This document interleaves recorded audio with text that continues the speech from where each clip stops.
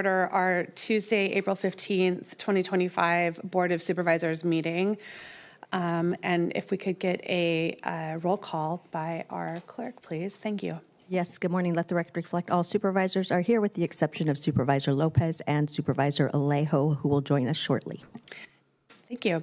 Do we have any additions or corrections for closed session this morning? There are no additions or corrections. All right. And we will do a call for closed session items number 1A through G. Is there any public comment on our closed session this morning? We'll welcome closed session for a 2-minute public comment. Thank you for joining us. Legislation meeting, being net zero is a state goal. This is specifically for Alejo. What officials are failing to realize is that battery storage is not the only means. In fact, net zero can be achieved with no batteries. These large battery systems supply energy to cities like Santa Clara. The tech industry is driving the energy needs with their data centers. This is evident by the fact that the 50 largest data centers in Santa Clara are using 60% of the energy in the city of Santa Clara. That's what I mean when I say AI is driving the need for BESS. These data centers running 24/7 is what's creating the energy need. By the way, I can find no record of Santa Cruz County, Monterey, or San Benito County having blackouts due to grid overload. Madam Chair, this is not on a closed session. Santa Clara County non-residential uses 5 times the amount of energy as the other 3 counties combined. And I'll wrap it up here. I understand it's financially convenient to use the utility companies, to use the old power plants, but it doesn't make it right. Please do the right thing and regulate these energy storage batteries and expedite the cleanup in Moss Landing. Thank you. Thank you for your comment today. Any other public comment on closed session today? Anyone online? No. No. Okay. Thank you for joining us. And with that, we'll recess for closed session. We'll be back here at 10:30 a.m. to reconvene for our public agenda items.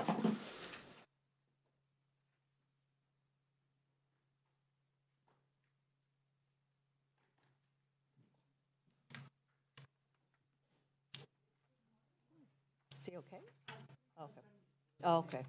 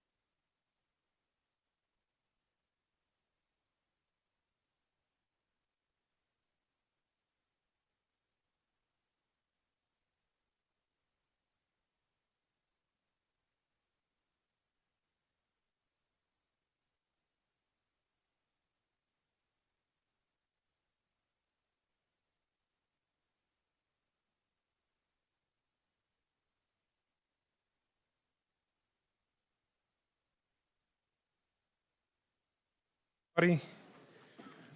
Got a great crowd with us this morning. I'm going to go ahead and reconvene this meeting of the Board of Supervisors. We'll let the record reflect that all members of the board are present.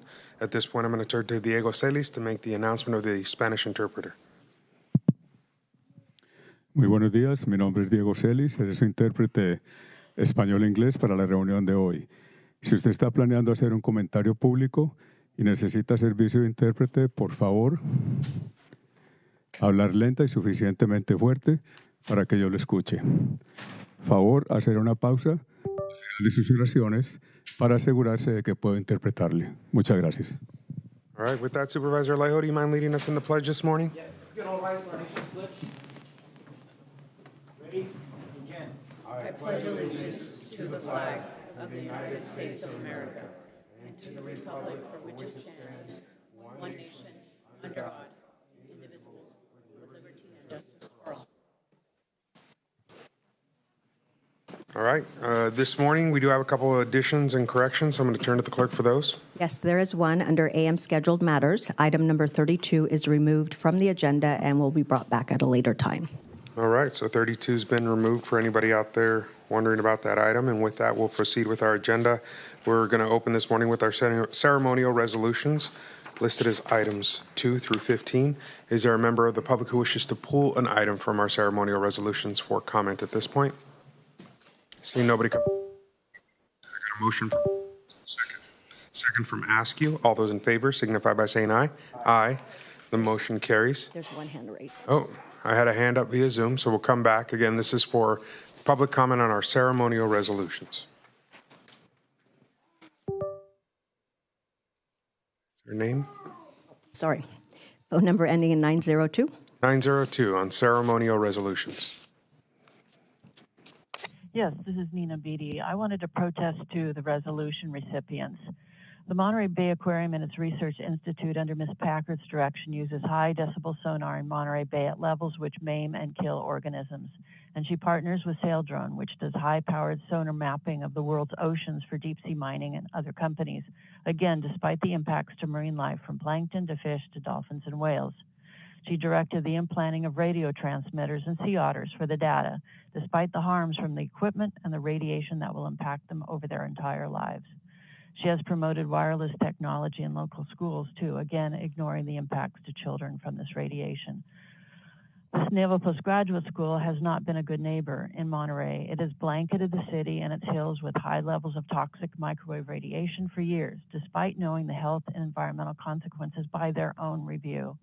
Now it is escalating 5G frequency microwaves at the city using AT&T's civilian network.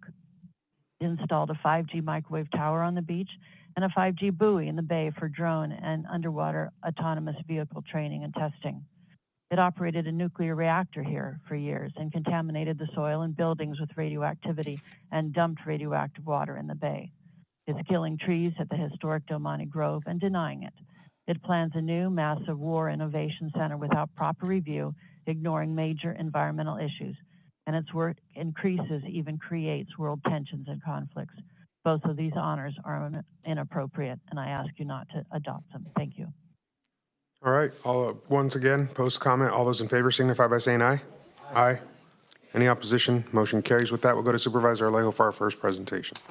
There's a couple more public comments, sorry. All right, we'll go back to public comment. Who else do we have? Brian Rosen. Mr. Rosen.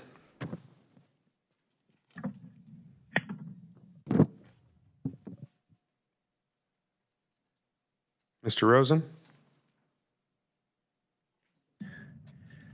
Okay, you can hear me now. We can. I think. I am concerned about the Naval Postgraduate School and the plan for the Military Innovation Center so they can study better ways to kill. This is very dangerous. Better ways to kill, to murder. Look what the military-industrial complex is doing all over the world. We need to honor peacemakers, people who, well, we do honor Martin Luther King, but we need to honor other peacemakers, and we don't follow what Martin Luther King said. The military-industrial complex is the most dangerous, destructive force in the world, the U.S. military-industrial complex. Also, I don't want to live in a police state. There's a resolution to give the police, in support of the police having military equipment. Then it says the police are going to help our civil rights, protect our civil liberties. It's the other way around. Government too powerful is a threat.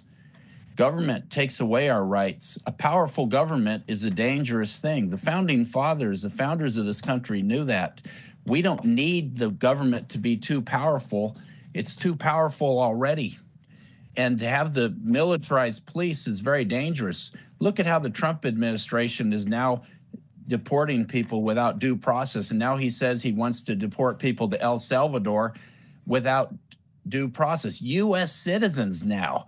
And having a powerful police is just very, very dangerous. The Monterey Bay Aquarium, since they're putting sonar in the bay, does not deserve that kind of recognition.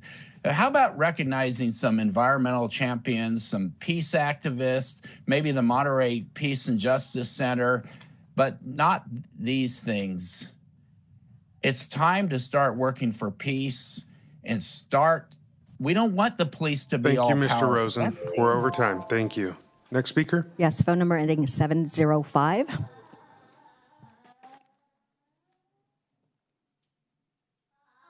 $705.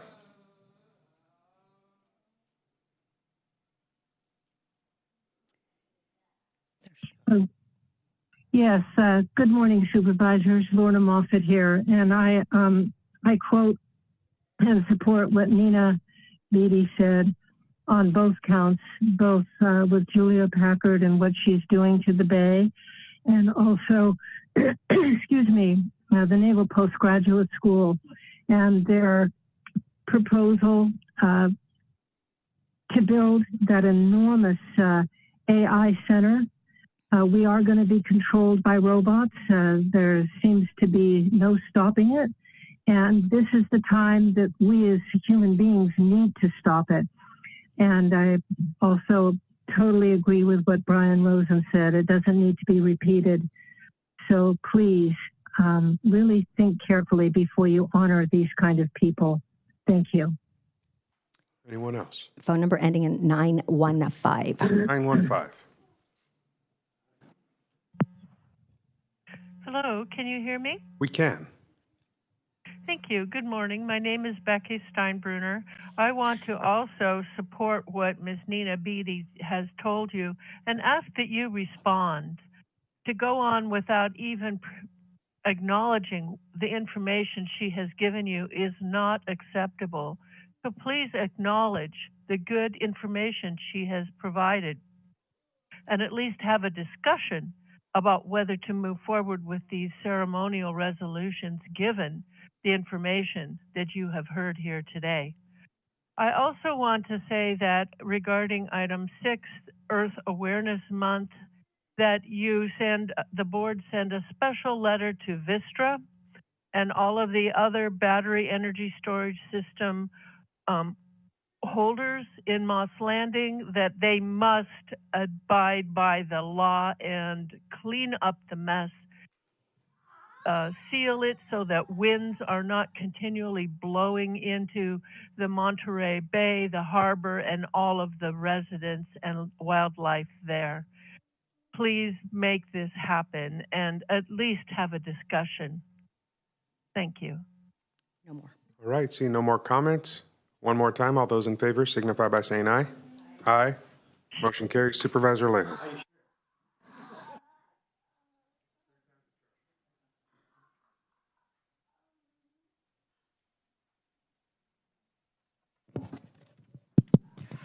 Good morning, everyone. It is an honor in these Monterey County Board of Supervisor chambers to take a moment to honor our community unsung heroes. Today, we are starting our resolutions with doing just that. Today, we are recognizing those coaches and those programs, organizations in our community who are mentoring our youth, who are keeping them on the right track. When we're talking about what is reducing crime and violence in our community, it is these types of programs that occur after school, on the weekends, that are really trying to focus the energy of our young people in a very positive and powerful way. As many of you know, I'm a big boxing fan. I didn't grow up as a boxer. I was a wrestler as a young person. But within the Latino community, outside of soccer, boxing is very, very popular. In fact, it is coveted around the world, the Mexican style of boxing. Just a few days ago, even Mexican President Claudia Sheinbaum had over like 100,000 young people with boxing greats Julio Cesar Chavez Sr. and Oscar de la Hoya really promoting sports and alternatives for our young people in Mexico. But here in Salinas today, we are very proud, with the help of one of our members of our clerk of the board, Emmanuel Santos, to recognize Josh Sanchez and the MXN Boxing Center for mentoring and inspiring our youth boxers in Salinas. Can you all step up, all the coaches, and Josh, step on up. Let's give him a round of applause.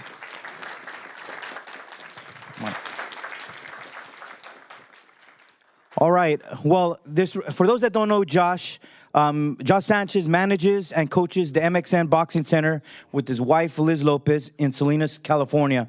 Josh comes from a family of boxers, including his uncle and his older brother, who competed in Mexico. Josh has been involved in boxing since he was a boy and began his boxing journey in Los Angeles, where he grew up until he moved to Northern California, where his parents were migrant workers, and the family later moved to East Salinas. Josh started training in a garage in the Alisal and would travel to the Bread Box Recreation Center to train when transportation was available. But Josh was later asked by a coach if he would like to help teach boxing to local youth at Clausa Park in Salinas. He then got an opportunity to open a small gym near Chinatown. He knew it wasn't the best location, but that's all they could afford at that time. The story of how these journeys begin, right? Josh later moved his boxing operations into a 5,000 square foot building on Front Street in Salinas, where he runs the MXN Boxing Center with his wife, Liz, and continues to teach boxing lessons for boys and girls of all ages in our community. And just remember, girls boxing is becoming very popular as well. Josh has been teaching boxing for more than 25 years now, and his biggest passion is to mentor the youth in our community, equip them with important life skills, and teach them the art of boxing to keep them out of the streets and out of gangs. So therefore, on this day, the Monterey County Board of Supervisors, on behalf of all our residents, recognize the exemplary accomplishments and dedication of Josh Sanchez and the MXN Boxing Center for their ongoing efforts to empower, uplift, and build a better community for our youth in the city of Salinas through the sport of boxing. Josh, we want to thank you. I know you don't do it alone, with your wife, your other coaches, the support you get in the community, your sponsors. It's a lot of work that you do to take those youth to their compete in different parts of the country. But it wouldn't be possible without somebody like you who believes in them and is helping them reach their full potential. So with that, we want to present you this nice resolution on behalf of the Monterey County Board of Supervisors. Thank you for all you do for our young people. Muchas gracias. Thank you.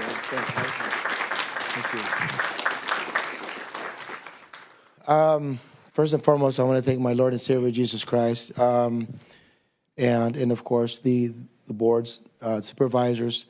It's true, everything he said. You know, it was a journey. Knew my passion. I had everything I wanted, but I wasn't happy. I wasn't content. And seeing what goes on in Salinas and how we're labeled, don't go to Salinas. And I said, why not? You know, you don't know Salinas. It's a good place. It's a beautiful place to live. So little by little, we started changing things, talking to parents, and allowing us to help their parents and their children and mentor them and show them that, you know, like I was told, you know, if you can box, you could do anything in life, because it's a foundation for life through discipline, dedication, hard work, and that's the foundation for life. Anywhere you go, I tell the kids, anywhere you go to college, you know, you gotta have structure. You gotta know what to do, and be good at what you do and give it your best. Thank you so much, and I couldn't do this without the parents. Parent participation is a must. My parents weren't there, but I was able to go through it and take this further, and it is what it is today. Thank you so much for everybody who showed up, the parents, Coach Danny, was also my brother, and Thank you so much. Very thankful. All right. Thank you. And to Danny, thank you for what you do. You're one of those unsung heroes as well. And here in Salinas, we've had many great boxers, from Jose Zelaya to most recently Ruben Villa and many other boxers in between. We hope that, and we've honored Ruben Villa here on the Board of Supervisors with the Ruben Villa Day, but we hope that in the future, maybe some of your athletes, as they rise to fight for world titles one day, we will honor them. But we know that's not possible without amazing coaches like you and the support from the parents and the community. So with that, anybody else you want to bring up for a group picture here? The parents? All right, come on up. And Manuel? Please join us. Oh, thank you.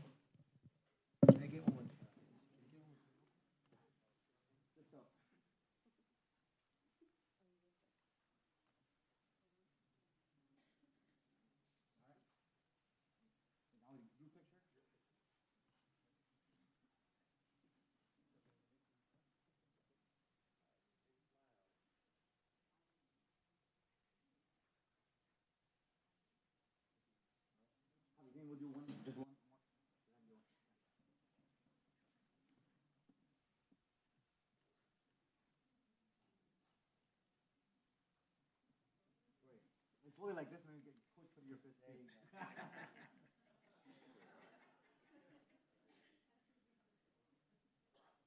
do this right, Coach. All right, thank you very much. All right, Coach. Thank you for what you do, Coach.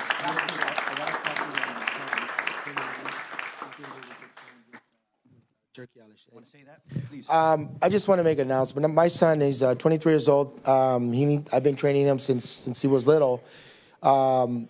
His name is Angel Chavez, and he's currently he's a professional, 10 fights, 8 knockouts. We're in the works of signing a contract with Turkey Alice, a big promotion, and definitely we're gonna put Salinas. Of course, every time he fights, it says Salinas, California, wherever he fights. Like he said, he's right. There is a big boxing community here, and hopefully Angel can get recognition someday for his hard work. And he is. When he walks in the gym, all the kids look up to him. And I said, these kids look up to you, and you have to show them what you went through to be where you're at. So that's something positive for us. Thank you again. All right. Good luck to him. Thank you, brother. May become a world champion one day. All right. Thank you. All right, it's my honor to bring up next our DA, Janine Paccioni. If you'd join me up here. Anybody from your team you want to join as well? So we're honoring the week of April 6th to the 12th as Victims' Rights Week here in Monterey County. I want to thank the DA who last week, she and her team put together an incredible ceremony just across the way in the courtyard of the old courthouse. It was an emotional day with a lot of reflection, a lot of opportunity for kinship to be built. That's a word that is repeated throughout this resolution. As you talk about how you recover from being the victim of a crime, it comes down to really walking a journey that nobody can walk for you. You have to walk it alone often. That journey is never the same for two people. But in that, you can find people who have stepped on those same stones and progressed forward and build your own path out of pain. And the DA is helping our community do that by making sure that she and her incredible team, and I'll say women because I saw them all standing up there, of women and the dogs, who do an incredible job of making sure our community feels seen, heard, felt, and more importantly, connected to one another. And for that reason, our board is honoring this week as Victim Rights Week, and I'm going to ask the DA to share a few words with us. Thank you, Supervisor Lopez. So it's an honor. It's always an honor to be recognized for the work that these women do. And the only male we have on our team is Armani, and he's the newest member here of our team. But he's an important member too.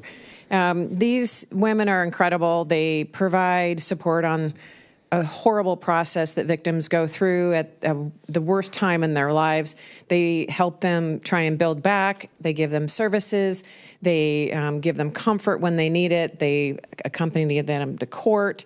And they are just there as a support for them, and they're vital to the work that we do at the DA's office. It's led by Victim Program Manager Alma Sanchez, who's been with the county for a total of like 25 years. And then the advocates down there, we've got some working for us for over 30 years. Not all our advocates are here right now. One is doing a lifer hearing on a murder case where someone's up for parole, and we're trying to support the family in blocking that. Another advocate's in court on a child molestation case that is being sentenced. So otherwise, they would be here with us. And I just want to thank the board for the recognition and thank these women. They've provided 30,000 services last year alone. There's not very many of them, and they are doing incredible work with victims. So thank you. I'll present you that, this time with signatures.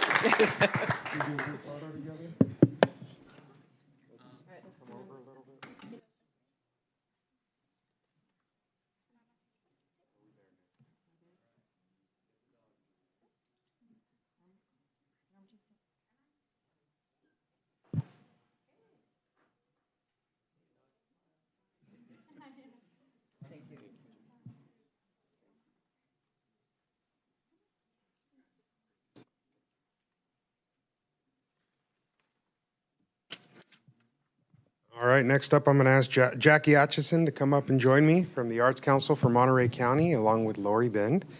This month, we're also going to be celebrating the Arts, Culture, and Creativity Month, and this is a statewide celebration. For those who don't know, we've had an extremely strong partnership with our arts partners here in Monterey County. Just this week, we're going to celebrate a brand new mural. As Supervisor Alejo likes to say, it's the first mural honoring the contributions of the braceros to Monterey County and to our state.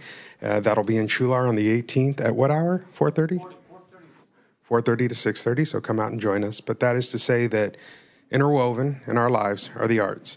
And I'll share that just last night, my son was having a tough night. He was grumpy, and he was mad at sister, and he disappeared into a corner. And when he came back, he cut out hearts from paper and decorated them and said, "This made me feel better. I hope it makes you feel better." I thought it was going to be a long day, so it's in the packet up there with me. I brought it with me to this board meeting. Arts are the way that we heal. They're a way that we build on community. And for all those champions for arts who for so long have made sure that it's part of who we are in Monterey County, I want to say thank you. I think the Arts Council has been a huge part of that for our community. So we're presenting you this resolution honoring the month as Arts, Culture, and Creativity Month in recognition of all your contributions. And with that, I'd like to give the microphone to our champions from the Arts Council for Monterey County. Thank you. Thank you. On behalf of the Arts Council for Monterey County, I am honored to accept this resolution.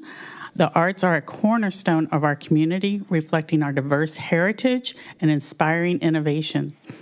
This recognition reinforces our commitment to supporting artists, cultural institutions, and creative endeavors that make Monterey County a vibrant place to live and visit.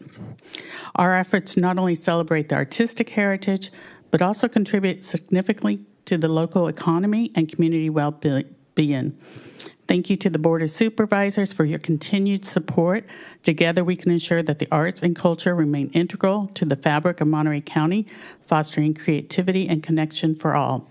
And if you get a chance to please walk around the Government Center here today, you will see art from local artists. There's about 60 different pieces, plus the 2 murals in the east and the west stairwell are by local artists. So thank you. Any words, Lauren?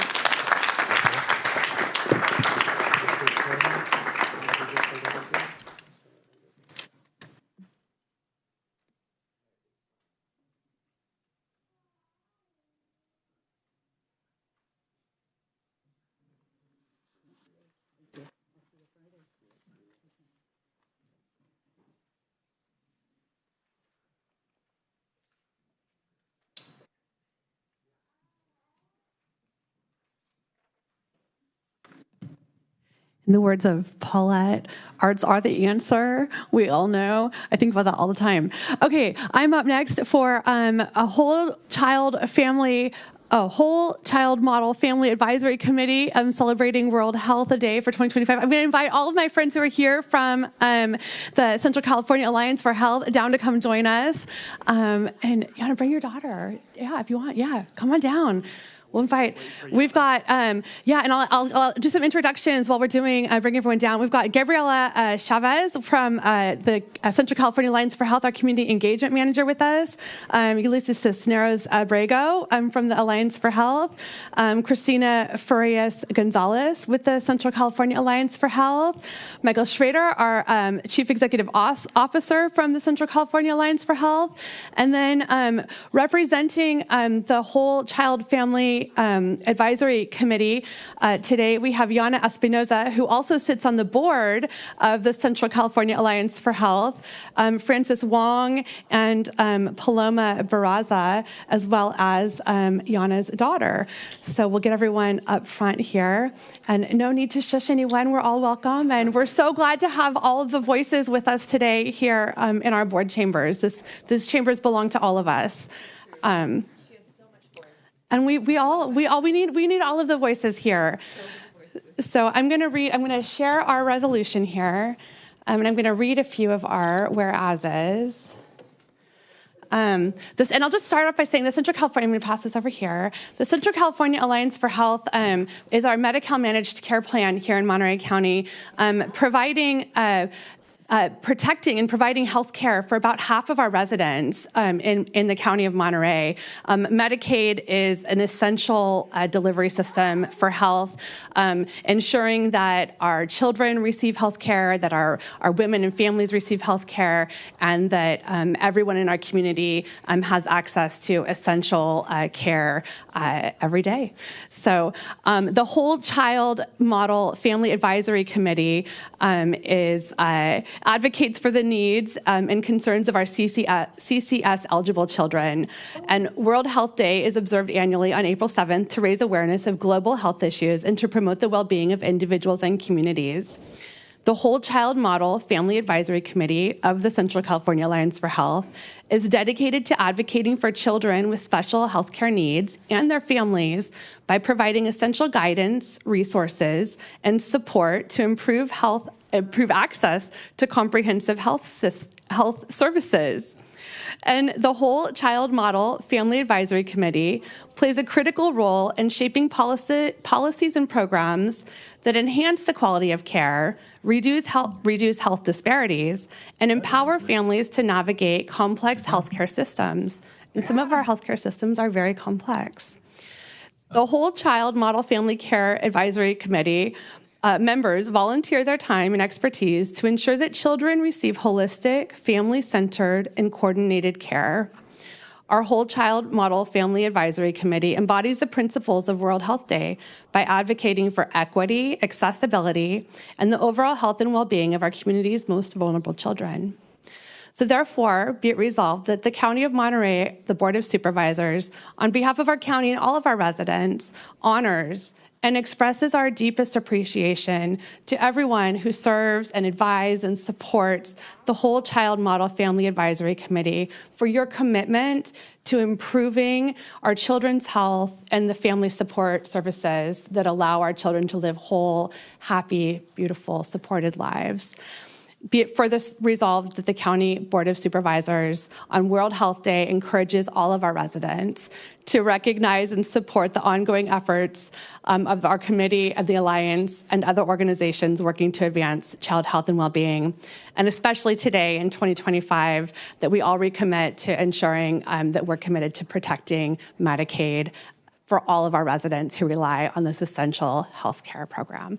So with that, I'm going to thank you, Yana, for all of the work that you do on the committee, but also as a board member of the Alliance for Health, as a member representative, making sure that the voices of all of our members are present on the board, and ask if you have any comments. Absolutely. Thank you so much. I'm really excited to be here, and I have to say I'm especially grateful to the Board of Supervisors for thank you, Cora, for acknowledging the work that the families on the Whole Child Model group has done over the last 7 years. It has been an incredibly challenging amount of work for a group of people that have an incredibly challenging life. One of the things that's been really wonderful is that the Alliance has really put a lot of effort into making sure that it's done in a way that works for families. I would also have to say that we have a group of really intersectionally marginalized members of our community. And so it's an incredibly challenging, oh my gosh, I didn't expect that. It's an incredibly challenging life. We have an administration that we have people that are calling us parasites. And we have our children we have a lot of people that don't consider our children human. And so to have part of our local government acknowledging that our children are worth something means a lot. And to have our health plan support us in the way that they have, and to have our health plan work with us the way that they have, and the state of California care, means a lot. Nowhere else in the country does something like the way that we do here. And that means a lot. So I really appreciate the state for doing what they do. I appreciate the Alliance for what they do. I appreciate the city of Salinas. I appreciate the county of Monterey. I appreciate our supervisors for caring. I appreciate our supervisors for the work that they're doing. And I really appreciate Supervisor Askew for the advocacy work that she has done, and especially the advocacy work that she has done with healthcare. And I thank all of you for listening. Thank you. And we'll take a quick picture, but yeah, thanks.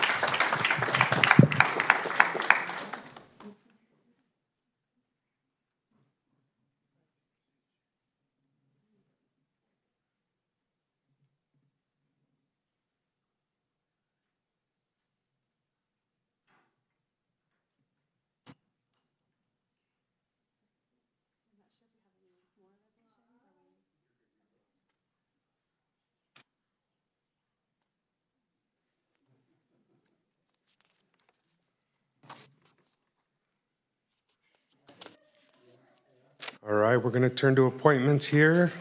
I've got items 16 through 29, but I'm going to hold off on 29 because that's going to take a discussion. So I'm going to see if there's any public comment on items 16 through 28. All right, see no public comment. Is there a motion from the board? Okay. Go ahead. I'm Eloise Shem, and I want to comment about appointment number 26 of Bruce Delgado for the Social Justice Commission.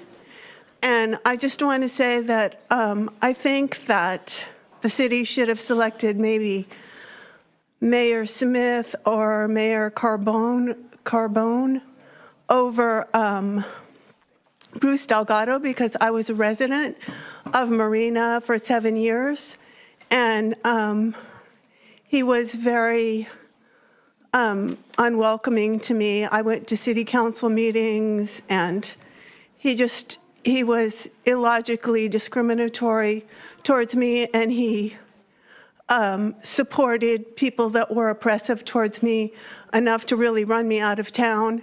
So I don't think that anybody who's on the Social Justice Commission should be that kind of person. I know that he is very popular with people because he's been reelected many times, but I think that he should be, especially on Social Justice Commission, be just to all people. And also, I'd like to say that I support Grant Leonard for the cemetery because I have worked with him, and he's an honorable person. Thank you. Eloise. Anyone else? All right, seeing none, bring it back. Again, we're looking at 16 through 28. Supervisor Askew. Just a question on, or comment on item number 28. Go for it. Thank you. So this is to reappoint Mark Failer to the Workforce Development Board as a business representative with a term expiration date of April 15, 2028. This is nominated by the Workforce Development Board. And attached to the application, or the nomination, was an application dated March 16th of 2021. And this is one of the full board appointments that we have come to us. I just want to inquire if, I know this is a reappointment, but in the spirit of previous requests around just making sure that we're putting these applications out to the full public. 2 questions, one specifically asking about, I think this seat specifically speaks to, this seat specifically speaks to a business representative that optimum policymaking or hiring authority that provides employment opportunities to in-demand sectors or occupations as defined by the WIA bylaws. And so as someone from the, I guess it's the GM of business Peninsula Business Interiors. I wasn't sure if that was in-demand sector. And so I was wondering, so one question was, is that an in-demand sector in accordance with the WIA employment opportunities in-demand sector? And then the second question was what advertising occurred for the position in terms of public outreach, so that we're making sure that as positions become available, we're letting folks know that we have opportunities available for participation. So just two questions. To the CAO. I have to check with staff. Yeah, I don't readily have answers to those questions. We could have staff follow up both through the workforce development team and also through the clerk of the board, and we'll return. Supervisor Leo. Just as the Board of Supervisors member to the Workforce Development Board, relatively new because before that it was Supervisor Church. There has been some vacancies, right? They struggle. Mr. Failer is somebody who attends all the meetings. He's an active voice, active participant. I support his continuing to serve, but there have been some other vacancies where Chris Donnelly, who is our lead staff on that, has been struggling to try to get some positions filled on the board. So there's other opportunities. This is not the one, but for those who are there every meeting and are contributing, I want those folks to continue, and perhaps at a future point, address the supervisor, ask his concerns at what vacancies are there, because there's certain requirements they get from the employer side, from the labor side, and but we've had some people leave some of those positions vacant recently. All right. We're looking at items 16 through 28. So moved. Is there a second? All right, I have a motion and a second. All those in favor signify by saying aye. Aye. Aye. Anybody opposed? Motion carries. With that, we're looking at 29 to consider appointment of a primary supervisor and an alternate supervisor to serve on the Friends of Laguna Seca Board of Directors for a one-year term commencing April 15, 2025. And is there a presentation on this one, or is it just for us to have a conversation? We'll take it as a conversation. All right, so I'm going to go to my left here, Supervisor Daniels. So I'm new to this agreement as a board member, and I know you've all put a lot of time and energy into this matter.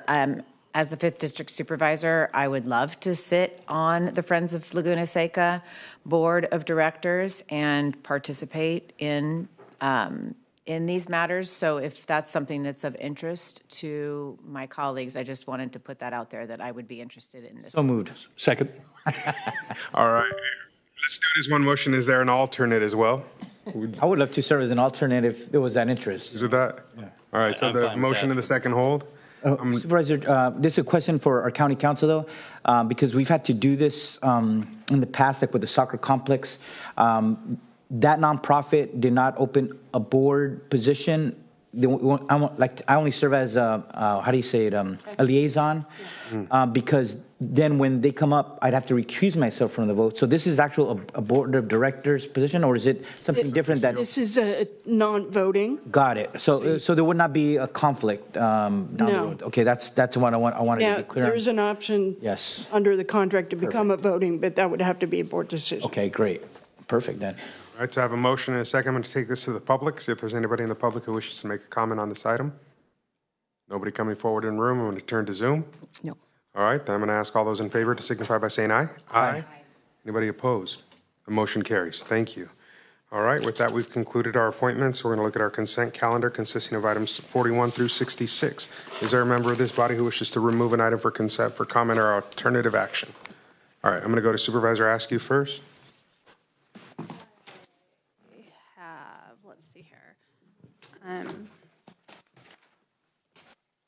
I have for comment on item 61 and for separate vote on item 55. All right, 61 and 55. And Supervisor Church? Comments on 66 and 62. All right. Is there any member of the public who wishes to remove an item from consent? There is one hand. I see nobody in room via Zoom. Will you please go ahead and unmute yourself and just let me know which number? Phone number ending in 902. 902, just looking for a number right now. I'll come back to you for the comment. Item number 54. All right, with that, I'm going to bring it back, and let's go with 61. Supervisor Askew. Yeah, so on 61, just a comment. These are our board minutes from 311, 318, and 325. 325 was the board budget workshop where we gave board direction and discussion, or discussion and direction. Under discussion and direction, it only notes that board discussion and direction was given. There were 2 points I just wanted to make sure we were clear and on record. One was that the board clearly wanted to avoid layoffs of positions. I think that was important. I did hear that that message made its way out to our workforce, but I think that that's a critical message to communicate. And then the second piece of that message that I know we had not been as clear about was how exactly staff was supposed to achieve the goal of funding all of those positions that we had asked to save. And so I know that staff has moved forward with building the budget using a variety of strategies. However, I did want to make sure that that when the budget comes back to us, that the board is provided with alternatives in addition to what strategies were used to build the budget. Given that we didn't have the full opportunity to have a full range of discussion about what options were available. So I just wanted to make sure we talked about some options. For example, the road fund, we talked about, for example, using the one-time contingency fund that was available. We didn't give clear direction on those points, so staff was left to, come up with some make decisions a lot to those points. But when we bring the budget back, there is more discussion that needs to happen. So I want to make sure that options are presented in that discussion. So that's just a comment for the record. And I think kind of just a comment from me on that is some options were removed from the table with 3 supervisors supporting. So are you saying you want those options back on the table even though we had 3 removing them? I'm trying to get to what the crux is. Yeah, so I think we removed a lot of options and we left our staff without a lot to work with. So staff had to make some decisions as they move forward. So I just think that I want staff to bring everything back to let us know what decisions they had to make. I don't think that's appropriate for minutes given, we gave direction from the dais that day, and it sounds like we're giving new direction here on the budget. I'm not giving new direction. I'm just saying that where it says discuss direction, and it says on the minutes, it only states that board direction and discussion and direction was given. There was nothing specific. So I'm just saying that when the budget comes back, we need to make sure that's clarified. We'll go to the CEO. I think to add additional clarity as to what occurred on that meeting date was there's 2 pieces. We did the budget workshop, and then we'll have the budget hearings at the end of May. There was some confusion, including from departments, because it sounded a lot like a budget hearing, but it was not. The intent was to receive direction from the board as to how to proceed. There are a couple items that the board referenced that there was a vote or comments from at least 3 boards that were in support, but that direction was, again, feedback that was provided to the CAO's office and department heads as to how to proceed. The budget hearings themselves will actually be another opportunity or the opportunity to change the recommended budget from the CAO. So what will be printed within less than 30 days is going to be the CAO's recommended budget. Additional conversation will be had during budget hearings that would include direction from your board before adoption at the end of June. So that I understand the comment from Supervisor Askew. And we're talking about the draft minutes here, so if you informationally, great, but yes. If we want to correct the minutes, that's one thing, but substantive discussions should probably be continued. I don't believe a correction is warranted based on that. We good? Okay. All right, so that was 61, 55? And then on 55, a separate vote. Separate vote, okay. 66? Sure. 66 is it's paving of Elkhorn Road out of here. And just kind of just wanted to bring this up because I really want to give some good recognition to Randy Ishii, Enrique Sevilla, and the Public Works staff, because what they've done is they've actually expanded it over what the original intention was. It's I've been a long time critic here of that a certain area of the road between Strawberry and where the Elkhorn Slough reserve is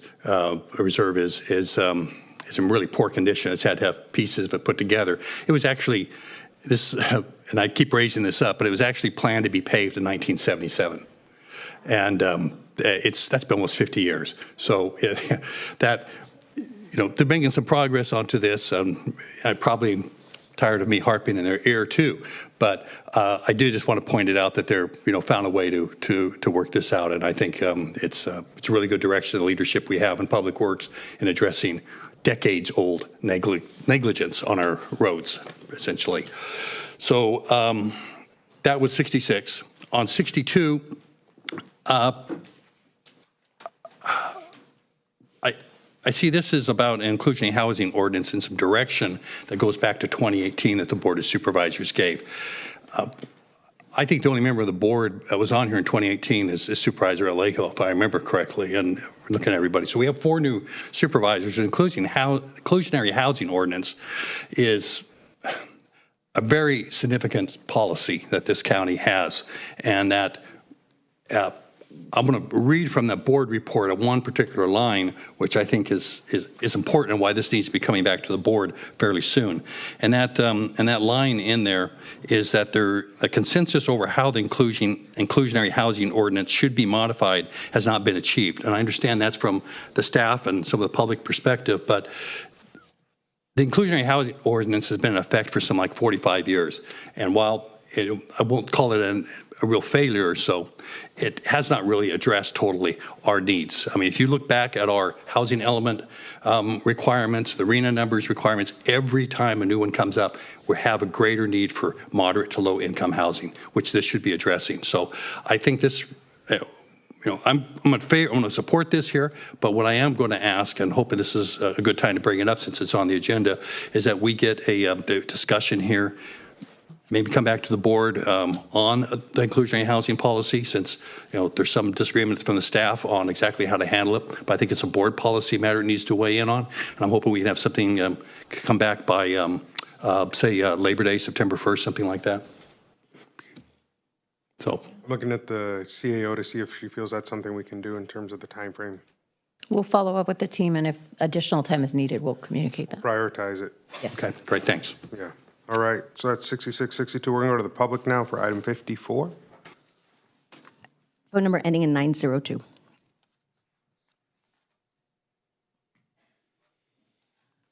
Yes, I had several questions. What's the nature of the RFID devices for the probation department? Are these worn or would they be implanted? If they are to be implanted, I strenuously oppose this as a health hazard.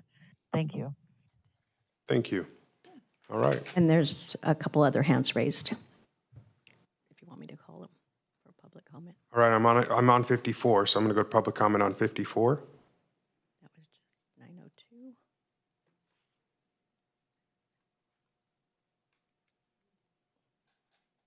No? All right, we're going to go ahead and close public comment, bring it back. What is the will of the board? I know there was an alternative, a request for alternative vote on 55. So is there a motion to approve all items but 55? We've got that from Alejo. Is there a second? I've got a second from Church. All those in favor signify by saying aye. Aye. Anybody opposed? And then 55, what's the will? Yeah, Supervisor, ask you. I'll just make some comments. So 55 is a request from the Monterey County Sheriff's Office to utilize about $1.2 million from the to use $1.2 million from the compensated absences assignment to cover the cost of leaves, separated employees who left the sheriff's office, the cost of their payout from their accrued vacation that they accrued over the course of their time at the sheriff's office. And so the sheriff, instead of using funds from the sheriff's office budget this year, the sheriff is requesting to use money from a fund that the county general fund dollars have to pay for those leave accrual expenses. And this item came to the budget committee back last month, and there was some discussion about the request. The compensated absences assignment was created about 15 years ago with a dedicated amount of money with the intent of putting reserves aside because we have about $50 million of liability countywide of vacation accrual liability that accrues for all of the employees of the county.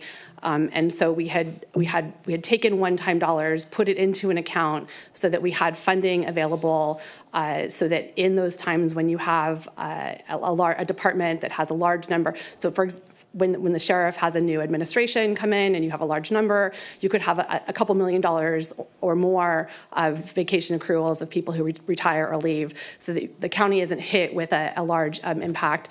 The other intention of that fund when it was created was that if you had enough money in that fund, you would then be able to set up a type of account where you could then charge against some of our federal and state funds. So when we have leveraged funds where employees who are paid, who their salaries are paid by federal and state dollars, you can then charge those back to the state and federal programs that they're getting paid by. And so we never got to that point when we set up that fund because we didn't have enough money in it. But we're now using this compensated absences fund for a number of different purposes. It wasn't meant to be just as different departments have annual costs of people retiring to be pulled against that. So when it came to budget committee, we discussed it. There was no presentation from the sheriff about why this was a one-time request. And so I wasn't able to support it at that time when it came to budget committee. It was a one vote at budget committee. We asked when it came back to the full board that there be presentation about why this was an extraordinary request, why there was a request that came and would need money from the compensated absences fund.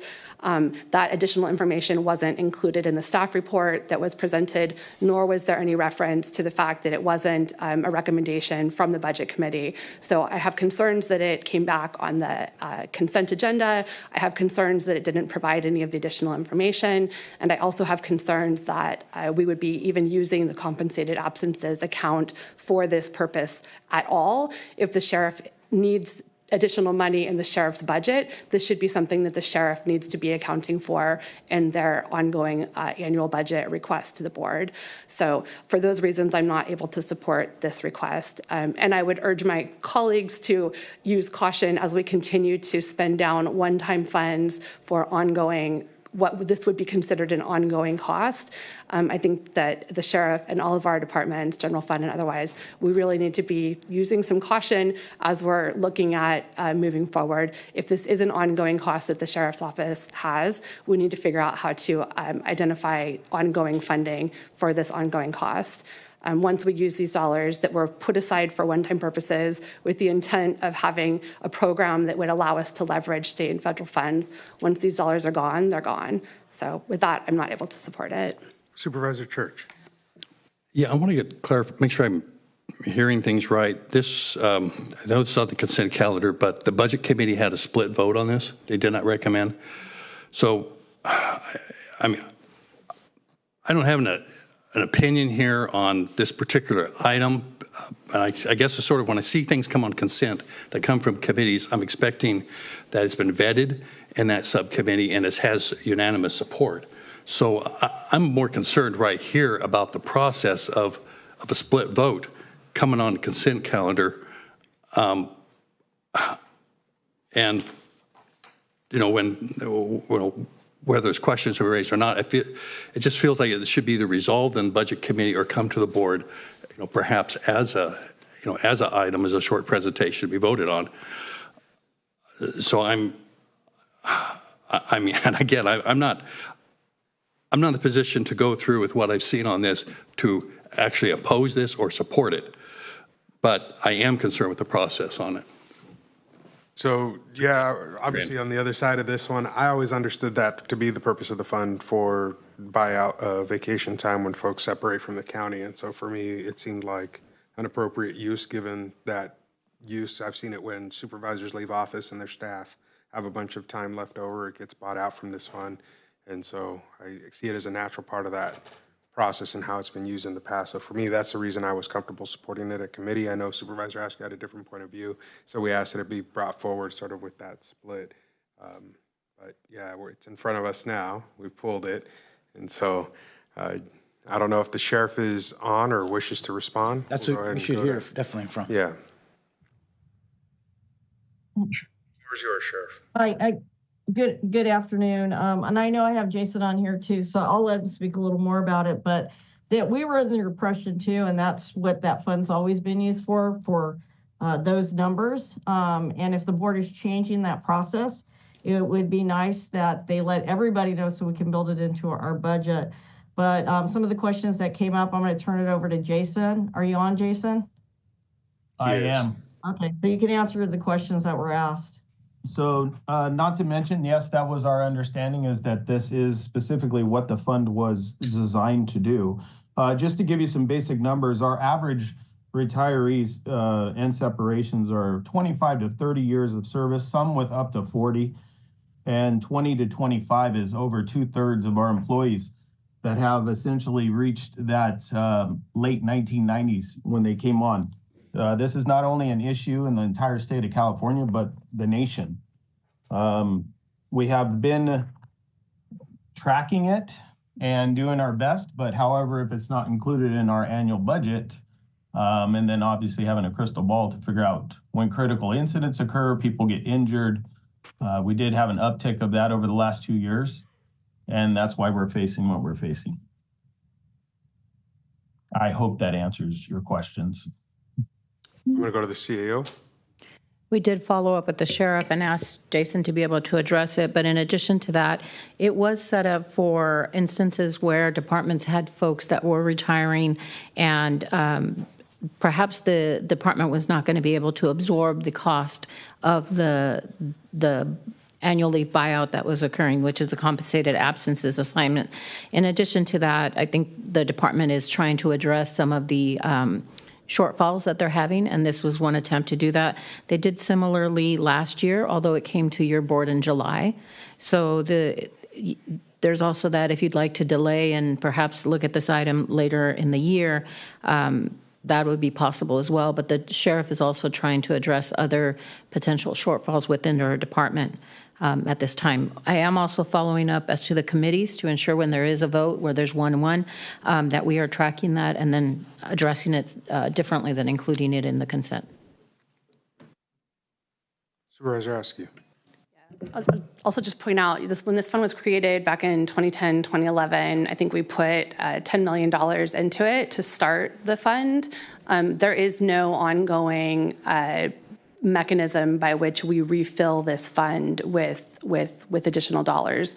So again, once we've spent this fund down, there is no way in which this is one of those strategies that we were using to put the county in a good financial position to be prepared into the future for a strategic move to put us in good financial health. Once we spend these dollars down, these dollars are gone. We don't have any ongoing mechanism by which we are refilling this account. This account was set up so that we would be able to then move forward with a strategy to leverage additional state and federal dollars. This was never, I think, there's no policy by which this was ever set up to say, we refund this and it's available for use for all general fund departments on an annual basis. That wasn't ever the strategy that this has historically been used for. Otherwise, we would have required a way to refund it on an annual basis. We don't have that way, so it could not have been used in the way that it's being described. I think there's been a lot of flex around this account in the past. I want to say at one point the number was a lot higher than it is today, and we actually pulled $8 million from that fund what was that, 115? I think we pulled it over to initiate the 115 out of this fund, right? So I think the policy question is a different question in terms of how you approach it, because that loose nature, I think, has allowed for money to be put in places and tucked away and hidden in different ways. And I think a lot of this is daylighting and bringing forward those pieces. But given that, I'm still struggling with, I thought that was the intent of this fund being created, was to cover those retirements at separation.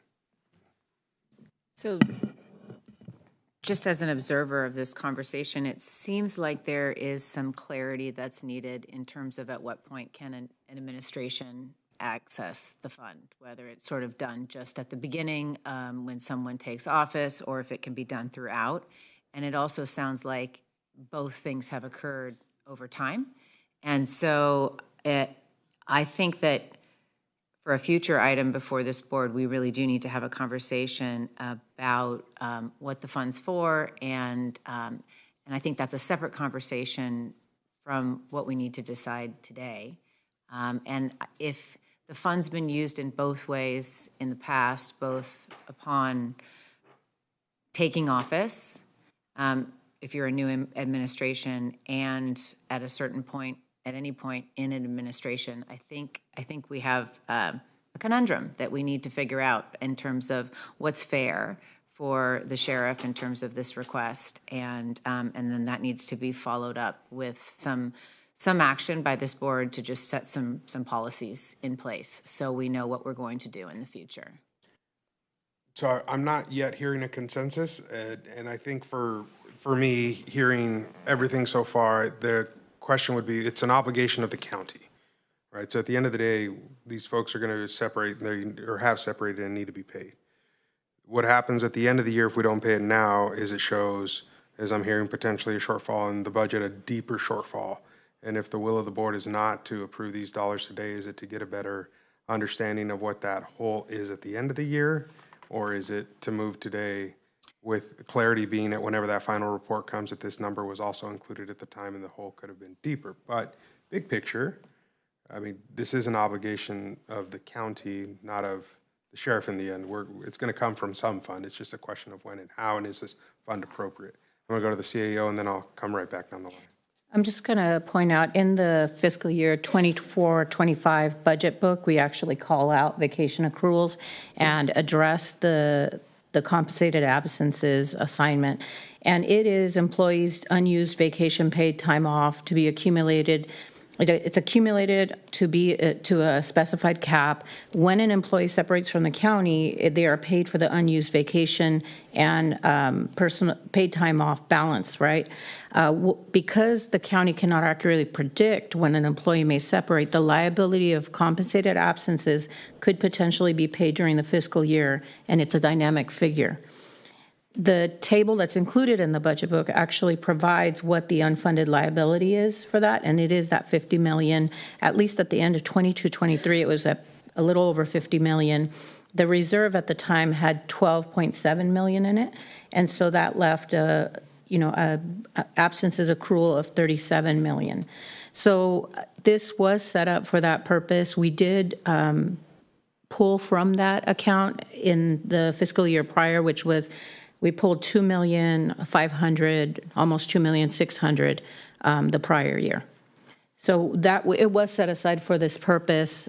Over time, the idea is that departments would use their own savings, salary savings potentially, to be able to pay for this and would not have to tap into this specific account. All right, I'm going to go Supervisor Daniels, then Church. So with that said, I do think that we should move forward today and approve this, but Supervisor Askew brings up some really important questions, in particular, how is it refunded and things like that. So I think we have a conversation that needs to be had at this level, but in light of what the CAO has just read and how it's been used in the past, I don't know how we don't move forward approving this today. Supervisor Church. I would agree. I would agree on that. I want to make sure I completely understand how much money, if we approve this today, is left in that account. What are we talking about? You have approximately 11 million, and I could have Debbie Palinelli actually confirm the Mine is, dollar amount. after this is, After this, less. after this is gone, okay. So, I said, I'm going to agree with, discussion here from Supervisor Lopez and Daniels that this is what we've done. I do think we need to come back, as Supervisor Askew has raised, with a more thorough discussion on this one. But I'll support this at this point. My bigger procedural issue, I think the CAO has already addressed, that we're not going to have split votes from committees where there's some not consensus come to the board as if there is. So I'm happy to go ahead at this point. All right, Supervisor Askew? He didn't have his hand up unless you, did you? Oh, all right, go for it. Yeah, well, certainly the staff memo should always reflect what happened in the committee, right? That's why we have committees, so that they're vetted. And when it comes to the full board, and I've been frustrated with that too, that sometimes there's no mention of what happened in the policy committee or the budget committee.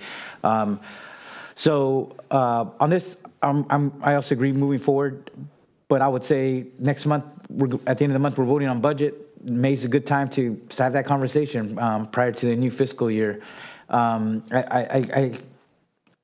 I share some of the concerns of Supervisor Askew in terms of just in the Sheriff's Department, just with the overruns, the major multi-million-dollar deficits, and on top of that, 1.2 million, which the fund is there, but it's taking a significant portion and coming from one department, right? Where other departments, there isn't overruns. They might have some carryover or unassigned fund balance that then can be used to do that. So I share just those concerns about how much resources one department is pulling from different accounts, not within its allocated budget each year.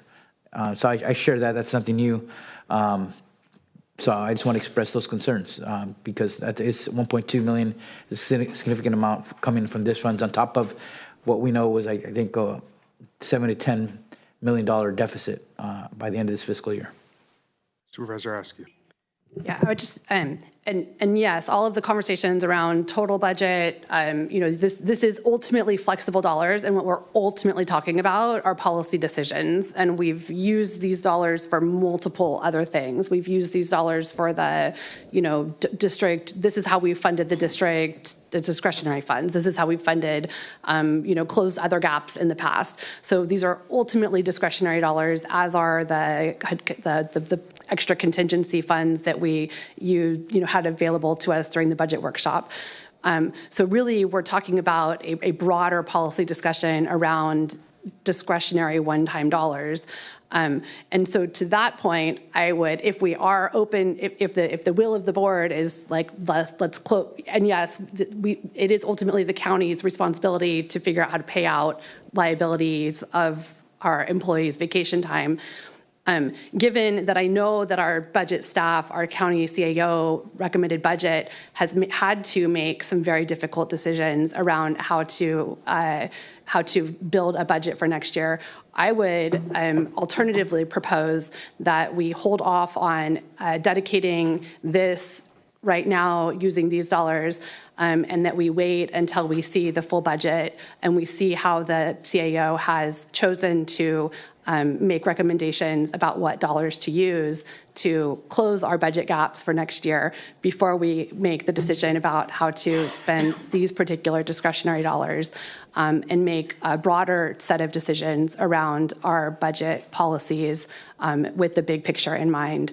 There are a number of broad budget policy decisions that I think this board really needs to have some bigger picture discussions around, this being one of them, and how we move forward collectively about, what types of flexible budget reserves we want to have, we should have, and how we intend to get there, what types of flexibility we want to have with cash availability moving forward.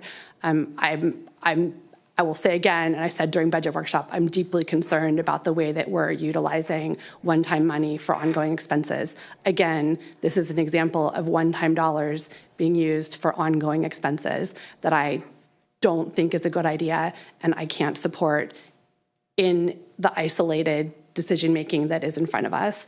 If we want to make this decision as part of the bigger budget picture during our budget end of year understanding or during our full budget discussion, let's go there. But in this one-off piece of the picture, this is not fiscal responsible decision-making, and I can't support it. And I've said what I need to say. Got a motion? Is there a second?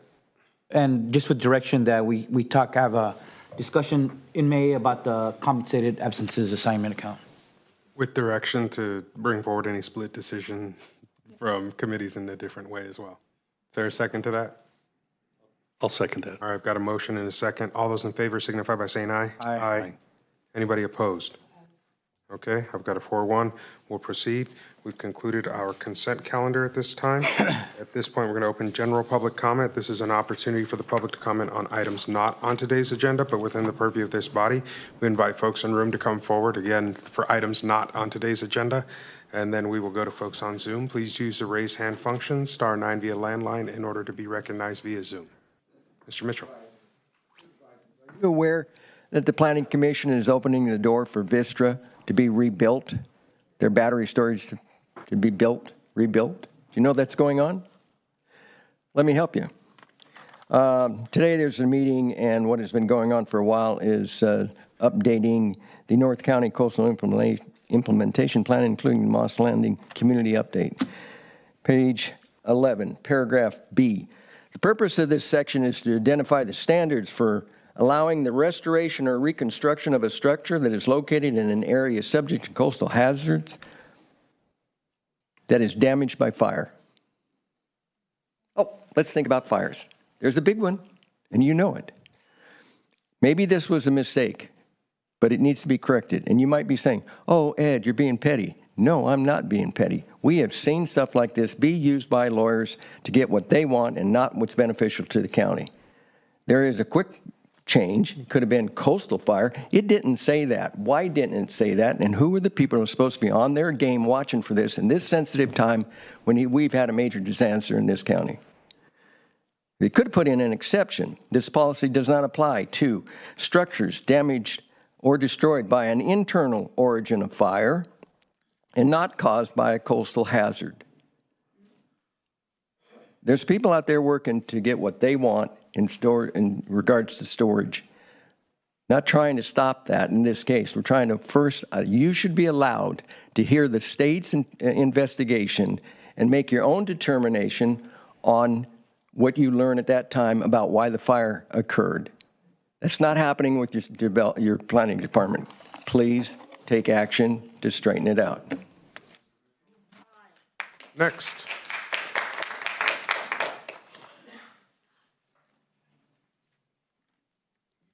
Karen Cameron, Concerned Salinas resident. Public Safety Dispatchers Week. I wonder, what was their preparation for the Moss Landing event? Were they prepared to deal with the hydrochloric fume cloud of lithium? What about the Taylor Farms fire of ammonia? We almost had a huge disaster over this county that was brushed under the rug and never talked about. On World Health Day, I urge you to reflect on stewardship. Native Americans used to think 7 generations ahead. Do we even think of our one? In honor of Earth Awareness Month, recognize that there is much work to be done. Begin with an awareness of the political and financial systems that are set in place to destroy our irreplaceable natural resources. I'm concerned as I watch CEQA systematically being dismantled, exemptions routine, EPA fails us routinely. The worst decisions are made when we rush, panic, and think only of money. When I look at this, it says, if a Vistra storage plant disaster happens, there is a high potential for local harm. You see it all. So I'm assuming that's something you looked at before you approved it, because clearly we're not in an if, we're in a when. Much is to be done. The best expansions at Moss Landing is yet being studied. We have a year at least to understand what might have happened, yet they want to do expansions, I urge you to support AB 303 and SB 283 that will put at least a Clean Energy Safety Act to begin to protect our coastal zones, our national marine sanctuary. Air monitoring is completely insufficient. Case in point, CDPR removed our air monitoring here in Salinas about a decade ago. You have the legislation on later today, so if you want to speak to the legislation, there'll be public comment for that at that time. Oh, I might do that too, but I do have to teach after school, so let me finish my 2 minutes without interruption, please. I'm concerned about the air, the water, the soil. There's 100 to 1,000 times toxicity, and the effects are unknown. Chair Church, I thank you for all your leadership on all of this. I wonder if you regret the initial Vistra approval, and I wonder what you will do about expansion. More to be said, but my 2 minutes were cut off. Did allow for extra time. Anybody else in the room? Eloise?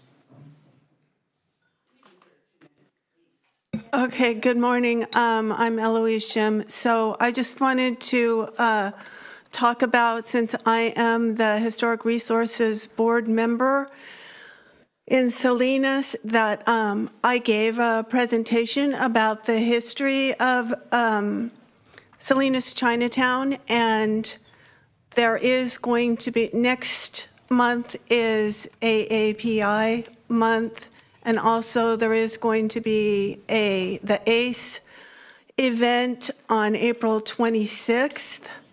And I saw on the news that one of the structures that was built by the famous architect Mr. Weeks in Watsonville is in so much disrepair that it's going to be demolished, as is some buildings in Chinatown.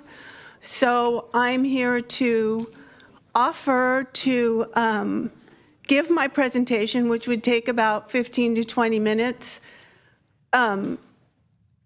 next week or sometime before AAPI week, about the history of Chinatown in California and the Pacific Northwest, because I think that it's a subject that not only Salinas should know about, since they have Chinatown, but all the residents in Monterey County should know about. So I'm offering that. I'm in the district since I'm 93901 of Supervisor Askew, but since I'm on the Salinas City Council, I'm, I guess, sort of like with Salinas Supervisor Alejo. Either way, you can decide. I'm just offering. Thank you. Thank you, Eloise. Anyone else in the room? Cheshire?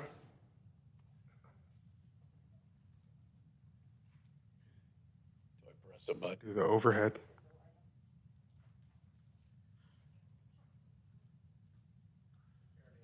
Here it comes.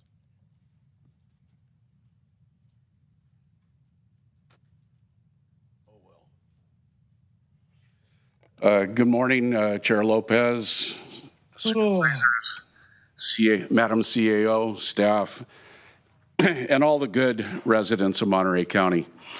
Ron Cheshire, 5th District. I'm here today to invite all to the 13th annual John Spud Spadaro Awards Ceremony and Dinner. It'll be held at the Moose Lodge in Monterey on May 30th. This is a People's Award in the hospitality and culinary industries throughout Monterey County. It awards the workers that have demonstrated John's willingness as when he was in the restaurant business to make the guest feel welcome. We also give awards for lifetime achievement to leaders and individuals that have demonstrated a long period of time of going out and really making hospitality in the Monterey County area prominent. We also give a humanitarian award for those that have helped those less fortunate in Monterey County. It's an evening of fun. It's not quite as elaborate as the Monterey County Hospitality Association, but we did give a lifetime achievement to Ted Balistreri way before they ever did. For those of you in the first, second, or third districts, we want you to know that we searched throughout the whole county, and the scholarships that are given at MPC, that many of those went to residents other than on the peninsula, a lot in Salinas and down through the valley. So thank you very much, and hope to see you there. Thank you. All right, no one else in the room. We'll go to Zoom. Brian Rosen. Mr. Rosen.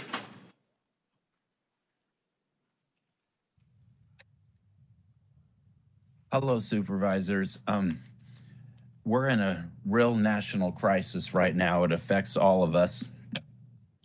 Trump administration is taking people, you should know about this, without trial, without due process, and putting people in concentration torture camps in El Salvador.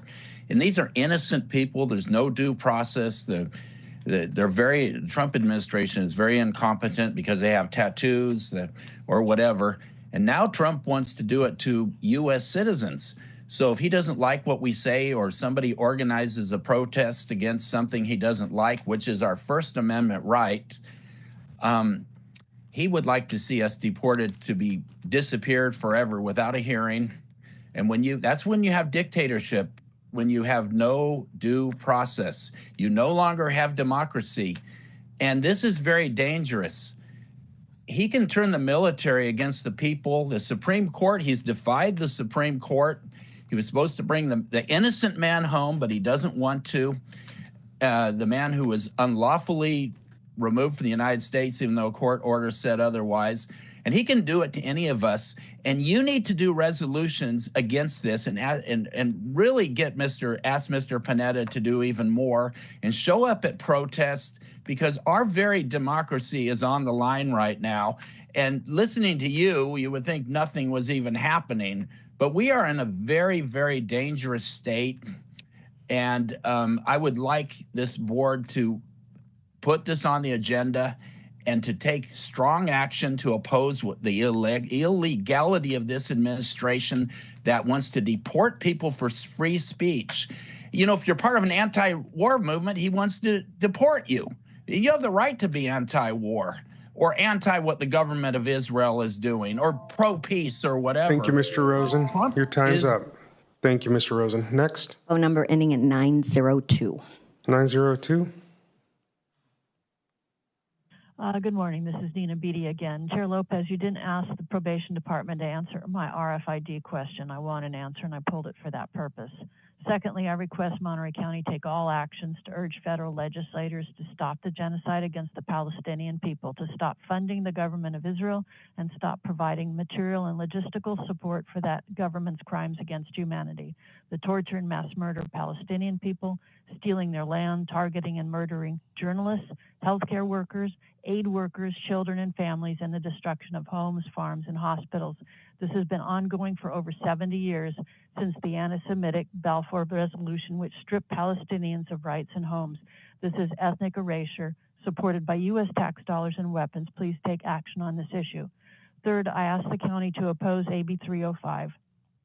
AB 305 allows new so-called small nuclear reactors in California and eliminates the 1976 Nuclear Safeguard Act protection that prohibits new reactors until the technology exists for dealing with the high-level waste, along with a permanent repository. AB 305 means nuclear reactors could be built in Monterey County and all over the state, despite the historic problem of regulatory capture at the NRC, radioactive fallout and contamination in groundwater, surface water, ocean, and air, constant safety problems, scant safety review, and slaps on the wrist for violations, health and environmental hazards, the lack of safe waste storage, and the pipeline they provide to nuclear weapon manufacture. Read my Humboldt diary about the problems with PG&E and the NRC on nuclear reactors. It's by Bob Rowan. If AB 305 is approved, once again, Monterey County will have little say or jurisdiction over whether it wants to be a radioactive county with radioactive farmland. Please oppose this bill. Thank you. Thank you, Ms. Beatty. Next, Phone number ending in 705. 705.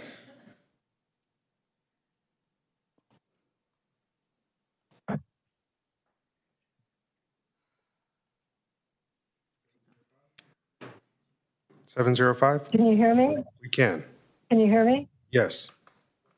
Yes, Supervisors, Lorna Moffett here. I implore you to listen to your constituents more. Take them seriously.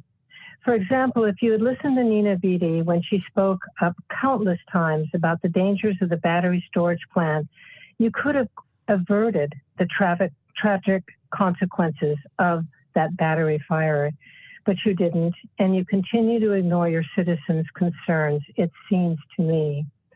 I want to bring to light that the revered invasive species rhetoric we hear ad nauseum comes in great part from the chemical industry's interest in selling their herbicides and pesticides, and how it's killed so many of us and the wildlife with its toxic effects.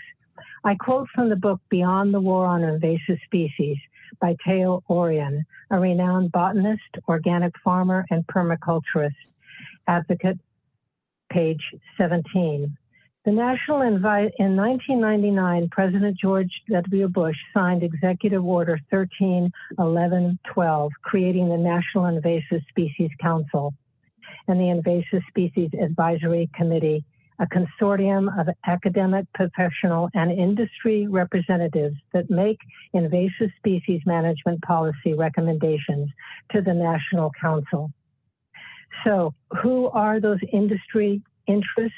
It's Monsanto, Dow Chemical, all those chemicals that are now being sprayed at Elkhorn Slough, an endangered species habitat. And I want you to start really studying where this rhetoric comes from, because it's poisoning not only our bay, but the Elkhorn Slough. And I echo also everything everyone previously has spoken to you about, Nina and Brian Rosen, and thank you for listening. Thank you. Phone number ending in 915. 915. Hello, can you hear me? We can. Thank you. My name is Becky Steinbruner. I'm going to comment actually about item 34 because I cannot stay on the line to listen and comment at the time. You are going to discuss AB 303 and SB 238. I want to urge you to support both of those, especially AB 303. This is not NIMBYism. This is protecting the health and safety of the people by requiring certain setbacks from sensitive receptors such as schools, homes, and hospitals. Please support AB 303 and SB 238. And I also want to support what the previous speaker just said. Listen to your public. Ms. Nina Beatty brings you such excellent, well-researched information, and it is appalling to me to hear that it is not even discussed or recognized among you and your discussions that follow her comments, such as asking about the RFID. It didn't happen. So I want to implore that you support the legislation, listen to your people, and approve of an urgency ordinance for a moratorium, a temporary moratorium on lithium battery energy storage systems in Monterey County. Convene a technical advisory group that is open to public and public participation and oversight to recommend a better ordinance for Monterey County. The state will be updating its battery energy storage fire codes this year. There is a symposium scheduled on July 24th for that purpose, and I urge you to now take the proactive action and adopt an urgency ordinance for a moratorium Thank on you, Ms. lithium-ion battery. Thank you. Thank Your you. time's up. Anybody else? Laura Davis. Ms. Davis. I'm Laura Davis with Landwatch. We previously urged the county to enforce its MOA with the city of Gonzales. The MOA requires city-centered growth and preservation of farmland in any annexation proposal. Gonzales is on the verge of approving the Vista Lucia subdivision in violation of this MOA unless the city opts for alternative 4 in the EIR. This alternative minimizes the sprawl and creates more high-density, affordable by design housing. The MOA calls for avoiding sprawl and maintaining a positive jobs housing balance. Vista Lucia will be unaffordable to those who work in Gonzales unless the city chooses alternative 4. The MOA states that the county will not share tax revenue on developments that violate the terms of the MOA, so the county has leverage and an obligation to act. If Gonzales approves Vista Lucia as proposed, it will not be easy legally for the city to reverse course. For this reason, we urge the county to communicate with Gonzales before they act. Specifically, we recommend that the supervisors ask staff to agendize a recommendation for a letter to Gonzales. Thank you. That's it. All right. Seeing no more public comment, I'm going to close public comment, bring it back. We're going to begin with our scheduled matters, starting this afternoon with 32, which is, 32 has been pushed off to a future agenda. I don't believe we need to make any additional comments on that as it was done at the top. So we're going to go to 33 to receive a presentation on the history, statistics, and recommendations from the Commission on the Status of Women. We want to thank our volunteer commission for all that they do and invite them forward to make their presentation. They're here to advocate on behalf of women in Monterey County.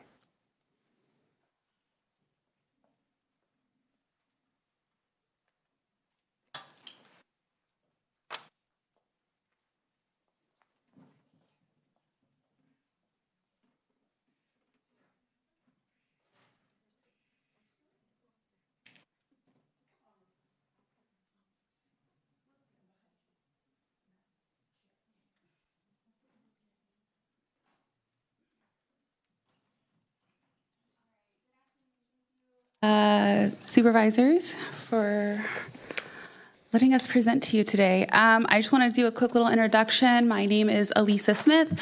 I am currently the chair for the Commission on the Status of Women. But we have here with me Commissioner. Do you want us to say our own names? Oh, they're bringing more chairs. Thank you. Oh, thank you. I prefer to stand unless it's distracting to the group. Have a seat.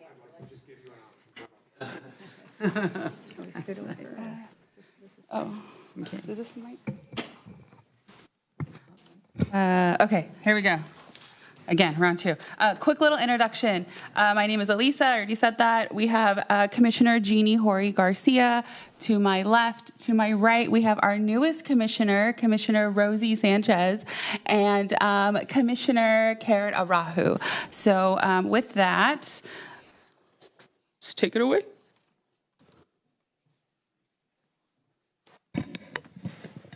Good day. I'm Karen Arahu. I represent District 4 on the County of Monterey's Commission on the Status of Women. The commission was established in 1974 by this body, and we exist to advocate for gender equity, economic stability, and social well-being for women across the county. Our mission priorities are, of course, supporting quality childcare to support working families, education and housing for greater opportunities, healthcare and equal pay to ensure fairness and access, sexual harassment prevention to create safer workplaces and communities, and community services to empower women and uplift families. We carry out this task by conducting strategic planning, engaging in policy advocacy, and collaborating with local organizations to amplify the impact. You're going to hear a bit more about what's going on now in Monterey County, and at the end we'll share how you and the community may want to be supportive of the good work we're doing. Thank you, Commissioner Arahu. Let's go to our next slide.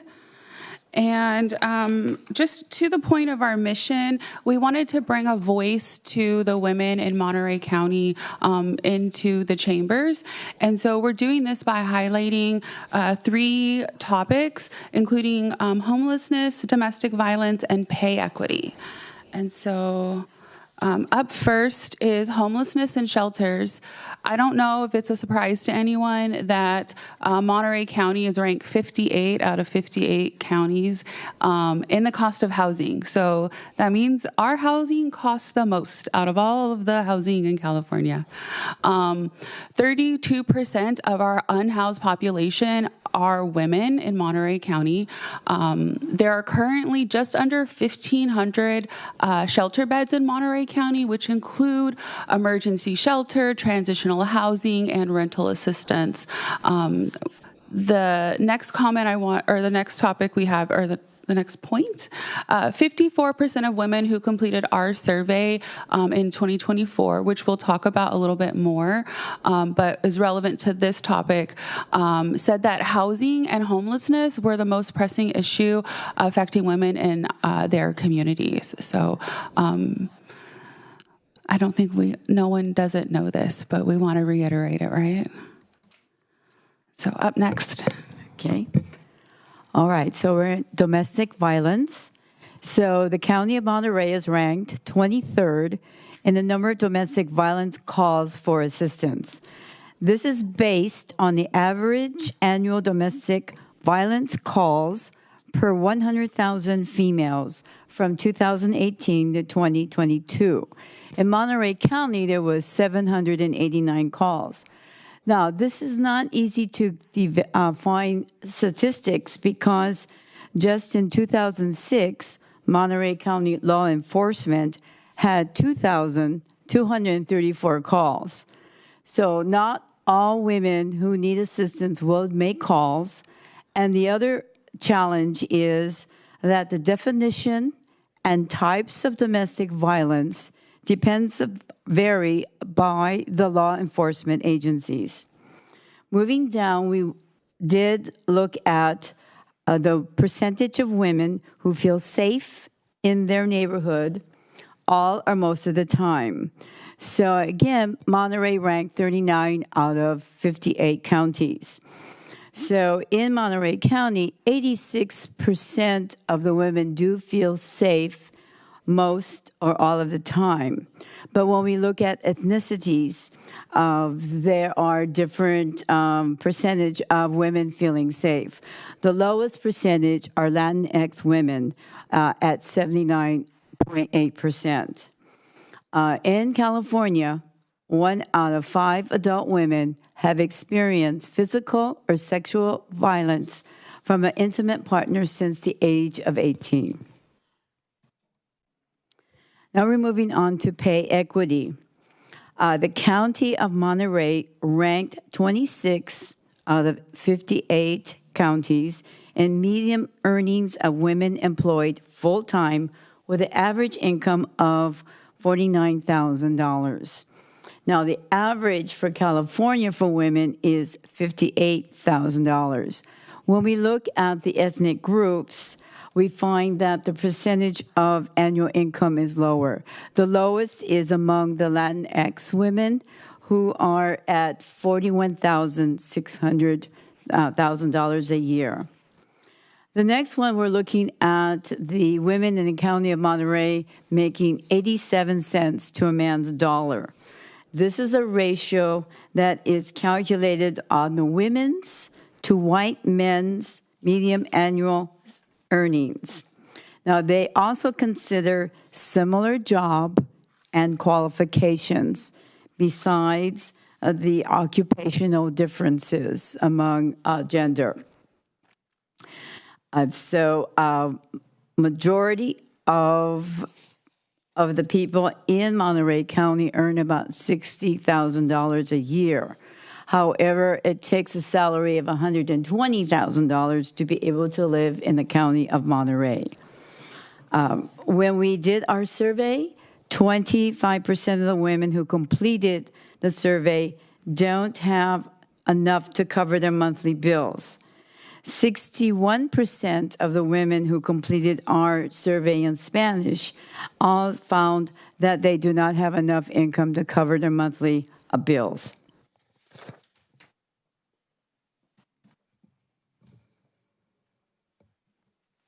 Okay, so we talked about a survey, and I just want to talk a little bit more about that survey. So when we came to you last year around the same time, we had mentioned we launched a survey, and we had given some information at the time based on the information we had collected in the first couple of months of last year.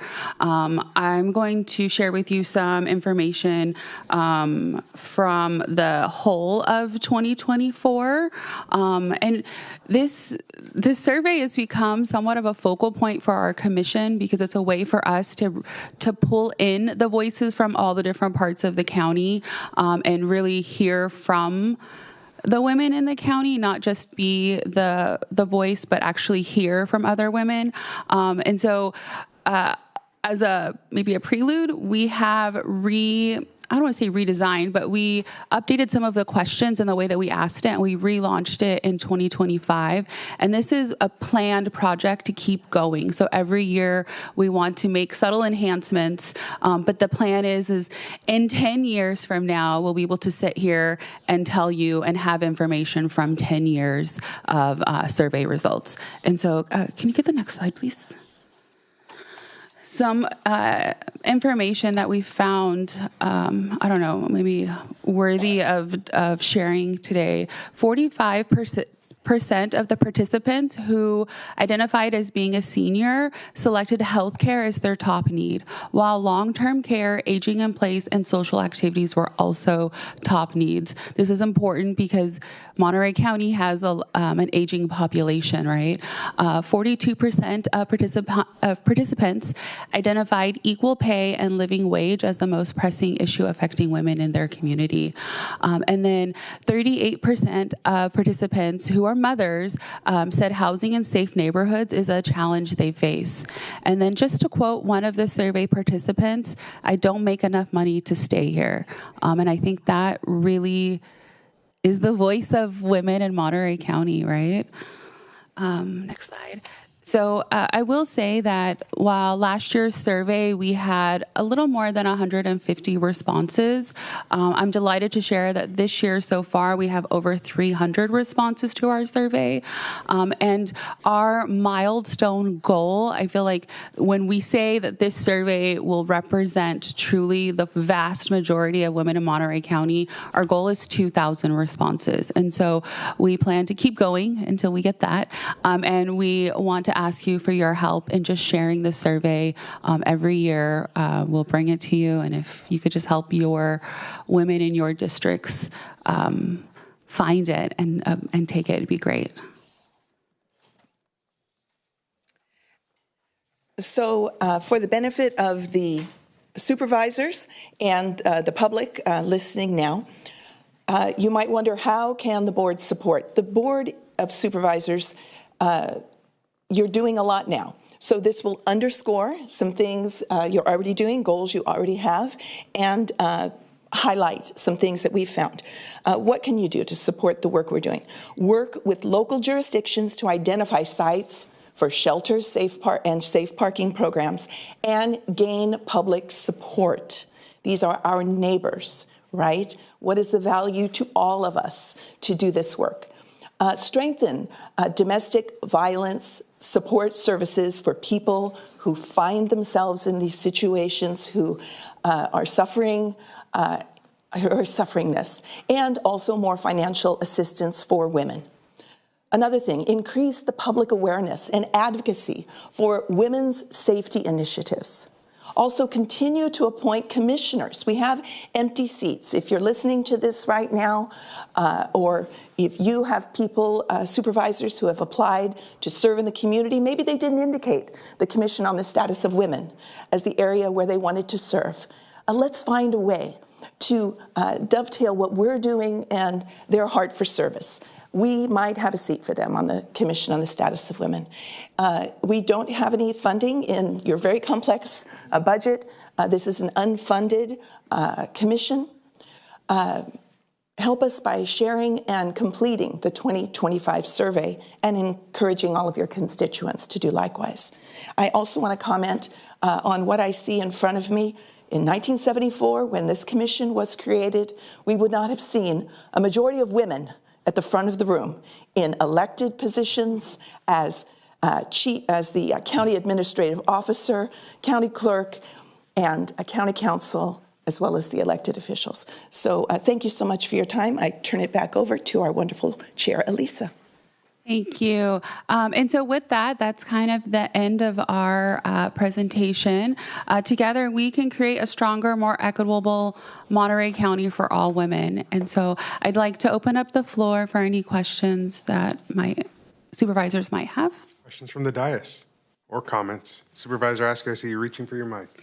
Yeah, thank you so much. I know you guys are working really hard to expand sort of the reach and the voice, and then to bring more voices into the work. And the survey results, I think just the addressing healthcare, equal pay, and living wage, housing, I mean, those are the things that we hear over and over and over again. So amplifying the voices of women in our community is so important. Thank you for doing the work. You mentioned vacancies on the commission. Can you speak to which communities have vacancies? Yes, actually we just had, so as of today, we have 2 vacancies in District 1 and 1 vacancy in District 2.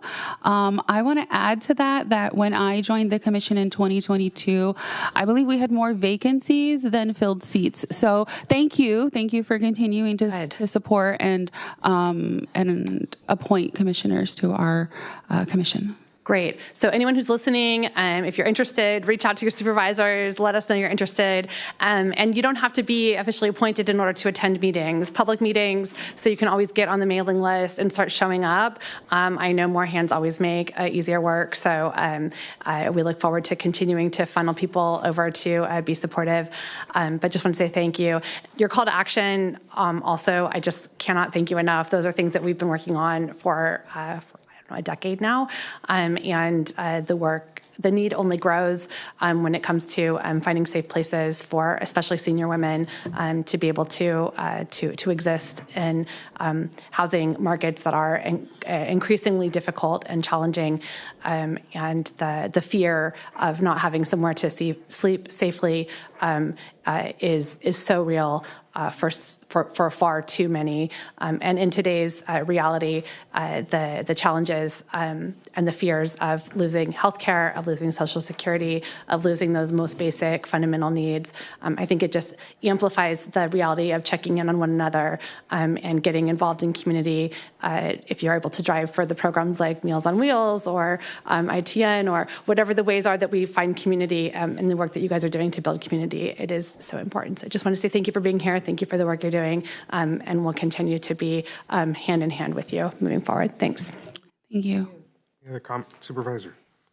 Just one to a little minor correction is that the District 2 seat will be filled.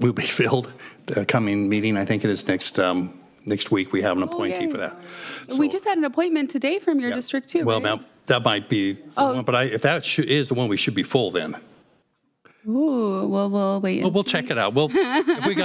If you need another one on there, we'll find somebody for that, because it's a real priority. It's an important commission. I'm going to kind of go back. I kind of remember when this started in '74 because my dad was on the board. He was a big advocate of this commission forming, and was actually one of the first supervisors, actually the first supervisor going back then, who actually started putting people of color and women into committee positions, and actually was a strong advocate of this. So I'm following through on that, and I'll make sure we get that filled if there is a vacancy. Thank you. Thank you so much. All right, Supervisor Daniels. Sure, thank you. I really just also want to chime in and say thank you for this work. I have a deep appreciation for the Commission on the Status of Women, and I wanted to just comment on something that was said in 2012 by the Secretary General that I agree so wholeheartedly with, which is that female energy, talent, strength represents humankind's most valuable untapped resource. And so I think that brings another level to why we have to address these inequities, because by doing so, we're also creating a pathway for the future of Monterey County to be stronger, more sustainable, and more equitable. And I think that the points that you make that talk not only about the gender disparities, but also the racial disparities are not just something that we need to address because it's wrong. We have a huge opportunity for our county and for our community. And I know that you all know that, and so I just want to take a moment to appreciate the work that you're doing and to let you know that my door is always open in terms of all of the things that you outlined in terms of how the board can be supportive. I have friends that currently are in safe parking programs that are older women, and it is, while it's very hard and difficult, it is life-saving to have a safe place that has a restroom facility to use at night. And so, as well as I was very active in the Casa de Noche Buena opening, as well as Schumann Hart House, and our prioritization there was women and families with children.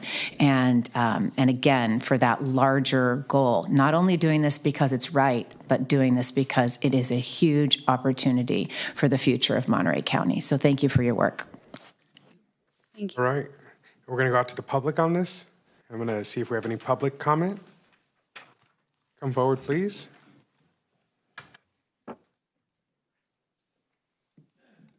Hi, my name is Adriana Nares Tapia. I am the staff personnel from this wonderful commission. So I am just so proud, and I started my position 4 years ago, and there was so many vacancies. I could count, we had probably 14, 15, a lot of vacancies. So it's been a mission, and it's really, I'm proud because I'm a woman myself, and I'm proud because I work with each one of your staff, and I'm well known. I'm always reaching out, making sure that our vacancies are filled, that we post it on our social media. And I just want to thank everyone, because one of my major things and the reasons that I wanted to join and participate as staff for the commission, it's because I personally suffer from domestic violence. And it doesn't affect low-income population. It affects anybody, woman. It could happen. And a lot of the times, a lot of the women remain in silence because it's embarrassing to bring forward what you've gone through. So I'm here to support the ladies here. And I just feel like so proud to see how much they've grown. So I just want to give them some support and doing that. They're doing an amazing job. And if you're interested in the commission, I'm the person to reach out, and I'll be leading you to the whole process until you get your oath and get a seat in our vacancies. Thank you. Thank you. All right. Anybody on Zoom? Brian Rosen. Mr. Rosen. I'm trying. Can you hear me? Hello? Yes. Can anybody hear me? We can. Excellent. You know, I knew a woman who lived in her vehicle at Fisherman's Wharf for a long time, and that was actually in Santa Barbara. Finally, she was discovered, and she was an activist and environmentalist, and later she got to do a safe parking program. They made her leave at something like 6 in the morning. Well, there's a lot of homeless women in Santa Barbara as well as homeless men. And I mean, in Monterey and throughout Monterey County. And now, due to a recent Supreme Court decision, they're clamping down on the homeless. There's nowhere for them to go. All the cities want to clamp down on the homeless. So, you know, at first you get a warning, then you get a fine, then the fine gets bigger typically, and then you maybe face a little jail time. Well, they can't afford to face the fine. Where are they going to go? The next town is the same. So it's a hard life if you're a homeless woman or a homeless individual of either sex. And this really shouldn't be happening. We as a society have the wrong priorities. We spend our money in the wrong things. And maybe we should turn a hotel into a homeless shelter and help people.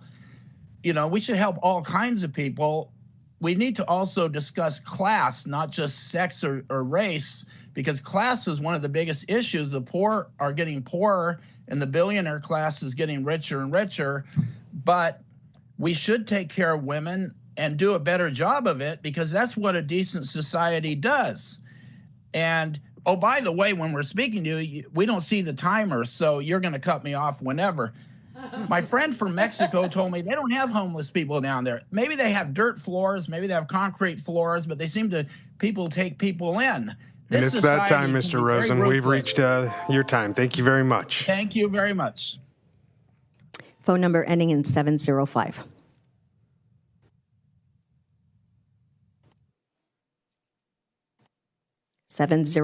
Yes. Yes. Hello. Lorna Moffett here. I try to help the homeless when I see them on the street, and I'm horrified at the recent ordinances that the city of Monterey has passed, and all cities are passing, that basically are just saying you can no longer live in your campers, your RVs, your cars. It is so Hitlerian. Hitler, he gassed the Jews. That was his way, and not just the Jews, but any what he called undesirables. And we're doing it in a more subtle way. We're disappearing them. And that is a form of killing them. Now, what happens is these people get so depressed because they can no longer live in their vehicles. There's not enough shelters and beds to go around. I call all the shelters, and they have answer machines, and they never get back to me. So I know what's going on here. And you had Congressman Panetta offering 3 years ago that if you wrote letters, and I wrote you about this, and opened up Fort Ord, an armory like they have in Santa Cruz, people could at least have their tents and their pets and have 3 showers a day and some meals. And you're going to have to provide this very simple kind of shelter idea, because we can't build thousands of houses that cost too much money. And these people can't afford it. But we can't disappear them, because what happens is they get depressed and then they kill themselves. And that's what's happening. Suicide rates are way, way up because people get hopeless and they feel worthless. So it's up to us to make sure that doesn't happen, and that we don't harass them in their cars, their last little bit of shelter. How dare we get so indecent? Thank you. Your time is up. Thank you. Next. All right. Seeing no more, we're going to close public comment, bring it back. And I just want to share my deep appreciation. I know Monica Hale, who was on my staff, used to be a member of this commission and helped to really make sure those ranks got filled over time. I can't tell you how many times we'd be meeting with somebody in public and she'd ask them, have you ever thought about joining the Commission on the Status of Women? Often the answer was they had not, and they were excited to. So I want to thank you all for stepping up and doing the work and echo what your key findings were. As I've been out there in the community, many know I do listening sessions throughout my district every year, and the key issue that I hear about is housing. And 99% of the time, it's coming from women, typically mothers, talking about the challenge that they have in finding housing for their families. From Gonzales to Soledad to King City and Greenfield and everywhere beyond that, south and north, it is the key message that I hear from those women who show up. So I think your sampling did a great job, and I'm committing myself and Monica, because I know she's watching, to continue to help push out that survey to make sure we get as many folks till you hit your 2,000 goal and beyond. So thank you for being here today and for all that you are doing. Any final thoughts from members of the board? Supervisor Alejo, saw you reaching for the mic. No, just saying thank you for the work. I appreciate this presentation. I know the past versions have also talked about women in leadership. How are we doing as city managers, school boards, county supervisors, city councils, police chiefs, many different professions. I think those let us know how we're doing as a county and making sure that those opportunities to rise to the highest levels of leadership in our county also continue as well. So thank you for your work. With deep appreciation, thank you so much for all you're doing, for being here today to share with us, and we look forward to seeing you next year. Alrighty, bye-bye. Come to our meetings. Absolutely. Online at 6 o'clock on second Mondays. All right. With that, we're going to go to Nick Chulos, who's going to give us a presentation on 2 pieces of legislation moving and see where this board can come to agreement on support. Mr. Chulos. Thank you, Mr. Chairman. I'll be very brief this morning. There are 2 battery storage system bills that are pending in the legislature. Both of them have been reviewed by the Legislative Committee, and they're 2 quite different bills. One addresses building and fire standards, and the other addresses more siting and location-related issues.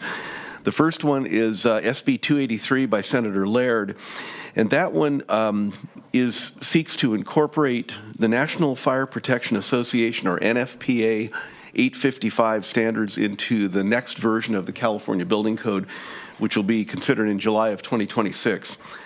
It requires consultation with a local fire department if a facility like that is going to be proposed.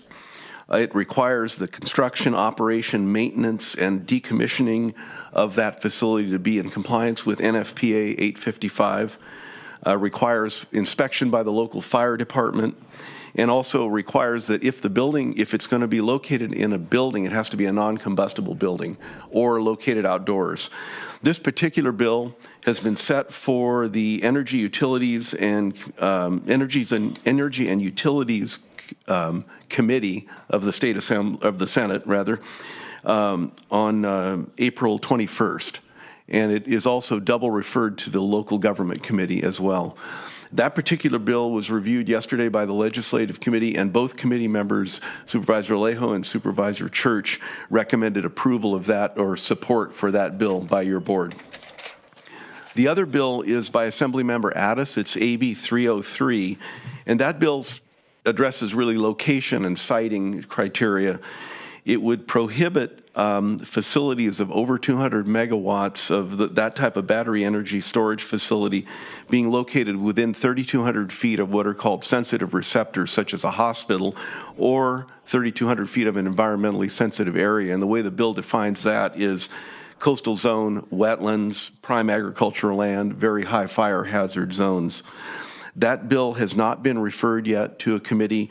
There's no committee analysis yet because the referral has not happened. At the Leg Committee yesterday, the 2 members of the board that are on the Legislative Committee split on that particular issue. Supervisor Church recommended support of that bill. Supervisor Alejo recommended not supporting that bill at this time. And I'd be glad to answer any questions about what the Legislative Committee's action was or anything beyond that. Thank you, Mr. Chairman. Thank you. Questions or comments from the dais at this point before we go to the public? Supervisor Daniels. Just what the last thing you said is, since the bill was not referred to a committee, you had said there was not an analysis yet? Yeah, normally what happens is when a bill is set for a legislative committee hearing in Sacramento, shortly before that committee hearing, there's the staff of the committee does an analysis of the bill. And since that committee hearing hasn't been set yet, there is no committee analysis for that bill. Supervisor Church. Yeah, just for a little clarification on AB 303, it's not really just the 3,200 setback. It actually is also countering AB 205, which, as I understand on this bill, which would really remove powers from the local communities as well and go to the COC. It would strengthen the location criteria. And I'll take a look at the bill. I don't know that it completely moves it into local jurisdiction. I think it gives local jurisdiction authority in there. Correct. Well, being as a utility, local jurisdictions don't have full authority anyway on land use issues. Right. That's correct. Yeah. Supervisor Alejo. Thank you very much. And to Kate Daniels, as she knows from working in a legislative office, yesterday, and till this day, both analysis for both bills is not in print for the public to read. And as you know, it provides a lot of good information. Most importantly, it gives the expert feedback on the bill from the policy consultants. The second great thing it has on there is that it has who's opposing or supporting the bill. And so that kind of gives us some insight. But these are going to be big bills in Sacramento, as we all know. But I think it would have been helpful for us and for the public to read not just what the bill says, but what implications they may have on renewable energy, energy storage, climate goals statewide. So this is not just a local issue. Certainly, it's an issue of statewide importance, considering the many bills that have been approved over the last 10, 20 years to have California move off fossil fuels. What was also interesting is that on AB 303, I was concerned because I think it's very overly broad. It also has an urgency clause, which requires a 2/3 vote, 54 in the Senate. I think it's 28 in the Senate, so that if it were to get a signature from the governor, it goes immediately into effect. The problem with that is it creates a higher voter threshold to get the bill out of the Assembly and then out of the Senate. So I think it just adds additional hurdles for this bill. The bill. AB 303, though, if you're just reading the text of the bill, yesterday in Legislative Committee, I said it doesn't address Moss Landing at all because it may, if it tries to expand, right, in the future, but it's really geared towards those currently pending before the Energy Commission or those who are to come, right? And it certainly is, I think, has language there because it said the Energy Commission would have to deny any pending applications. It says that in the bill. I think that's really has to do with the project in San Luis Obispo County. So this is a bill that's, I think, aimed at that, not necessarily try to fix the issues that we've been dealing with. And it's overly broad because it just outright it says prohibits any battery storage facilities within two things: 3,200 feet from a receptor or in environmentally sensitive sites. So then there's no analysis. So then you go look, there is actual definitions of what that means. What is a sensitive receptor, environmentally sensitive site? And as Mr. Chulo's just talked about, it includes all coastal zones. So this would basically ban energy storage in any coastal zone. Then it includes also if it's in a coastal zone and it's near a wetland or ag lands. That's another category. Then it goes into any ag land, prohibited 3,200 feet against any ag land, any high fire zone area, which is probably most of the state at this point in time, any hazardous waste site, any earthquake fault, many parts of the state again. Any flood zone or floodway, any conservation lands, any lands with protected species, which again is most of California, and then any conservation easement, right? So that's where it prohibits in all those categories where what is a protected species and areas are going to be very broad. So that was my concern. I think this bill is likely to get amended. It's likely going to get changed. It's not going to stay in its original format. And I think it's going to struggle to get through the legislative process for a bill of this type because of its implications and perhaps unintended implications on state goals. On yesterday during Leg Committee, I also talked about a different pathway, right? Which is under Senator Laird's bill 238. It keeps the current process with the Energy Commission in place, but it creates more stringent standards by requiring the National Fire Protective Association. It's a standard for installation of stationary energy storage systems. That's at NFPA 855. It requires that to be followed for any new development, so it creates more rigorous standards. I'm not totally familiar with NFPA. I think it needs to be updated 855, but I think the goal there is so that the latest technologies, the battery systems, the latest designs are supposed to be in that document, so that any new project utilizes the safest and best designs and technologies and systems that have less of a fire risk. It also does something that does address Moss Landing, which was not allowing these battery energy systems to be in these buildings. So it requires non-combustible buildings or remote outdoor installations. And then lastly, the other big piece was just requiring the inspection by the state fire marshal or local fire department of any of these battery storage facilities for any future development. So that's where I thought, in terms of meeting state goals, I think that it's a different approach, a different strategy of how to address the concerns that are coming from our constituents and frankly for other communities across California, but not having to perhaps create a process where then none of these projects will be able to ever move forward in any part of the state or be subject to NIMBYism.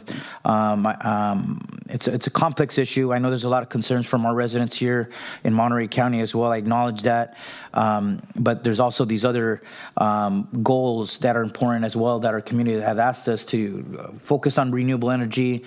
Let's have California move away from fossil fuels as much as possible and create a pathway so California actually meets its climate goals, which is exacerbating our climate and fires and floods and many other things that have actually adversely impacted our residents and our communities. Thank you.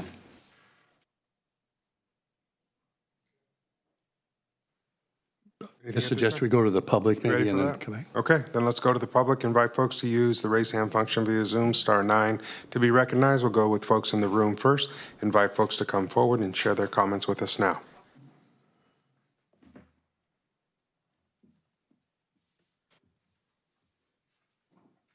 All right, is anybody ready?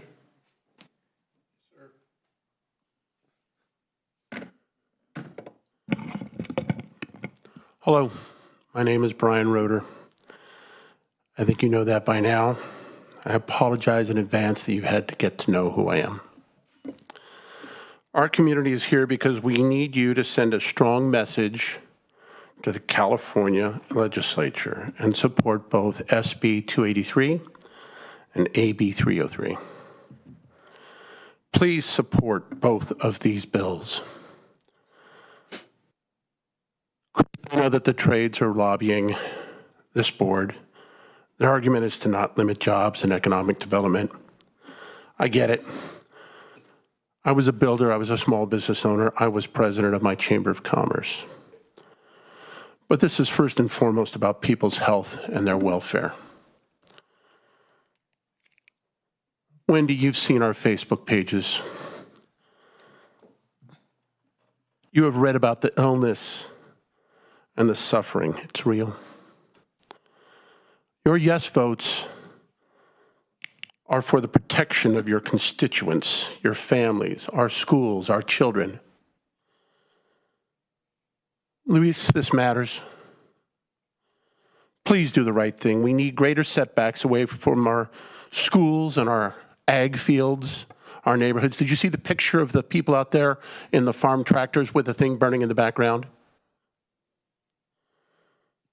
We need a greater say in where these plants go, and 303 does that. Glenn, please, I'm asking you, I'm begging you, please vote to support both bills. Reconciliation can draw out and merge the best from each, creating better final legislation. The issue is not really about local influence and regaining a say in these facilities. Your support for both bills sends an important message to our legislators. Please, Kate, your vote will have real impact. It starts here today. Please vote to support both bills. Please support the safety of your voters, our community, our environment, our schools, and our children. Thank you. Thank you. Thank you. Next.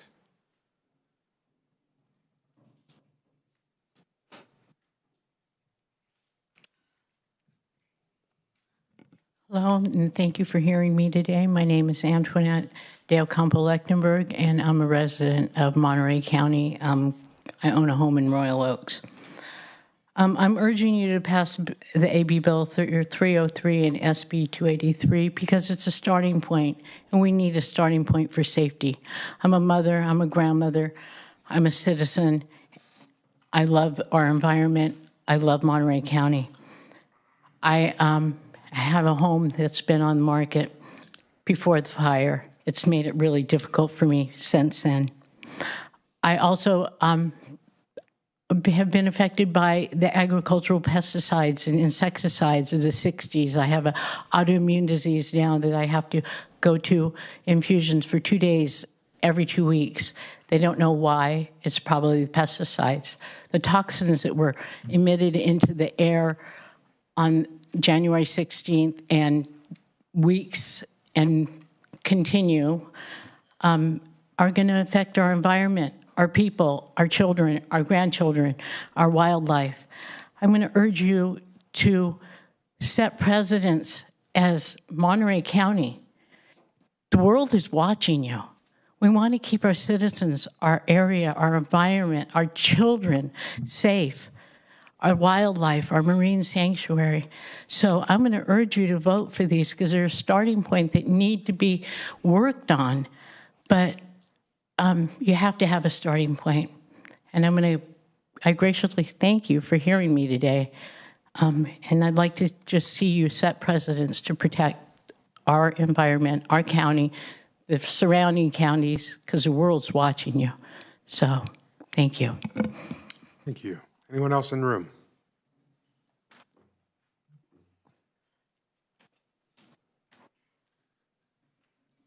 Hello again. Ron Cheshire speaking as Government Affairs Director, IBW Local 234, Tri-County area. That's the Electricians Union. California has a problem. We have an energy problem. The Western grid has a problem because we're a major part of it. We have not been able to meet the needs electrically in this state for quite a while now. And we're looking for solutions. The state has made mandates in regards to weaning ourselves from fossil fuels. What do? Do we take this on as a state issue, as a team, or do we allow one team member to basically say they don't want to play ball? We're against 303, AB 303. We don't want to fall for the political ploy of supporting both sides and letting somebody else work it out. We're in absolute resistance and opposition to AB 303. SB 283 by Laird defines a process, does not eliminate the public from participating in regards to development of a battery storage facility. We hope that you can go ahead and listen to our recommendations and in your infinite wisdom, make the right decision. Thank you. Next.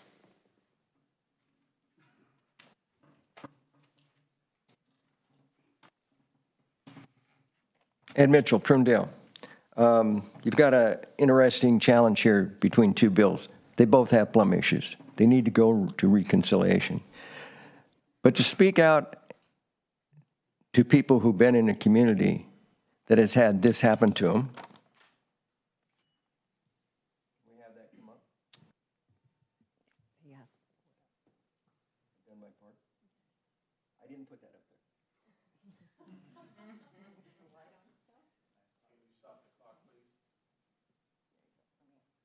I didn't put the cup up there either. I need help. We know. Hey, don't raise your hands. We know. Yeah, I know. that had this happen to them. They didn't have enough cups of coffee.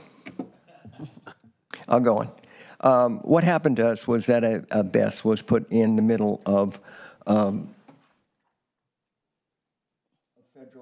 protected sanctuary, environmental areas. It was a tourist mecca, 10 populated cities, and the agricultural area is Salad Bowl of America. That we are the poster place where we're not to put this stuff. And Bill 303 moves towards trying to back that away. Meanwhile, Laird's, when I read it, he talks about you have to go talk to the emergency response people. Doesn't say what to talk about.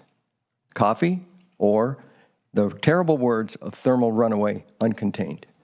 So I urge you to push for both to see that the best of both occur. It isn't one or another. If they stay the way they are, I would say that 303 is too excessive. But let's get into reconciliation and work together. It's one team, but there were one part of the team that you didn't talk about. That were the people that were hurt. Both of these bills are working towards protecting people. The missions of the CEC and the PUC is opposed to field safe systems. They do that, we get to the technology. You don't do that, get out. Thank you. Anyone else in the room?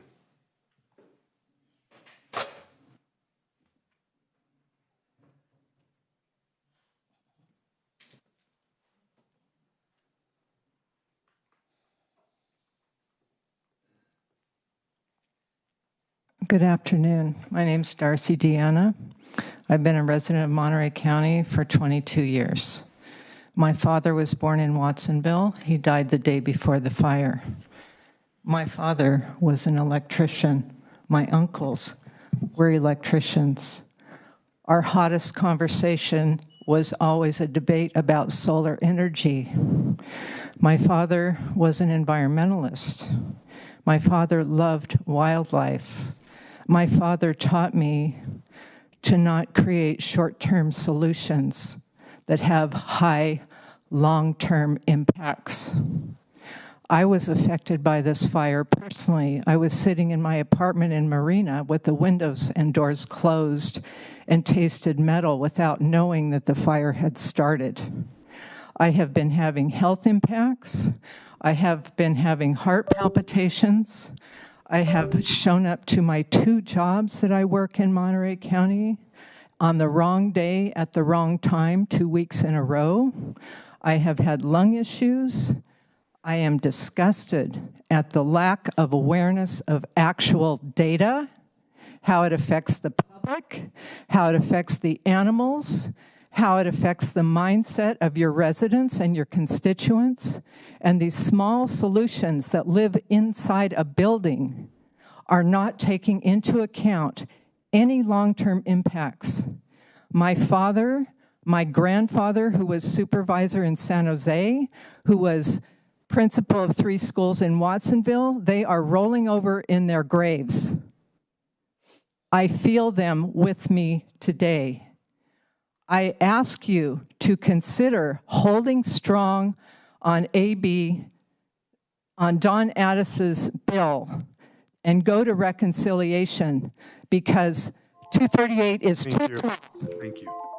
Anyone else in the room? All right, we're going to go to Zoom. Brian Rosen. Mr. Rosen. Hello, can you hear me? We can. Yes. This disaster never should have happened if you had all listened to Nina Beatty. It's an environmental disaster that didn't have to happen, and we need the strongest possible regulations. We can't have this kind of dangerous energy.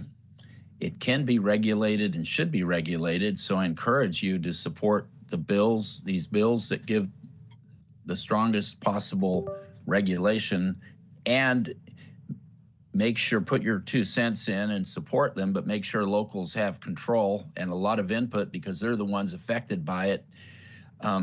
We need a lot more energy conservation and stop being so wasteful. That's our biggest power plant, and that isn't being followed enough. That I would recommend to our representatives, that we have better energy efficiency. Things aren't made to last. For example, we live in a disposable society, et cetera, et cetera. People aren't even allowed to use clotheslines in a lot of apartment complexes. So we need to tackle this and make sure it doesn't happen again, because it isn't environmental if it does, but it could be safe, I believe.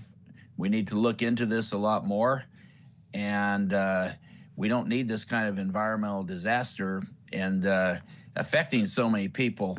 Okay, so that's it. Please support the strongest possible protection from this kind of thing ever happening again. Thank you very much for listening. Next. Phone number ending in 705. 705.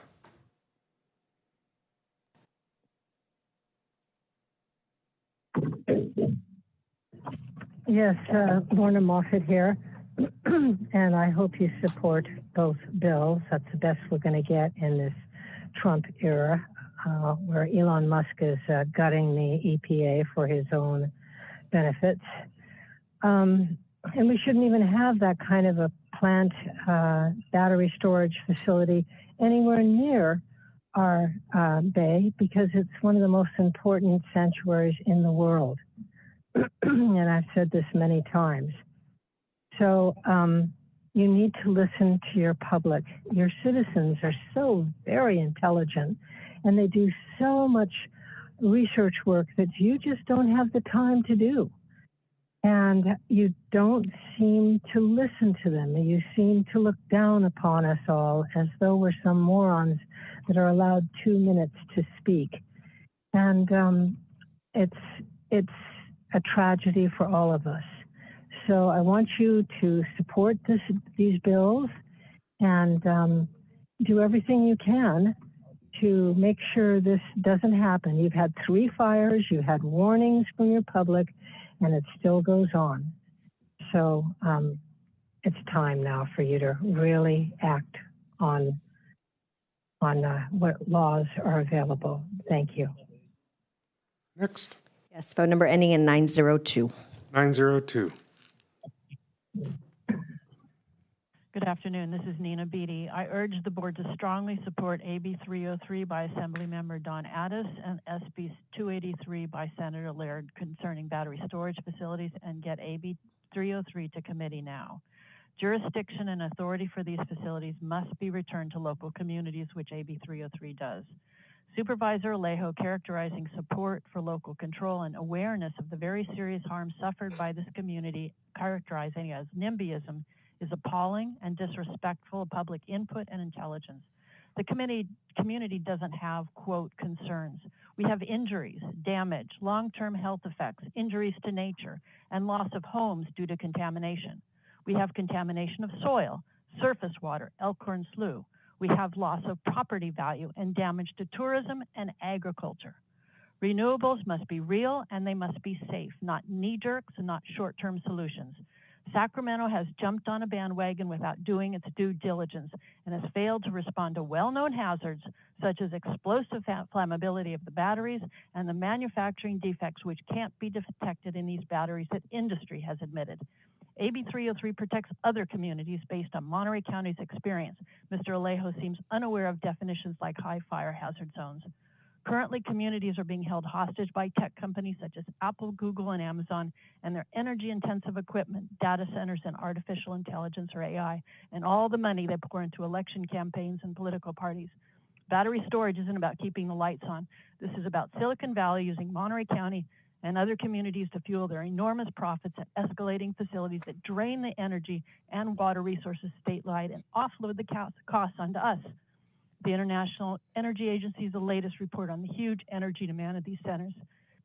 The needs of communities require jurisdiction so that the science and the impacts of these facilities can be weighed with public hearings and expert testimony, not by Thank you, Ms. Beatty. Your time is up. Thank you. Next. All right, seeing no more hands, I'm going to close public comment, bring it back to this board. Supervisor Church. Thank you. So these 2 bills aren't in opposition really anyway. One deals with the state, one deals more with local control. And I'm supporting both of them as they stand and go forth at this point. All bills do go through changes. I mean, I'm probably things with both bills that I would like to see changed. I know as they go through the legislature, they are going to change. There are going to be some changes onto those and in 2 directions. Maybe to strengthen one, maybe to alter one in some way. I know there's some criticism at the 3,200 feet boundary and the AB 303 bill. And while I'm happy to support it going forward at this point, the real key part of this, and this is why when we had the presentation on it. I wanted to bring it up.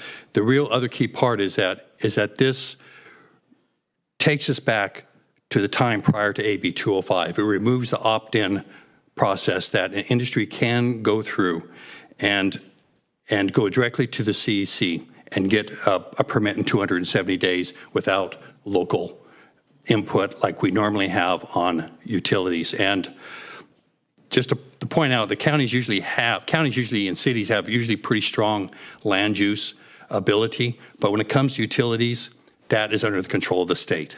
You know, when a utility wants to put in a substation, we don't go in there and permit that substation. We might permit some of the grading for a pad or something, but it's really under the control of the state. And so what the Addis Bill of 303 is doing isn't anything that's transforming and changing something dramatically. It's just going back to what has been the traditional rule and the traditional powers that the counties and the cities and all local jurisdictions have had prior to AB 205 in 2022. As I say, I would like to see both of these supported. If there's some reservations with the 3,200 foot boundary on there the board wants to include in supporting this, I'd be happy to go with that, because the important key into here is the part where it is the opt-in that industry is allowed to do to CSC be removed so that we can go back to at least where we were in 2022. You know, this has just been what I notice in here, and what I've noticed sitting on this board for the last 2+ years. It's just in comparing it back over the last 50 years of what I've known county government on, is there's just a decades-long trend to go where the state and the federal government are slowly usurping power from the local authorities. It's been a long time trend going on, and it's turning us in many ways into more of a bureaucracy or an administrative arm of these other bodies, instead of being our own branch of government, which is the closest and the direct to the people. And this is what AB 205, which the Addis Bill is trying to correct, really continued that trend on. And that is, to me, is a real significant problem, because people just have a right to be able to put in, either how limited it is for utilities, to be able to put in and express their concerns on where things are. And they shouldn't be going on a fast track outside of local control. And again, the comment about NIMBYism here, well, if this is NIMBYism, this is what we had prior to 2022. And what did happen? We had the largest battery facility in the world that got approved over here. People believed in what the state and what the industry had said, that this was safe. They listened to the promises, they listened to the guarantees, and they chose to believe them. And so we got the largest facility around back then. So what happens? Those guarantees, those promises were not upheld. They were not followed through on, and so your community gets upset. And what happens as the alternative? Instead of addressing the needs of the community, instead of addressing the shortfalls of this industry and making it safer, what we have is state legislation that says, well, let's remove the problem, not the problem of industrial accidents, but the problem that the people are complaining. And that's not a problem. That's what we're supposed to be operating on in terms of government. And this is really what it comes back to. We're not asking for some radical change. We're just saying, go back and treat this as you treat all other utility projects that come forth. And again, the county has very limited land use authority over that. So, you know, I stand in support of both of these bills, and if, you know, to get them through, if it means expressing some reservation on a 3,200 foot boundary, that's fine. I just think we need to get this up so that there can be discussion and get this removed from this, from industry having the ability to just bypass us entirely. Thank you. Supervisor Daniels. Thank you, Supervisor Church, and thank you to everybody who came and made public comment. I've expressed in past meetings my concerns with AB 303, and I share a lot of the concerns that Supervisor Alejo has articulated, and they have to do with the future of our state and the ability to get off of fossil fuels. And so I'm not going to rehash all of those now. I mean, I can reiterate some of the things that have been said. But the difference between making a statement today about AB 303 here and making a statement about AB 303 anywhere else in the state of California is that Moss Landing happened here. And that changes the context for, I think, our conversation. We have all experienced what should have never happened and what was never even implied in any of the permitting hearings could or would happen in Monterey County and at Moss Landing. And so, you know, coming to this table here today and being part of this conversation, I am still incredibly angry at Vistra Energy and very, very upset. It makes it very hard to have a conversation when every time we start talking about this, we have the image of that entire facility up in flames on the edge of the Elkhorn Slough. And so all of the things that you have come forward as a community. And I will say, in terms of the comments that were made during public comment, the planning department working on the update to the local land use plan, you are a voice at that table. I don't believe anything is happening, you know, behind the scenes to change the land use plan to allow for Vistra. You get to be at that table. This is your land use plan. So engage in that conversation and be part of that conversation and bring your concerns that folks that are doing 600 other things in addition to the land use plan may not have clearly seen or articulated in that drafting. But with that, I guess my point that I'm trying to make is I heard in the public comment that we want you to support 303 because it sends a message. So what kind of message do I think that we need to send to the state legislature? We need to send a message to the state legislature that we experienced the worst possible outcome of a battery storage facility in a community.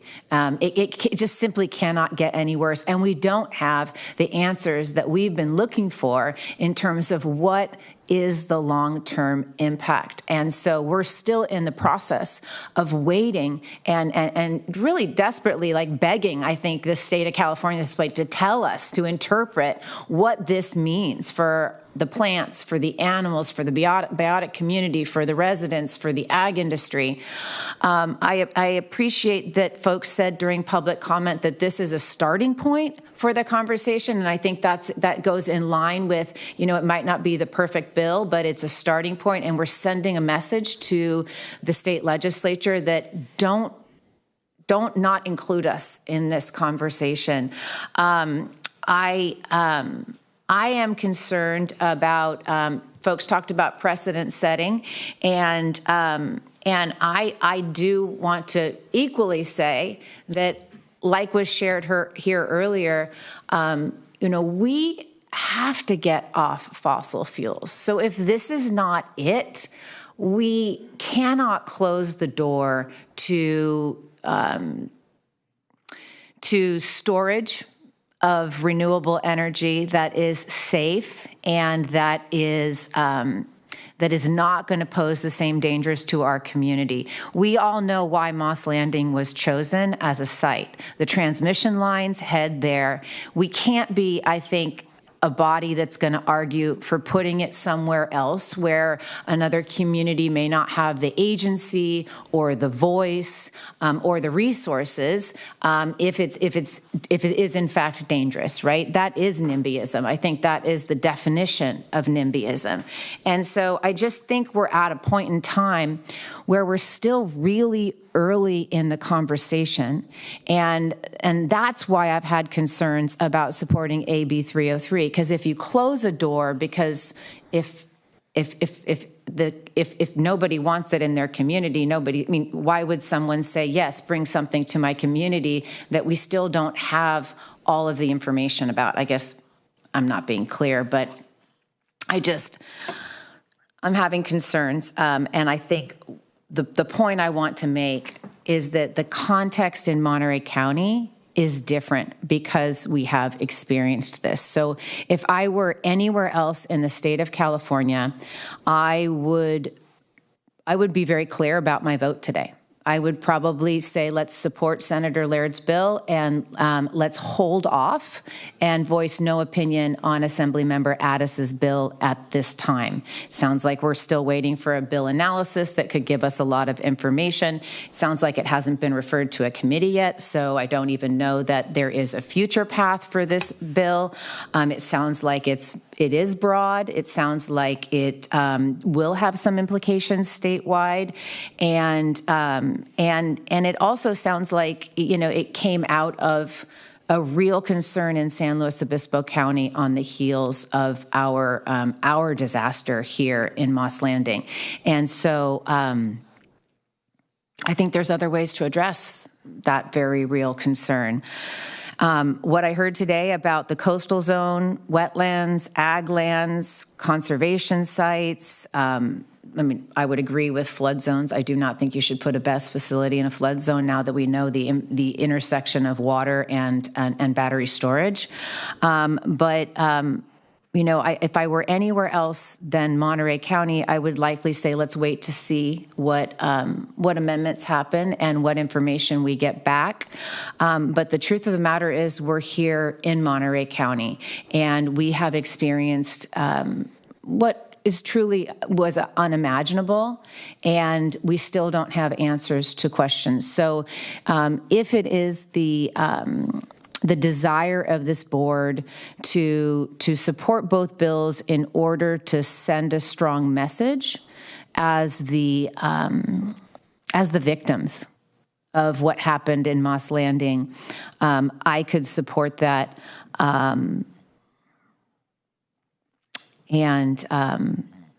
I guess I'll leave it there. Supervisor Askew. Yeah, thank you. And I'll start by thanking our staff and our team and my colleague Glenn and your office just for being so, continuing to be so present and available and engaged and responsive. And I know how much time and energy this has continued to consume, and for the public who continues to be present and engaged and talk about the trauma and the health issues. I hear you and I believe you, so I just want to say I see you. Having said all of that, a couple thoughts here.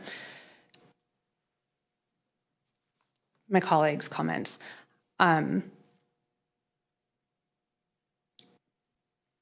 Battery storage, I think it is the path that the state has to, if we're going to use renewable energy, we need the battery component. That's the best option that we have moving forward. It's a backbone of a renewable grid. So how we do that, how the state figures out how to do that, there are people smarter than me that figure that piece of it out.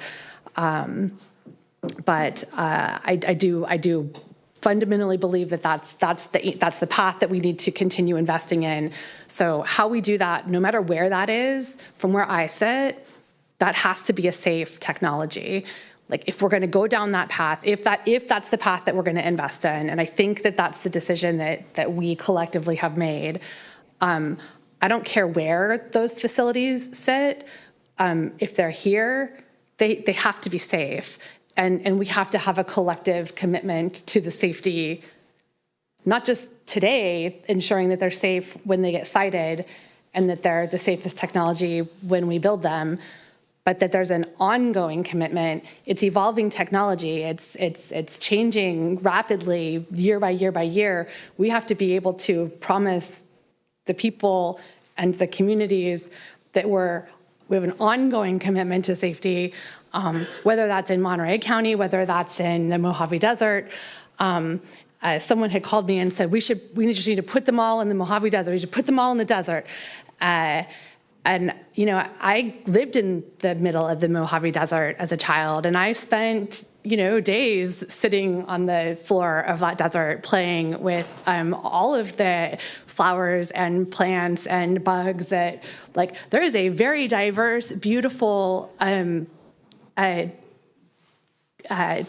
what is it called? The biodiversity of culture lives on that ground. And you can't tell me that that's not deserving of protection and safety as well.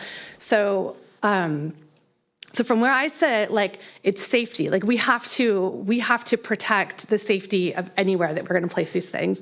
So when I start looking at this, we're talking about these two bills right now, but when I took my deep dive into everything, you know, I looked back at in 2022 when the legislators started moving into all of this, and they passed, you know, was it SB 1383, which required the CPUC to establish safety rules for battery storage. And it's only been this year that the CPUC took their action to assert their authority over that legislation and assert their authority to finally act to assert, to say that we have authority over those existing rules in future projects, and that we're going to establish our authority to go in and inspect all of these BESS facilities. That's where I'm focusing my attention. You know, Laird's putting legislation forward that says, you know, I'm going to, you know, hit the legislation that we're talking about today that talks about, future facilities can't be in indoor facilities, and future facilities need to be inspected by state fire officials. Well, on an ongoing basis, as technology continues to change, I want to make sure that we have ongoing safety inspections. I want to make sure that we have ongoing safety plans. I want to make sure that we have ongoing authority over ongoing safety, because those safety changes will continue to evolve in a field that is so quickly evolving. So I appreciate that we're talking about these two bills right now, but neither one of these bills are enough from where I sit to ensure the safety of battery storage in all the locations, in any location where it's placed. And the regulation, as far as I'm concerned, has to keep pace with the evolving technology. So to that point, I'm hesitant to support bills that haven't been written yet, haven't been fully vetted at the state level yet by all of the people at the state that do that kind of thing. If we want to send a strong message, I'm inclined to send a letter that very clearly goes on record saying that the CPUC needs to fully take action to act upon their authority under SB 1383, and not just for Monterey County, but they need to go and do their auditing of the existing BESS facilities that are throughout the state to ensure the safety of those communities and to ensure the safety of those facilities. So if that's a direction that we want to send a strong signal and a strong message, that's where I would go. But I'm hesitant to take action on legislation that is that, from what I've heard and what I'm seeing, is not fully vetted. But that's where I'm sitting here today. Agree, and I could agree on sending that letter with those concerns to CPUC, which are appointed commissioners. I did want to speak to AB 303. First of all, it has a lot of hurdles, as we were saying earlier. It has an urgency clause. I just saw it is triple referred to Utilities and Commerce Committee, to Natural Resources, and to Local Government. So that's very rare to get triple referred. Usually you get referred to one committee, maybe two at most, but to get triple referred sends a signal that it's going to have a hard road ahead. like I said, I want to always thank our residents for addressing their concerns, and I shared them. We all shared our concerns, what happened there as well. But I'm trying to look at this not only for this project, but it's also going to impact a lot of other projects coming behind it. It's going to impact all the stakeholders we talked about just in our comments earlier. But when I talk about NIMBYism, I'm not just talking about what our residents said. I hear those loud and clear. All of us hear those loud and clear. But historically, when there's been issues and we have a crisis in California on other policy areas, housing, guess what? We have a problem there because that's all in local government's control primarily. We get pushed through RENA numbers by the state, but every project comes before a city council or board of supervisors, and guess what? They get shut down a lot, especially when they're affordable housing projects. Everybody says we need housing, except when it's near their home or near their schools. Nobody wants them. And that's why some legislation has been crafted over the years for some projects on homelessness. So they're by right now, meaning by law, the legislature gave power to those projects to get approved without having to go through the planning commission or the city council. One example, we had an $8 million grant, city, county, County of Santa Cruz, City of Watson, we're all working collaboratively to address the homelessness on the Pajaro River. Guess what? There you go. We were in a hearing and an appeal. A lot of time spent there. Housing and Community Development sent a letter. Our lawyers are engaged. The law was on our side, but we still had to go through an additional 1-year process to get approvals. We had opposition. And a delay means money, and delay to utilizing that project. That was just an example of what happens in these controversial policy areas. So when I talk about NIMBYism, I'm not just talking about what happened here, but generally, we have changes in law to address that, because otherwise none of these projects would ever get off the ground because of local opposition. So I spoke yesterday not just about meeting our energy goals, but also the governor and the legislature realized that without these battery storage systems during the peak summer hours when we have the highest energy use in the state, when it's the hottest, we have beautiful weather here, but in other parts it gets really hot, where the AC systems and residences and businesses are cranking to its fullest. And those are the moments that we have the greatest risk for the blackouts or the brownouts, and we've lived those through in the past, and nobody wants to go through those, having all of your energy, especially when we have vulnerable folks who are dependent on oxygen tanks and other equipment that is life-sustaining. And that also caused for the extension of life for Diablo Canyon Nuclear Plant in South Luis Obispo County, because that was also a target of people wanting to phase out its use. So I'm not saying everybody's heard this before. It's nothing new, but I did want to just say that I did have concerns. I was first in this meeting to bring up the flawed design of packing too many battery modules under one roof. But I'm also saying what many of my colleagues have said is that we want the safest technology, and a lot has changed just in 5 years from 2020 to 2025. The chemistry of the lithium batteries has evolved dramatically.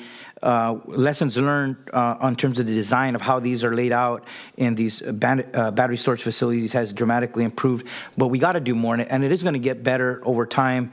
But this is what I think the Laird bill moves to require moving forward. The last thing I wanted to just say,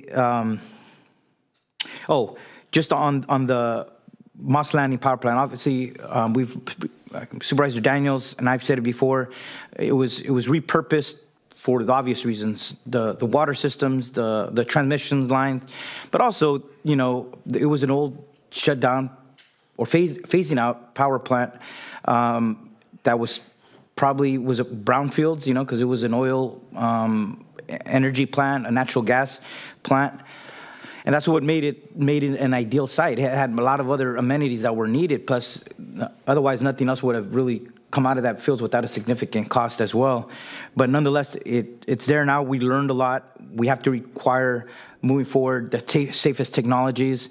It's not only going to be a local decision. Some of these state agencies are looking at this as trying to create uniformity for battery energy systems statewide, rather than having every local government have different rules for different projects, different standards. And I think that's a realistic part of this analysis as well. I think that covered all the points I wanted to add. Thanks. I'll try to be brief here. I know we're sitting at 1:30, which is when we're supposed to be reconvening, but we've not yet broken from our morning session. So I want to express appreciation to the public. There's a lot of folks here I see, I think, for the Encinas Hills project. I just want to be clear that our intent is to continue that to another date. I just want folks to know that so that you don't have that expectation to have a full hearing if you're sticking around. With that, I'm going to Supervisor Lopez, I'm sorry to interrupt you, but just in case they choose to leave, they do have the opportunity to comment on the continuance. On the continuance, so I don't want right. folks to leave that may. So you can comment on the continuance, but not on the subject matter. It's kind of a complicated. Just want to put that out there, though. I don't. We're expecting that to come back on May 20th at this point. So just want to put that out there for folks. All right, with that, coming back to the matter at hand, before we break for lunch, because we are going to take a break for lunch, I want to be clear with Can I move first on Senator Laird bill? I think we all agree on that one. I haven't given my comments yet, but yeah, sure. I thought that was yeah, happy to take the motion on the Laird bill. I want to be clear, I do support that one. I've had some great conversations with Senator Laird and a wonderful back and forth with him. And so I want to appreciate him taking the time to answer all of my questions and concerns on that bill.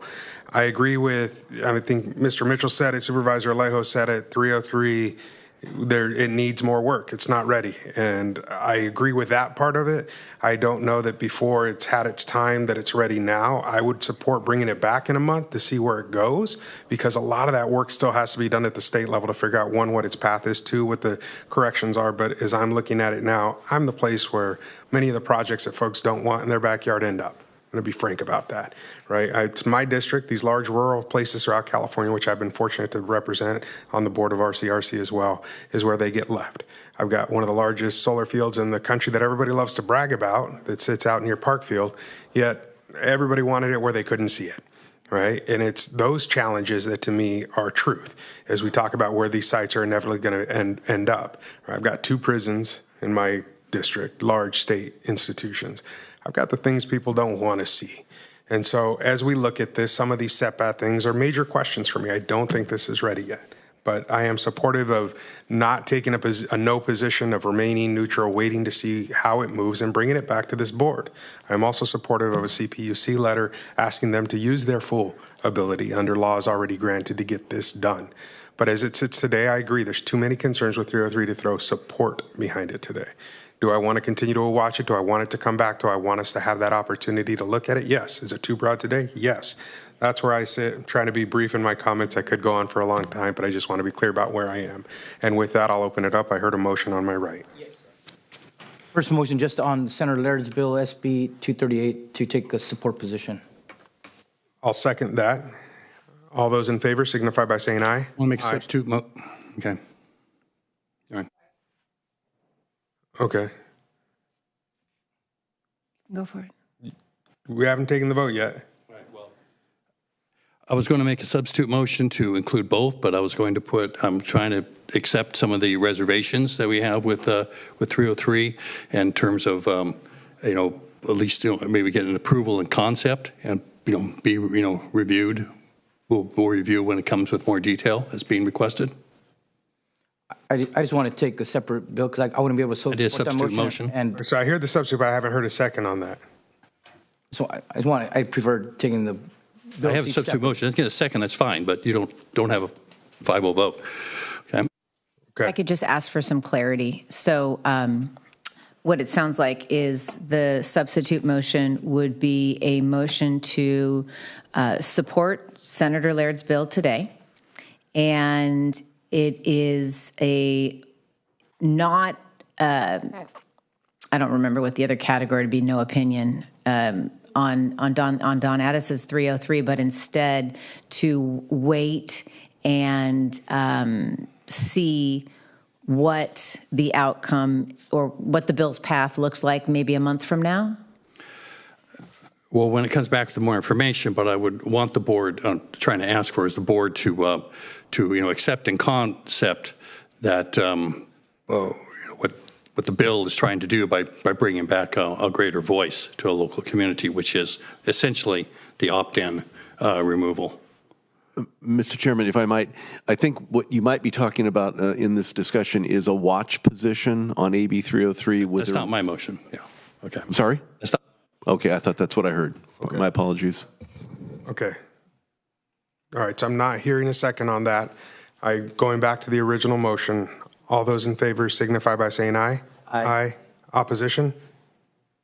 Okay, we'll leave that there and bring it back. So now we have two more options on the table from what I've heard. There's questions around 303 as well as the letter to the CPUC, which has not been clarified yet. So any additional motion? Then I'll try to make a motion again here. I'll go back with the same motion I made, is that, we would support 303 in concept of its position where it's removing the opt-in option of AB 205, and that's part of the bill, which is there's this industry can go opt-in with 205, AB 205, which is put in 2022, and go to, and bypass local authorities and go to the CEC for approval in 270 days. That's what this bill, and the language inside of it, is one of the things that it addresses besides the 3,200-foot boundary, which I understand there's some concerns with. So what I'm asking is, I'm supportive of a letter going forth if we want to do that, but to come back and review 303 for full endorsement when it's been properly vetted, as some have requested, but that we approve it in concept of its goal of bringing back local control to the level that we used to have.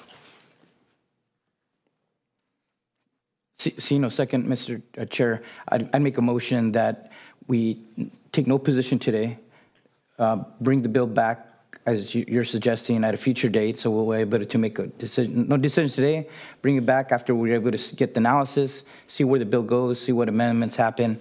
The second part of that would be to incorporate Supervisor Askew's letter, to send a letter to the CPUC about strengthening protections and instituting better safeguards that are available now when it comes to battery storage facilities. Is there a second to that motion? I've got a second, and I just want to, can we make that a date certain? We talked about May 20th already. That puts us 1 month out from now for bringing that back. Are you comfortable with that? That'll work. We can see where it's at. Okay. I have a motion and a second. Supervisor Daniels. So the maker of the motion.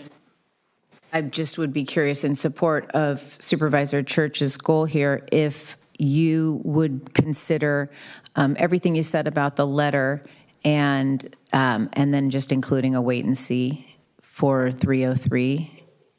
That's what my motion is. There's no position today, but it'll come back in a month to see where the bill goes. Okay, thank you.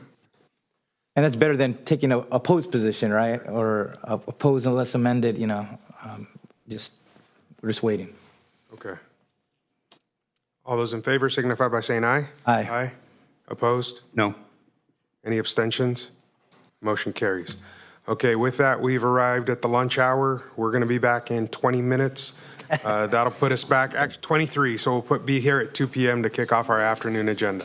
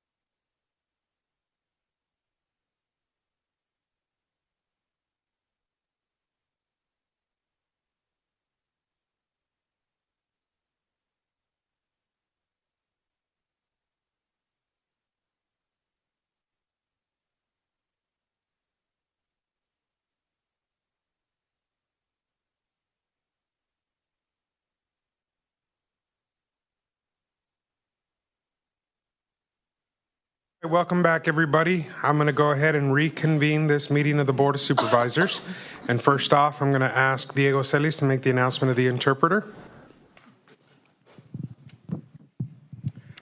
Muy buenas tardes, mi nombre es Diego Celis, eres intérprete de español-inglés e inglés-español para la reunión de hoy.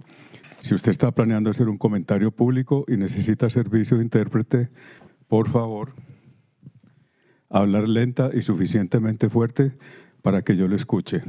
Favor, hacer una pausa al final de sus oraciones para asegurarse de que tengo la oportunidad de interpretarle. Muchas gracias. All right, at this time, I'm going to ask Leanne Migalski to come forward. We're going to take one item out of order. We were remiss this morning in not acknowledging our emergency communications dispatchers, an incredible team who are the calm during a storm. They're that first line of first responders who take the call from our community when there is a crisis. They are the folks who walk you through those first initial steps and make sure that you know what you're doing and help you calm down and report exactly who needs to respond so that we can provide that expectation that all of our communities expect, those frontline responders to the right place at the right time to make sure we save lives. They are incredible people who deal with extremely rough at times, but very stressful jobs every single day. And we have such a deep appreciation for them that we wanted to acknowledge that Public Safety Dispatchers Week is April 13th to the 19th here in Monterey County. And with that, Leanne, I want to turn over the mic to you and present you this resolution. Thank you very much, Supervisor Lopez, the board. Thank you. Thank you very much. I'd like to accept this on behalf of all of the dispatchers in Monterey County and California, but specifically, I'm going to embarrass two of our own. Sean Eddings is our Dispatcher of the Year for some of the work he did down in King City during a specific incident, but also for the kind of person he is and he shows up. And secondly, Emergency Communications Manager Leslie Oliver, who has been with the county as of March for 40 years, all in the communications center, and just promoted to manager within the last 18 months. So for 40 years, she has been serving the county and it's truly homegrown. So it's an honor, and thank you very much for this proclamation. We appreciate it. Take a quick photo.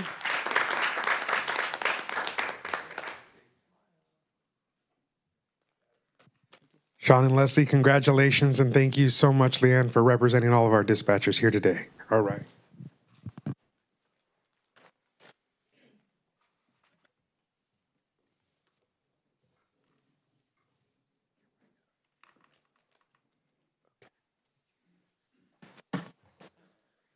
All right, at this point, we're going to jump into item 35, which is the Amy McDougall, PLN 230127. I'll turn that over to staff. I see Mr. Spencer and Ms. Jensen ready to present. And before you do that, Supervisor Lopez, I am going to recuse myself out of an abundance of caution. I do not feel that there's an issue that would preclude me from being objective or fair, but I did sit on the Monterey County Planning Commission when this item was heard.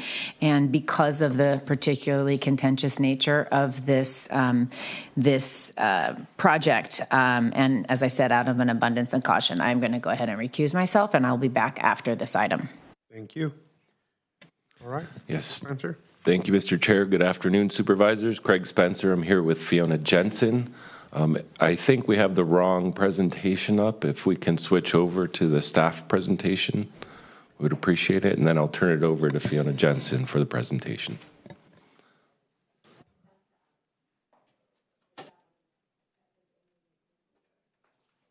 There we go.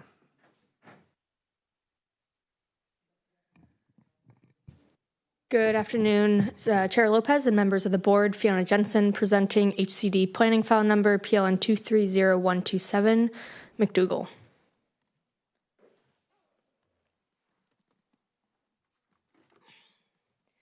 The project site is located at 10196 Oakwood Circle within Carmel and within the Carmel Valley Master Plan, and is zoned medium density residential, 5 units per acre with a design control overlay, site plan review overlay, and residential allocation zoning overlay.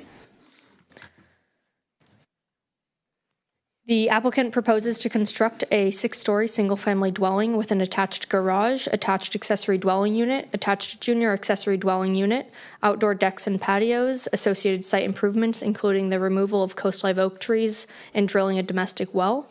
The project also includes development on slopes in excess of 25% and a reduction of required setbacks and an increase in height without seeking a variance. On December 11th, 2024, the County of Monterey Planning Commission considered and denied the project, which at that time did not include an affordable unit. The Planning Commission's decision was timely appealed by the applicant and owner. The appellant makes a variety of claims, including that the Planning Commission improperly determined the project was not subject to builder's remedy and thus failed to make necessary findings. The project was deemed compliant as a matter of law. The Planning Commission's decision violated the Housing Accountability Act. The Planning Commission's hearing was impartial and not fair. The Planning Commission's findings were not supported by evidence and disregarded the applicant's arborist report. Staff is recommending the Board of Supervisors either reject the appeal and remand the item back to the Planning Commission following submittal of revised materials, or continue the item to a date uncertain and direct staff to return with a draft resolution considering the original project scope and considering the submitted appeal. The affordability component of the application, or lack thereof, is an important factor here, as the appeal relies on statements from the applicant that claim the project has included an affordable housing component. If the project included an affordable housing unit, it would trigger the Housing Accountability Act and Builder's Remedy laws, both of which would have impacted the Planning Commission's decision. In July 2023, the applicant submitted an application form that noted the project did not include and was not required to provide affordable housing. Almost a year and a half later, and days before the Planning Commission was set to consider the project, the applicant informed county staff that the project was subject to builder's remedy and included an affordable junior accessory dwelling unit. On December 10th, 2024, planning staff responded to the applicant and informed them that the application never indicated affordability, and if it was their desire to revise the project to include an affordable unit, revised project materials and new information would be needed. Based on the fact that the project was never submitted with an affordable unit and the applicant had not submitted the needed information to consider a revised project scope, the Planning Commission adopted a resolution finding that denial of the project was statutorily exempt under CEQA guidelines and denied the project due to inconsistencies with Monterey County Code and lack of evidence demonstrating that the site is suitable and there would be no public health and safety concerns. The filed appeal asserts that the project has always been affordable because it includes an affordable junior accessory dwelling unit, and that information was not provided to planning staff because the application materials did not require it. Based on this assertion, the appeal claims that the project is subject to builder's remedy. On April 10th, 2025, the applicant submitted a letter now claiming that the project is not required to provide an affordable unit, but is still subject to builder's remedy. Adding to this project's complexity, the applicant has also filed a second application with the county. This second application, PLN 240139, proposes a similar scope as the subject project, but has minor changes to the interior layout and is being processed in accordance with Senate Bill 330, known as Builder's Remedy. The applicant has expressly proposed PLN 240139 to include a junior accessory dwelling unit that would be deed restricted for affordability. To address the raised appeals, staff provides the following summarized response. As previously mentioned, the original application materials did not indicate that the project included an affordable housing unit. The applicant's bare statement, submitted 6 days in advance of the Planning Commission's hearing, did not revise the project scope. Accordingly, the Planning Commission reviewed the project in its original form, issuing denial due to the project's multiple inconsistencies with county policies and regulations. County staff recognize that under Assembly Bill 1893, the applicant can revise his application to become a builder's remedy project without being required to resubmit a preliminary application. However, not being required to submit a preliminary application is different than needing to submit necessary information to review the revised project scope. The applicant has not clearly revised the application scope and continues with the assertion that the project has always been affordable, and more recently claims that affordability is no longer required. County staff provided the applicant with an opportunity to revise the application and submit the needed information. However, the applicant did not respond to this. The appellant claims that the project was deemed compliant with local regulations in July 2024 because the county did not identify inconsistencies with the project within 30 days of deeming it complete under the Permit Streamlining Act. However, the project's numerous inconsistencies with objective and subjective regulations were outlined in county staff's numerous letters deeming the project incomplete, as well as letters that were sent following meetings with the applicant. The appeal claims that mutual agreement is required to schedule items before the Planning Commission, and by not doing so, the Planning Commission's hearing was not fair or impartial. Monterey County Code only establishes noticing requirements, including notifying the applicant, owner, and agent of the public hearing date. Though mutual agreement is not required, it is county practice to communicate hearing dates with the applicant and owner. County staff did communicate these hearing dates well in advance of the hearing, and only after noticing of the item, the applicant would disagree with the hearing date and then proceed to tear down notices that were posted on and near the site. The applicant in writing also agreed to a hearing date in December 2024 and then later objected to it. Despite the county complying with noticing requirements, communicating hearing dates to the applicant, and the applicant's commitment to the December 11th, 2024 Planning Commission hearing, the applicant has continuously delayed and obstructed the appropriate authorities' consideration of the project. The applicant contends that the historic grade of the site was altered when the subdivision improvements were constructed in the 1980s. The applicant's claimed historical height is shown here in green. No evidence of this former condition has been provided by the applicant. This claimed historic grade is approximately 27 feet higher than the existing grade, shown here in blue. The applicant has used this claimed average natural grade line to measure the proposed height of the structure at 26 feet 5 inches. However, based on current conditions, the proposed development would amount to approximately 57 feet above average natural grade, almost twice that is what is allowed. The applicant's natural grade contention appears to be a misunderstanding of two topographic surveys that both present today's conditions, but are based on different datums and benchmarks. The applicant also contends that the Carmel Valley Ranch specific plan only establishes guidelines rather than requirements. The Carmel Valley Ranch's specific plan design guidelines are mandatory as they are written with will and shall and not encouraged or recommended.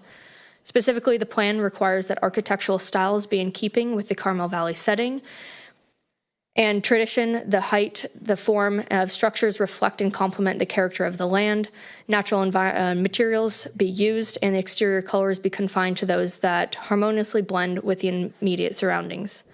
As designed, the project incorporates a modern contemporary architectural style that utilizes wood horizontal siding, gray stone exterior, large expanses of windows with black aluminum framing. The proposed colors, flat roof, and large expanses of windows, and multiple material transitions are neither compatible with the surrounding neighborhood character valley and do not blend in with the natural environment. Based on staff's research, the average single-family dwelling within the subject subdivision is approximately 3,400 square feet, and as currently proposed, the subject development amounts to approximately 15,000 square feet, almost 4 times larger than the average residence in the area. Monterey County Code defines an accessory dwelling unit as an attached or detached residential dwelling unit that does not exceed 1,200 square feet, is located on a lot with a proposed or existing primary dwelling unit, and provides complete independent provisions for living, sleeping, eating, cooking, and sanitation. Since ADUs are intended to function as independent living quarters, separate access with no internal circulation to the main residence is required. The proposed ADU is approximately 2,100 square feet, almost twice that is allowed, and includes internal circulation as shown on the left image with the main residence. In addition, per state law, junior accessory dwelling units must have separate exterior access. As shown on the right image, the proposed junior accessory dwelling unit only has internal circulation. Therefore, as proposed, the accessory dwelling unit and junior accessory dwelling unit are inconsistent with county ADU regulations and state law. California American Water Company provides sewer service to the subject subdivision. A 5-foot sewer sanitation easement is conveyed over the eastern portion of the subject property and contains a sewer main that connects to manholes just north and south of the property. This easement is required to be kept free from buildings and structures not serving the purposes of the easement. The proposed excavation, terraces, patios, and 2 replanted oaks within this side setback appear to conflict with the restrictions of the sanitary sewer easement, and the applicant has yet to provide evidence to resolve these conflicts. CalAm will also partially provide potable water to the subject residence. Although the applicant's 0.3 acre-foot water permit serves approximately 30 fixture units, the proposed project includes more than 40 fixture units. Consequently, the applicant proposes to drill a domestic well to supplement the public water supply. A test well has not been drilled, and thus there are questions that staff cannot answer, including compliance with water supply and water quality, minimum horizontal distance from sewer infrastructure, and hydrogeological connectivity with the Carmel Valley alluvial aquifer. The applicant has not demonstrated that the project has a long-term water supply as required by the 2010 general plan. The project is also inconsistent with applicable goals, policies, and text of the 2010 general plan and zoning ordinance, including but not limited to those requiring that tree removal be minimized, consistency with site development standards, and development on slopes be minimized. Further, the applicant continues to disregard staff comments requesting submittal of corrected information, namely project square footages and existing topographic conditions. The project was referred to the Carmel Valley Land Use Advisory Committee for review on June 17, 2024, who unanimously voted to not support the project as proposed. During the course of review, staff received numerous comments opposing the project. These letters have been primarily submitted by residences of the subject subdivision. These comment letters object to the height, colors, and materials, size of the residence, citing its inconsistency with both the Carmel Valley Master Plan and Carmel Valley Ranch Specific Plan, and lack of compatibility with the surrounding neighborhood. Additional concerns raised include the project's potential impact on aesthetics, specifically nighttime light pollution, neighborhood safety, slope stability, drainage, nearby trees, and property values. Letters received in support of the application raise concern regarding the county's compliance with the Housing Accountability Act. Staff recognize that state law allows the applicant to convert his application into a builder's remedy application. Based on the applicant's appeal, it appears that the applicant wishes to the project be considered under builder's remedy and that an affordable unit will be provided. However, based on his recent letter, the applicant also claims that an affordable unit is no longer required. It is unclear what the applicant is proposing. In addition, as demonstrated in the staff report and this presentation, the applicant has failed to present relevant information to county staff in a timely manner and is unwilling to provide the needed information to consider any change in project scope.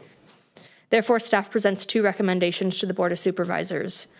If it is the appellant's desire to revise the application to be subject to builder's remedy, staff recommends the Board of Supervisors reject the appeal and remand the item back to the Planning Commission following submittal of necessary new or revised information. Alternatively, if the appellant does not wish to provide additional information other than what has already been provided, staff recommends the Board of Supervisors continue this item to a date uncertain and direct staff to return with a recommendation and draft resolution considering the appeal and the original scope of work. This concludes staff's presentation. Staff is available for questions. All right, questions from the dais. Seeing none at this point, what we're going to do is go out to the applicant. We'll give you 10 minutes to make your presentation. The higher one there on your right. Nope, the other side. Oh, I see. Oh, now, can you hear me now? Let you know. Okay, thank you so much. Good afternoon, supervisors. My name is Laura Strazo. I'm an attorney for the appellant, Amy McDougall and Ray Pinato. Renee is here today to speak with you. But before we get started, I just wanted to give some context to what we're doing here today. State law requires the Board of Supervisors to overturn the Planning Commission's denial of the application. There's two legal bases that do not give you discretion. As a matter of law, this application was deemed compliant, consistent, and in conformity with the applicable plans, programs, policies, ordinances, and standards as of July 14, 2024. This is in the Housing Accountability Act. The county had 30 days from the completeness determination to make a written finding of inconsistency. They blew past that deadline, and as a result, the consequences are it's deemed compliant. Secondly, there was an update to the builder's remedy that went into effect at the beginning of this year. Under the current builder's remedy law, this project does not require an affordable unit. Therefore, as you sit here today, you must interpret the project under the builder's remedy. What that means is you cannot deny the project unless you make certain written findings. Along those lines, there's absolutely no evidence in the record that the project has unmitigable health and safety impacts. Taking a larger approach, we have to remember California is in a housing crisis, and as a result, the state has really clamped down on the discretion that local governments have. When you fail to comply with state law, there are significant consequences. For example, the city of Berkeley recently was fined $4 million for denying a housing development project under the Housing Accountability Act. The city of Los Angeles was required to post a $7 million bond for denying a project under the Housing Development or Housing Accountability Act. If you deny this project, you have attorney fee exposure to fines, and this is laid out in the letters from YIMBY Law and the Housing Defense Council. HCD has been reviewing this project for 2 years. With all due respect, they've made a lot of assertions that we've been uncooperative. I would attest it's really the other way around. There are state law requirements that the planning department has to comply with, and they have not. By their own admission, they have not been complying with these requirements, and as a result, there's consequences, and so that's why we're here today. Today, the board has the chance to right a wrong and limit your legal exposure. The board does not have the discretion to continue this to a date uncertain. The government code requires them to approve it today. Renee is going to get up and talk a little bit about the project.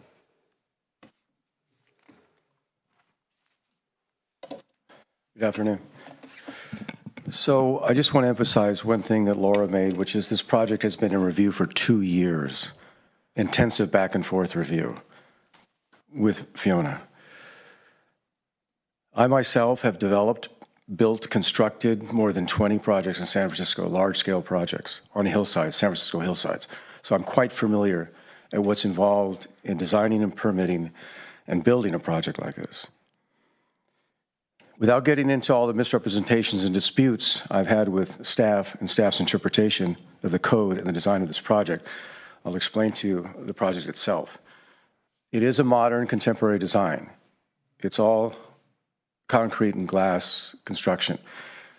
I cladded, it's not siding, I cladded the outside, the concrete structure outside with the wood to bring it into more conformity with the neighborhood from the street view. I also cladded the Carmel stone and some other features to make it more like that. Go to the other slide. You can see from the view from Carmel Valley Road, it is in line with the canopy of the trees. It has no more impact than any of the other buildings in the HOA, in the Oakshire HOA. In fact, it's transparent, you can see. It doesn't have heavy encased cladding, siding, or stucco cladding. This is the site view. It's all open woodland. The nearest house is about almost 100 feet away, nearest structure. Those green lots on the slide to the right there, on the picture to the right, are all the open space lots. The subject site is surrounded by all the open space lots. They cannot be built on. They were determined by this board back in 2006, I believe, to be open space and put into an irrevocable scenic trust. Next slide. Here are some pictures, kind of a collage of the house. You can see it's very transparent. It's 3 stories above grade, but the top story is set way off the street. So on the street, you really can't see it. What you see is 2 stories from the street.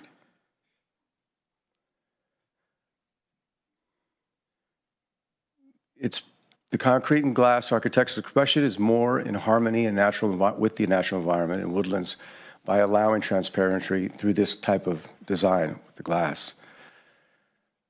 Transparent architectural styles complement natural environments better than painted siding and stucco encased structures which exist there today. Most importantly, and what everybody should be thinking about, you know, as an example of what happened in LA, construction now should be fire resistant, and that's why we're building out of concrete. The concrete type 1A construction is entirely fire resistant. It cannot burn. Unlike all the other structures out there on the hillsides around Carmel Valley that are made of wood, combustible wood, and do not have integrated fire protection systems. They all present combustible potentials, events.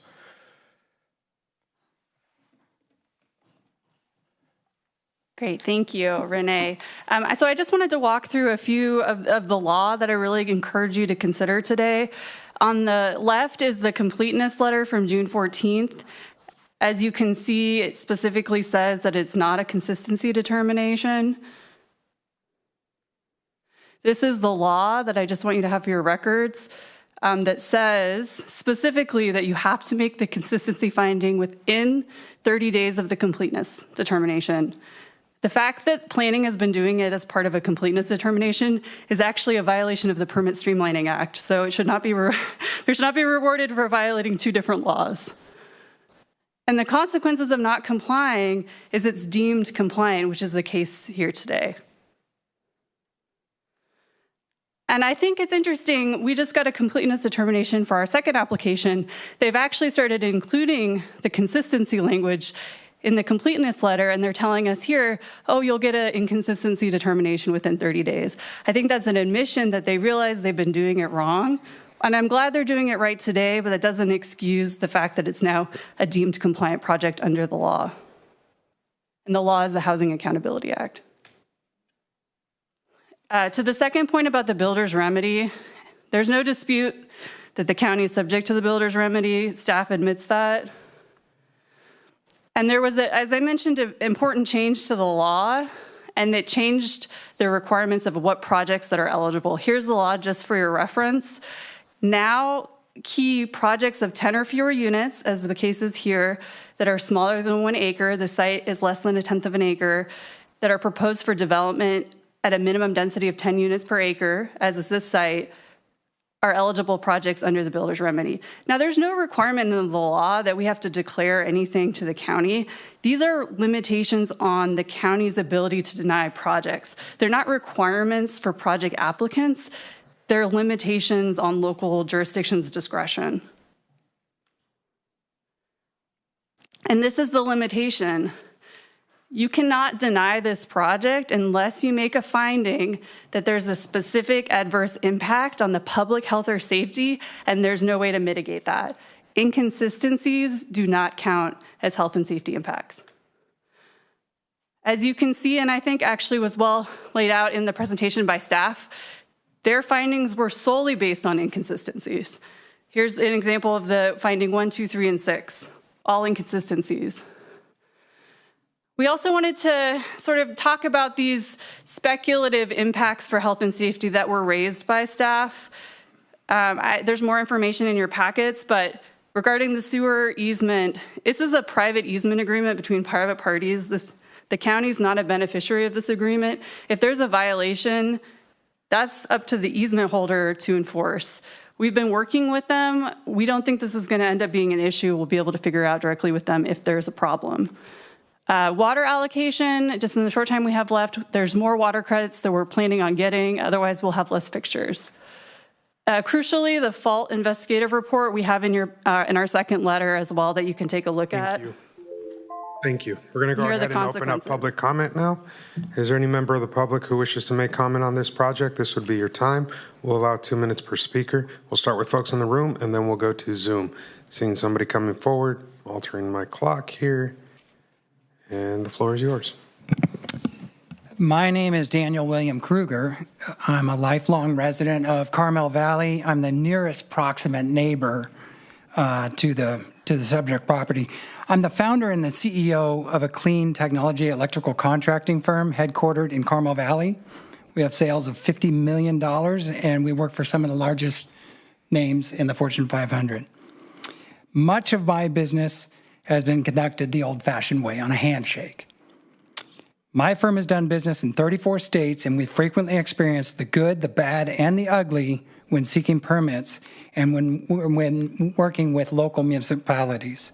I grew up in my father's hardware store in mid-Carmel Valley, and I'm a pretty staunch supporter of individual freedom and property rights. My wife and I know the petitioners, Amy McDougall and Renee Peinado, personally. They've been guests at our table, and we at theirs. I admire their delightful and their charming children. A lifelong friend of me sold them this subject lot. Mr. Penato is the driving force and principle behind this effort, and he is, just as he is with the couple's other similar real estate holding in Lower Pacific Heights, San Francisco. Not long ago, at my recommendation, my recent graduate son rented a room from Mr. Penato in their high-density, many-tenant, multifamily dwelling, very much like the one that they proposed to build here. Furthermore, I've read every document in this packet, I've attended most every meeting, and I've been a silent witness to the evolution of this pursuit. Today, I'm urging you board members to back your staff's excellent work and to see this petition for what it is: unreasonable, incompatible, and unacceptable. Moreover, I ask that you refuse to be intimidated by the aggressive tactics and threats of legal action that have characterized this promotion. Thank you. Anybody else in the room?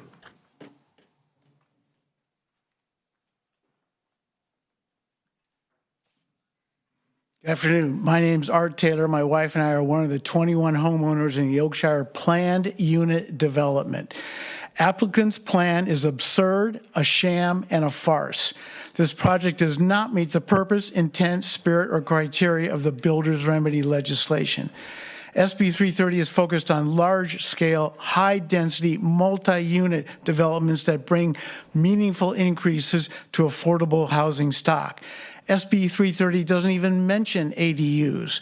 Applicant's plan is misuse and abuse of the legislation in an attempt to get streamlined approval to build a massive 6-story single-family house that is multiple times larger than that of surrounding houses.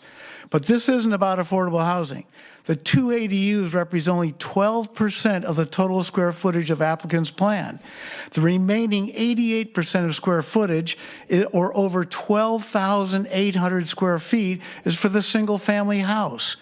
This house is more than 3.5 times the size of other homes in Oakshire. This is why applicant's plan is such a sham. It is not the purpose or intent of SB 330 to enable the construction of a monstrous-sized single-family home through gross violations of county ordinances, Carmel Valley Master Plan. Applicant thinks SB 330 presents a legislative loophole that he can exploit. The county and the board risks becoming a laughingstock if the applicant gets his way. It is no surprise that applicant is threatening to sue the county. Applicant's public record shows he is a named party in tens of litigations in the county, San Francisco County. He recently sued the DMV. He and his wife have also sued the HOA. This is who he is. This is what he does. It is unfortunate Monterey County does not yet have an HAA compliant plan, but I trust the Board of Supervisors will do the right thing and not be bullied. We're at time. Thank you. Next.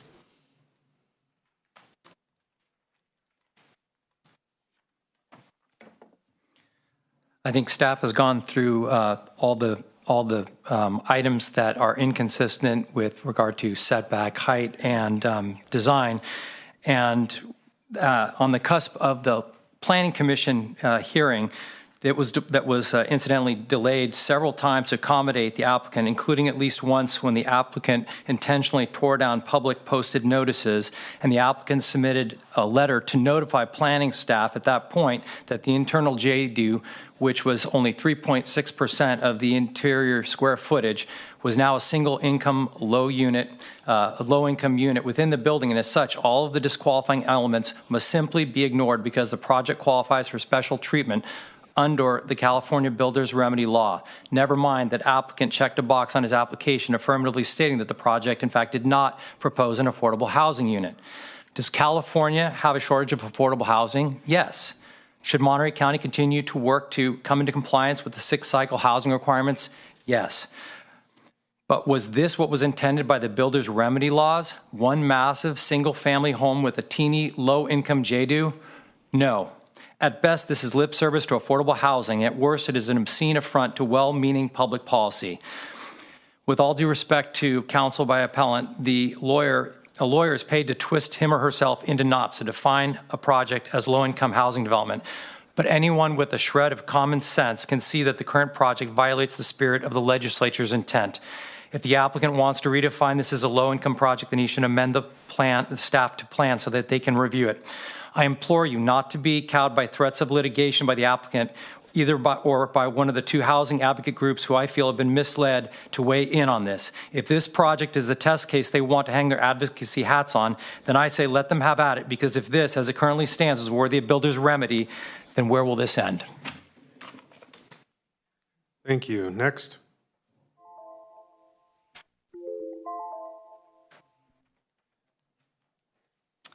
My name is Elaine Taylor. My husband and I own one of the two remaining undeveloped lots, as well as a single-family home we reside in. The applicant's proposed plan is an atrocious offense to the Oakshire and Ranch House Place neighborhoods, while blatantly violating county ordinances and the Carmel Valley Master Plan. It is also an attempt to exploit builder's remedy, as applicant's plan does not meet the purpose, intent, and spirit of the legislation. Applicant is attempting to circumvent county review processes to build a massive, non-compliant private home by just adding a JDU. Applicant has been given direct feedback by the county and by the homeowners that the proposed project violated county ordinances and the Carmel Valley Master Plan, and more than 3 times the size of any other home in our planned unit development, that it incorporated incompatible design to the community, and that it's proposing using materials that are not consistent with the other homes. Applicant has taken an adversarial position and continues pushing his obscene application away anyway.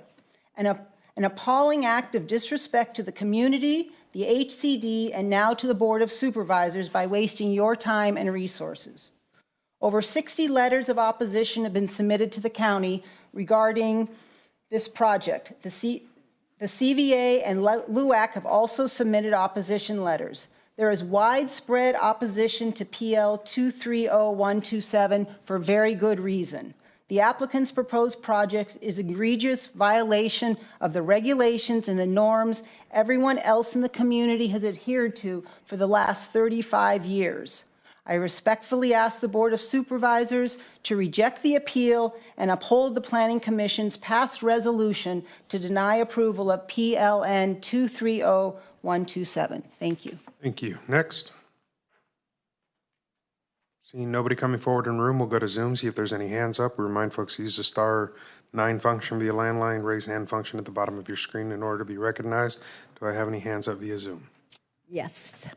H. Dahmer. H. Dahmer, the floor is yours. Hi, thank you. My name is Carrie Dalmar. My husband and I have a home on Barn Way, located in the Ranch House Place HOA, directly below the Oakshire HOA and the applicant's property. We bought our home roughly 5 years ago and understood that buying a home in an HOA came with certain rules and conditions for home improvements and remodeling, that anything done to the home had to adhere to certain standards. Homes in an HOA are not treated like homes in other parts of the city, which have freer abilities for enlarging and remodeling. This ridiculous new home proposal is ludicrously out of proportion and doesn't comply with the entire Carmel Valley Ranch Master Plan. It's a whale among minnows. It violates Monterey County's ordinance on the required 5-foot setback on all 4 sides. The selected building materials are not in line, nor would they be in harmony with other homes in the area. The suggested massive window line would create a blazing beacon, illuminating the neighborhood in a Vegas type of way. The home is a hazard in the making. Excavating more than 2,000 cubic feet of dirt to build a house will increase the risk of erosion on a steep hillside, endangering homes below. If the applicant's proposal is approved, it will set a bad precedent, not just for other HOA developments, but for any and all neighborhoods in Monterey County. That the applicant is trying to use the builder's remedy to create this home flies in the face of the housing mandate.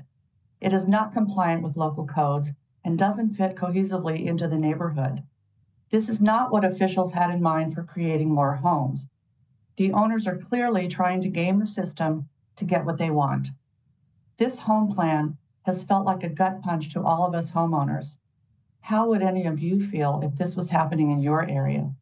Please vote no. Thank you. Thank you. Any other hands up via Zoom? All right, seeing no more hands up via Zoom, Nobody coming forward in the room. We'll go ahead and close public comment and bring it back to the board for discussion. Is there discussion or a motion?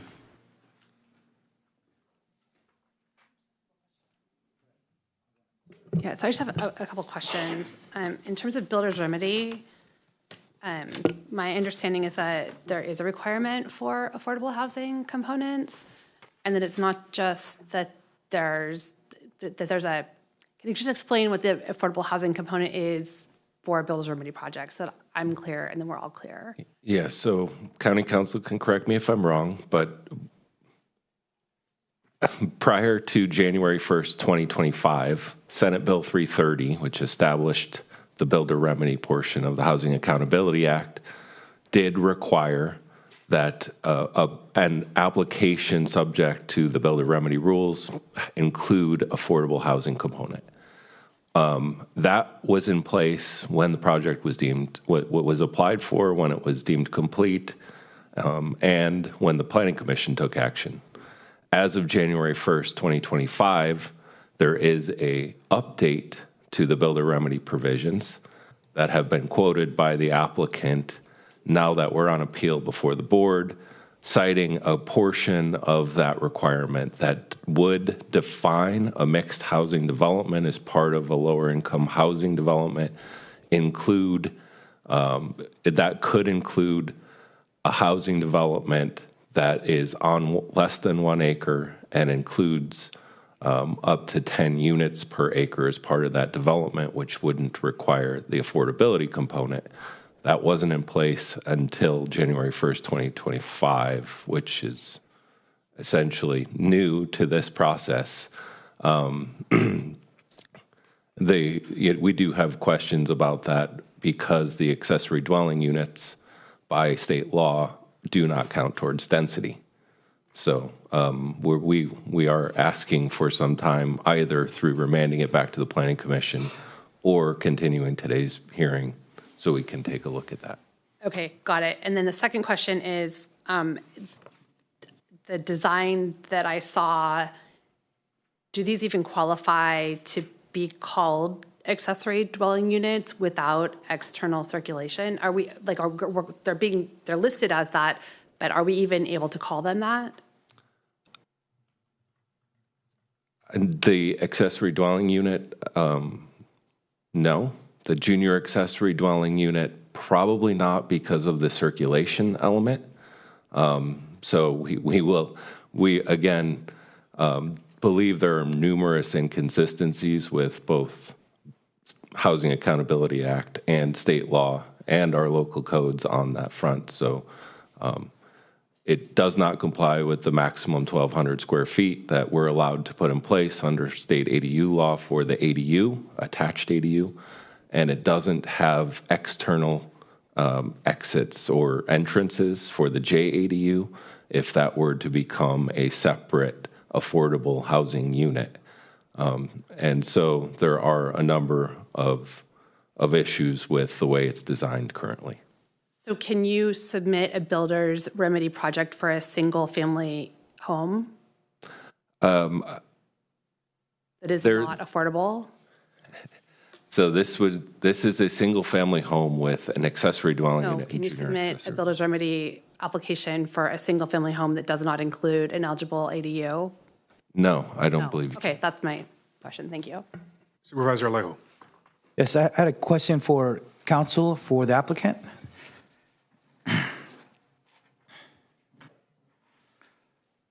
So going to, I think, a key point, going to a key point on the affordable unit, did the original application check a box that no affordable units were intended when the application was initially submitted?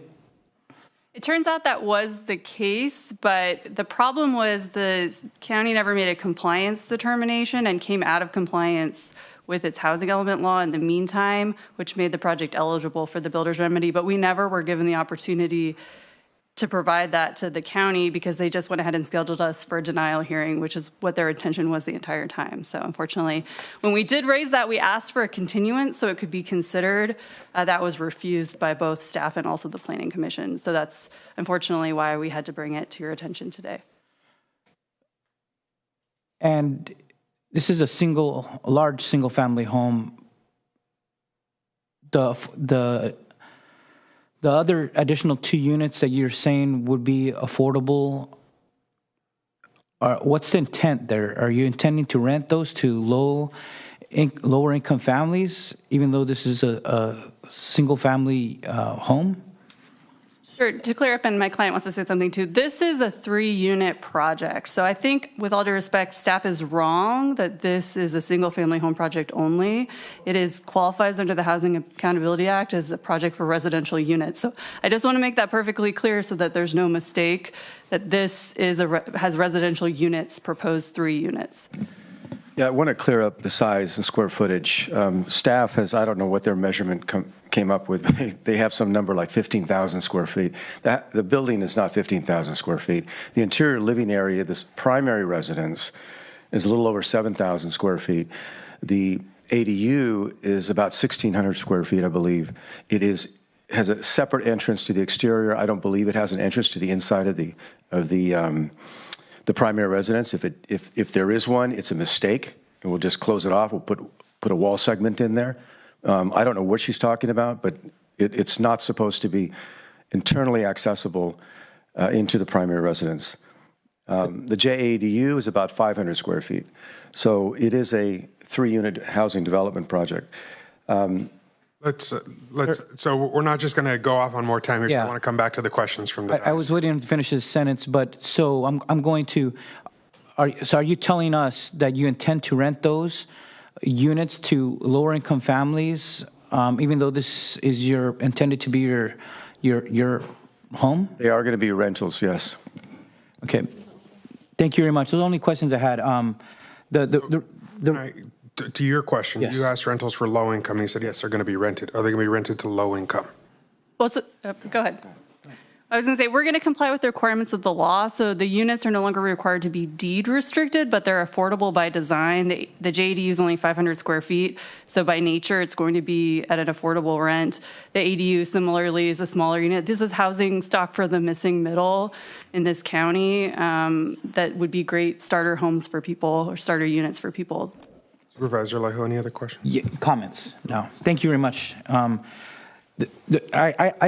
In this case, I'm going to say that there's a lot of concerns, and I'm glad staff made an comprehensive administrative record here of the areas where this project is not in compliance with our county policies, and I think those are important from, as I don't want to repeat all of them, but they're substantial regarding the height, the types of materials used, the tree replacement, the setbacks, the compatibility with the neighborhood, the LUAC, also unanimously voting against this, and the development on the steeper slopes. I want to say I find those all compelling arguments. I wanted to speak to the council's comments because I think we hear these types of appeals all the time. This is my 9th year on the board. I think I'm the person serving up here the most, and I always think it's a weak argument when you're trying to make a threat of litigation something that should be overriding all the many other concerns that we have on the substance of the application itself. Threats of litigation do not intimidate me. I don't think they intimidate many of our clients, but I think it's a flawed argument to raise, like somehow that's going to have us look at this very differently. As a lawyer, I think it was Leon Panetta who said, if the law's on your side, argue the law. If the facts are on your side, argue the facts. And if you don't have either, pound the table. When you start threatening litigation, that's like pounding the table. Stick to the substance. But then this area of builder remedy is very controversial, right? And that's why the legislature tried to rein in the free-for-all kind of impact that it was having. And then as a former legislator, I try to get into the legislative intent. What did the legislature intend when they passed this Builder's Remedy 2.0? And certainly if this gets challenged, the judge and the research attorney will look at what was the legislative intent behind this Builder Remedy 2.0 and to argue that it was somehow intended for a 15,000 square personal home. I find that a hard argument to make. because then I started looking at the analysis, the last analysis, when it was moving through committee. This was on the Senate floor in concurrence. This was a bill 1893 by Assemblymember Buffy Wicks. And there's some requirements. You can't just pick and choose the pieces that fit your argument here. But these were intended for low-income developments, right? It was more talking about developments that you normally see, not necessarily a single-family home, but many of the other types of projects. I think this is where it kind of baffles me that it would be used to make an argument that the Builder's Remedy 2.0 was intended for this. But it obviously it said that normally a project that includes a percentage of units that are set aside for affordable housing for a period of 55 years and has 45 years of ownership.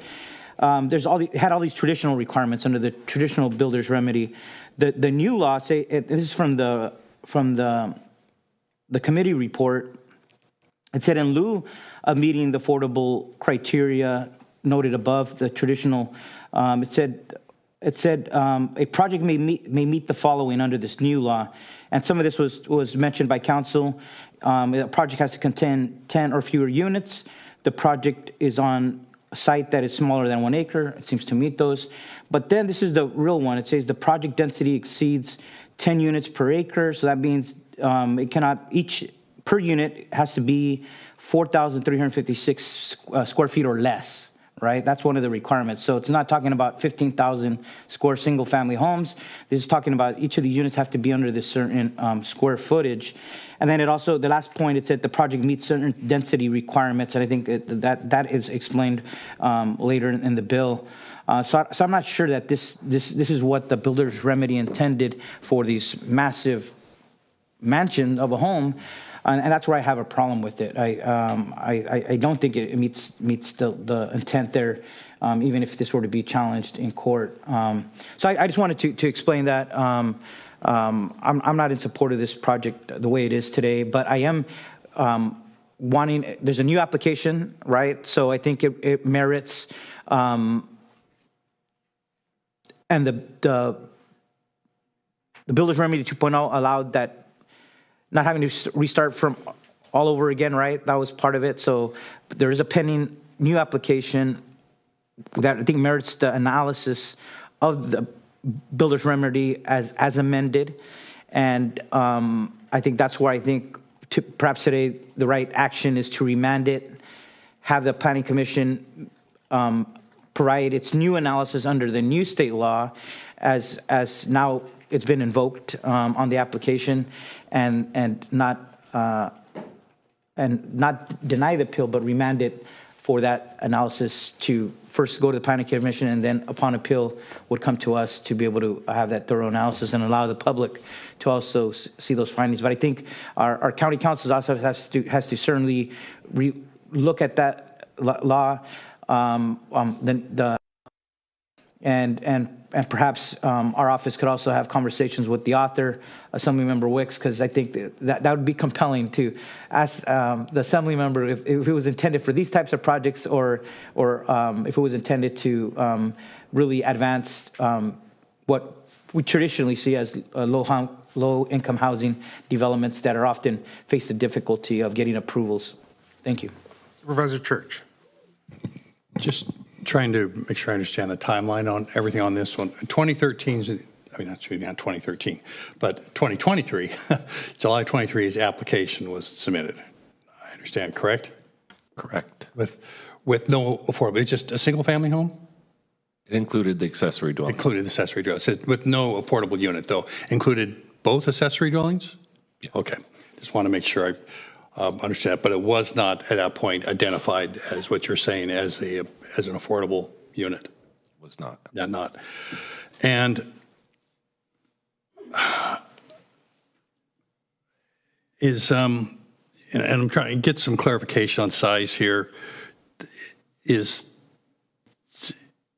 the ADU is, I'm hearing for one that it's 1,600, and we're saying it might be 2,100.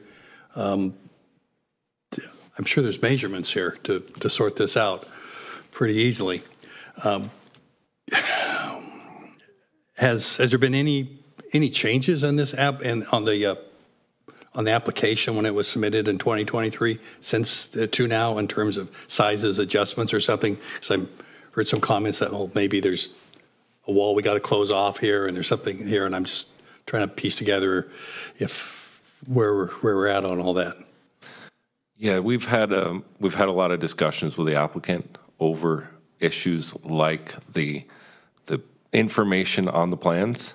There's a data table on the cover sheet of the plans that lists square footages that are different than the dimensions on the floor plans. So we've measured the dimensions of the floor plans. We've asked for some clarification.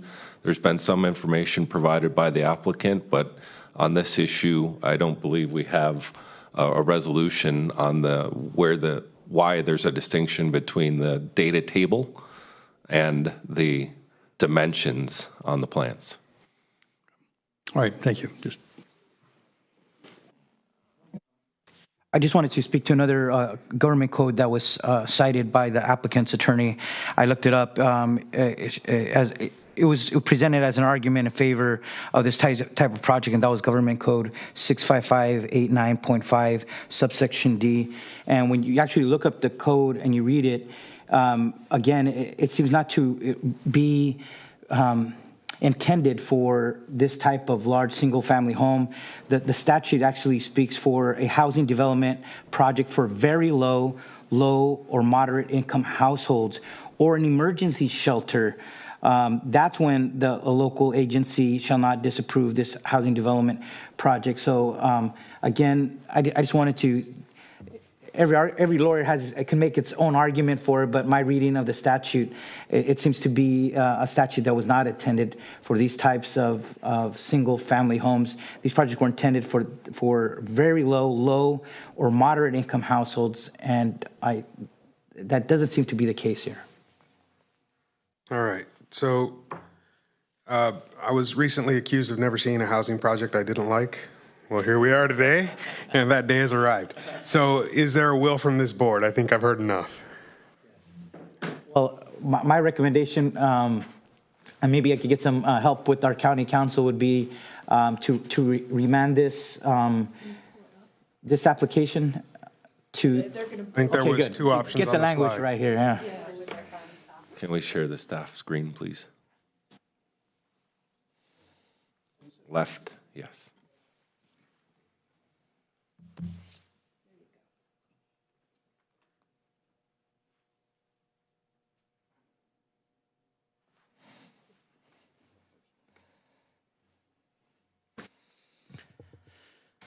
So that would be, staff's recommendation would be my motion?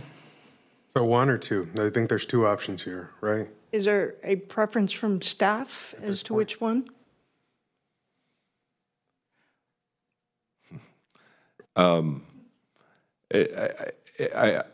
Yes, if it a little bit depends on if we can get additional information as part of the remand. We want to give the applicant the opportunity and work with him if he desires or they desire to amend their project to be subject to the builder's remedy. They're allowed to do that under the law. But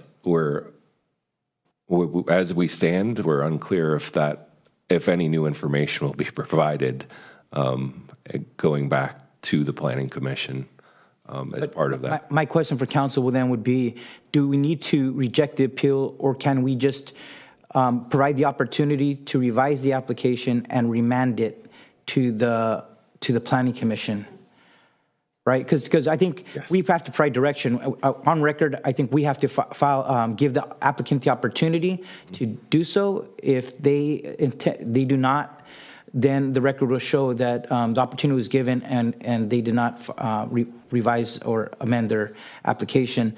But we're also giving direction here as a next step, though, that it should be remanded and this provided that new analysis and a new hearing based on the new analysis under state law by the Planning Commission.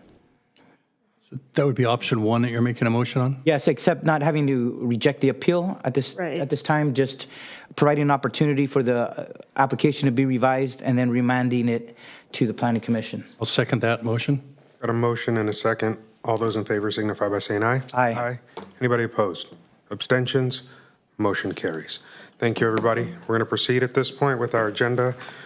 The next item up is Harper Canyon Realty in Encina Hills, continued from February 25th. And we do have a recommendation from staff to continue this, so I'll go to Mr. Spencer for that before we take public comment on the continuation. Thank you, Mr. Chair. Good afternoon again, Supervisors. Craig Spencer with Housing and Community Development. We'd like to request that this matter be continued to May 20th. The applicant has requested the additional time, and staff agrees that we would like the additional time to review comments received prior to and leading up to this hearing, and be given some time to evaluate and respond appropriately to those comments. Thank you. All right, is there a motion for continuation? Is there a second? I've got a motion and a second. With that, I'm going to go to public comment, see if there's any public comment on the continuation, not on the project as a whole. Yes, Richard Rosenthal on behalf of Myra Community Group. And yes, we object to the continuance.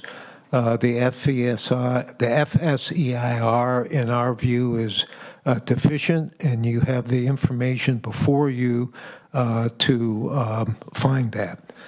The applicant has had the opportunity, as has staff, to communicate with the Fish and Game, which is the major opponent of this project, and they weren't even mentioned in the staff report.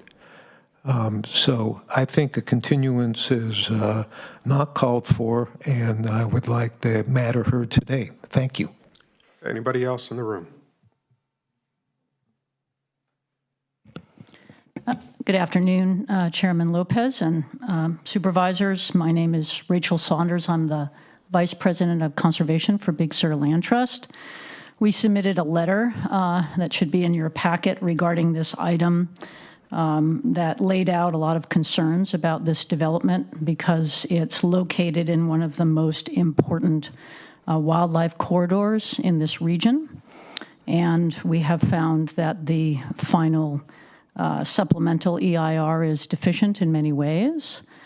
With the continuance, we would hope that the proponent and the county staff would meet with the Department of Fish and Wildlife to try and address the concerns that were raised there. We believe that the department's comments are compelling and deserve to be addressed, and to see whether or not it's feasible to site this development in a way that's not going to significantly impact wildlife movement. As it is now, it will most certainly significantly impact wildlife movement. Thank you. Ms. Saunders, anybody else?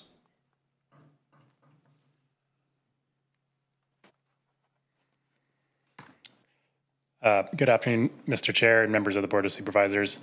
Thank you for allowing me to speak today on the behalf of the California Department of Fish and Wildlife, or CDFW. And I'll keep this brief, but I just wanted to note that CDFW is available to assist Monterey County staff as they, work through comments prior to the May hearing. So, thank you.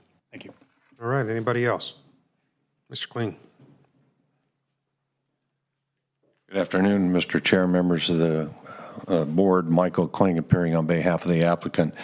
And I would just say that in light of the lateness and breadth of the comments that were made, I think it's appropriate that staff and the applicant be given time to analyze those and meet with CDFW and see what can be done. Thank you. Anyone else in the room? On the continuance, please come forward.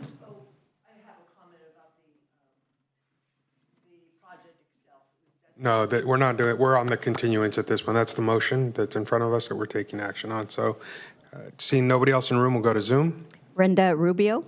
Ms. Rubio, we'll go to you for comments on the continuance. Good afternoon, Chairman Lopez and members of the board. My name is Brenda Elisa Rubio, and I'm a staff member representing the Trust for Public Land, working on the land protection team for the Bay Area and Central Coast. TPL, we believe that quality parks and green spaces are fundamental to sustain equitable and resilient communities, and we've worked to protect important natural lands in this region for over 50 years. and long recognized the critical importance of preserving regional wildlife corridors, particularly those that connect the Fort Ord National Monument to the Sierra de Salinas. Nearly the 15,000-acre monument is ecologically significant and connects to already protected... I'm sorry, are you going to speak to the continuance or the project? I've been clear, we're going to speak to the continuance right now. Do you have comments on that for us? No, okay. Yeah, we urge the Board of Supervisors to not approve this project until we review critical deficiencies. Okay, thank you. Any other public comment? There's a Joe, but that might be from the previous item. Joe?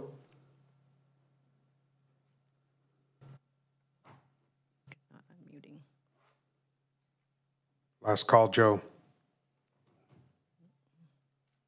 All right, then seeing no other public comment, no other hands up, we're going to close public comment, bring it back. I have a motion and a second. Any final thoughts from the dais before we call the vote? May 20th. 20th. Yeah, we'll be back May 20th. All those in favor signify by saying aye.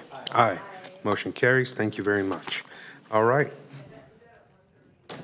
There's no time yet set. It'll be on that agenda. As we get closer, we'll determine which time, at what time it'll be heard. Thank you. All right, so at this point, we're going to jump to the Bishop Pajaro Mansion Emergency Repair Project update from Florence Cabuasa Green. I believe she's with us on Zoom. Florence will give you the floor. Good afternoon, Chair Lopez and members of the Board of Supervisors. Do you see my presentation screen? We do. Okay, let me put it on.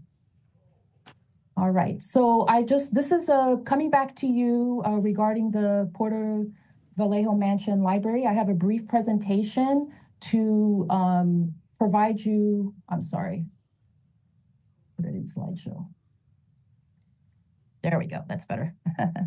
I have just a brief presentation to go over some Board of Supervisor recommendations and provide you a brief status on the two Pajaro Mansion projects that we have in our CIP project, and go over the funding requests that I have before you. And just specifically, what I'm asking for is, again, that you receive the status report on the 29 Bishop Pajaro Mansion Emergency Repair Project. That is project number 723218 in the CIP. And the 29 Bishop Pajaro Mansion Upgrade Project, which is project 4072. And then I'm also asking that we reallocate funding from the California Assembly Bill 102, AB 102, in the amount of $3,155,412 from the second project 4072 to project 723218. And further in my presentation, I will definitely explain the rationale there.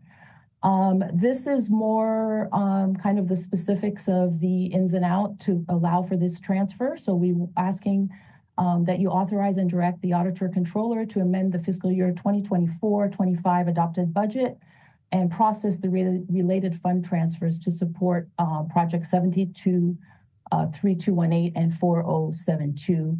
And finally, direct the county budget director to identify funding options for a remaining unfunded balance for those projects. And just as a reminder, this project, I did bring it to the Board of Supervisors back in October. It is one of the priority projects. And I brought it again in November regarding a funding need. Just as a reminder for everybody, it's located, the Pajaro Mansion is located at 29 Bishop, and it was built in the 1850s. It is on the National Registry, so the County of Monterey is a steward of this national historic resource, and it did sustain flood and storm damage in 2023. It's currently vacant, pending the repairs that are needed to bring it back to life.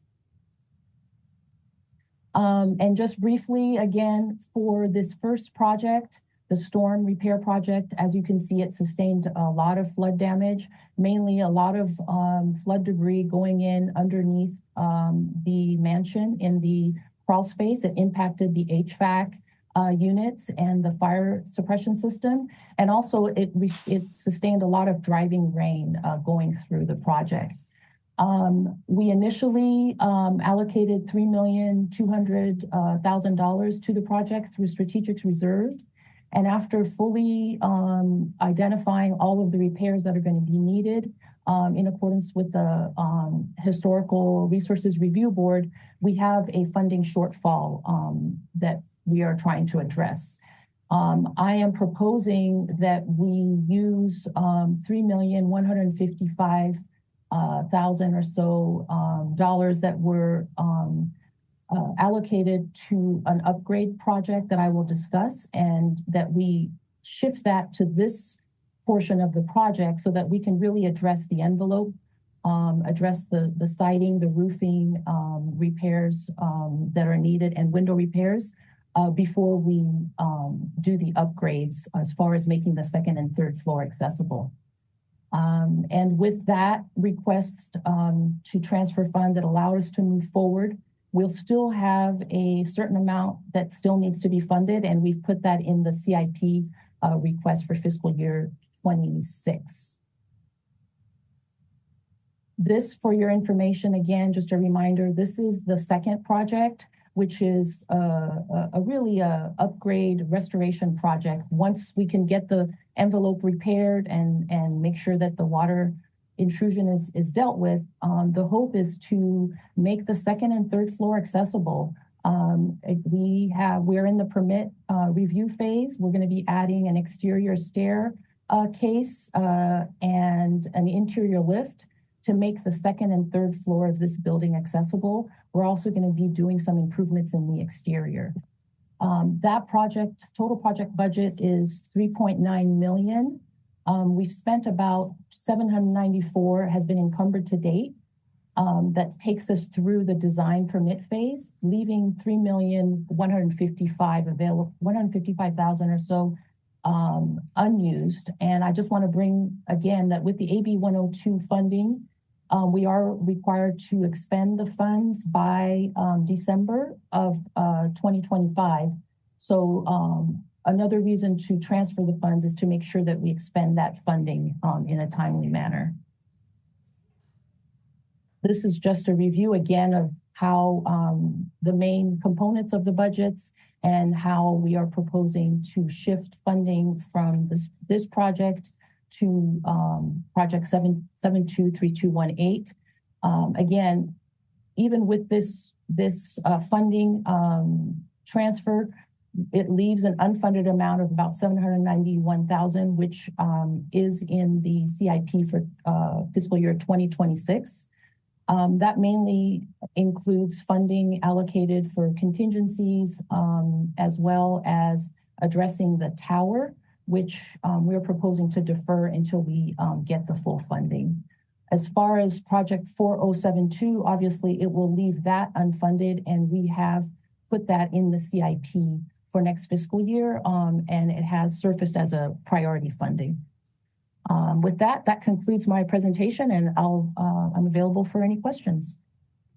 Supervisor Church, I know you're opposed, so floor is yours. Yeah. Thank you, Florence. I also appreciate that we're not just calling it the Mansion House anymore, as the community is usually is used historically. The two names of the two families that have been involved into there. So I'm very supportive of this, of course.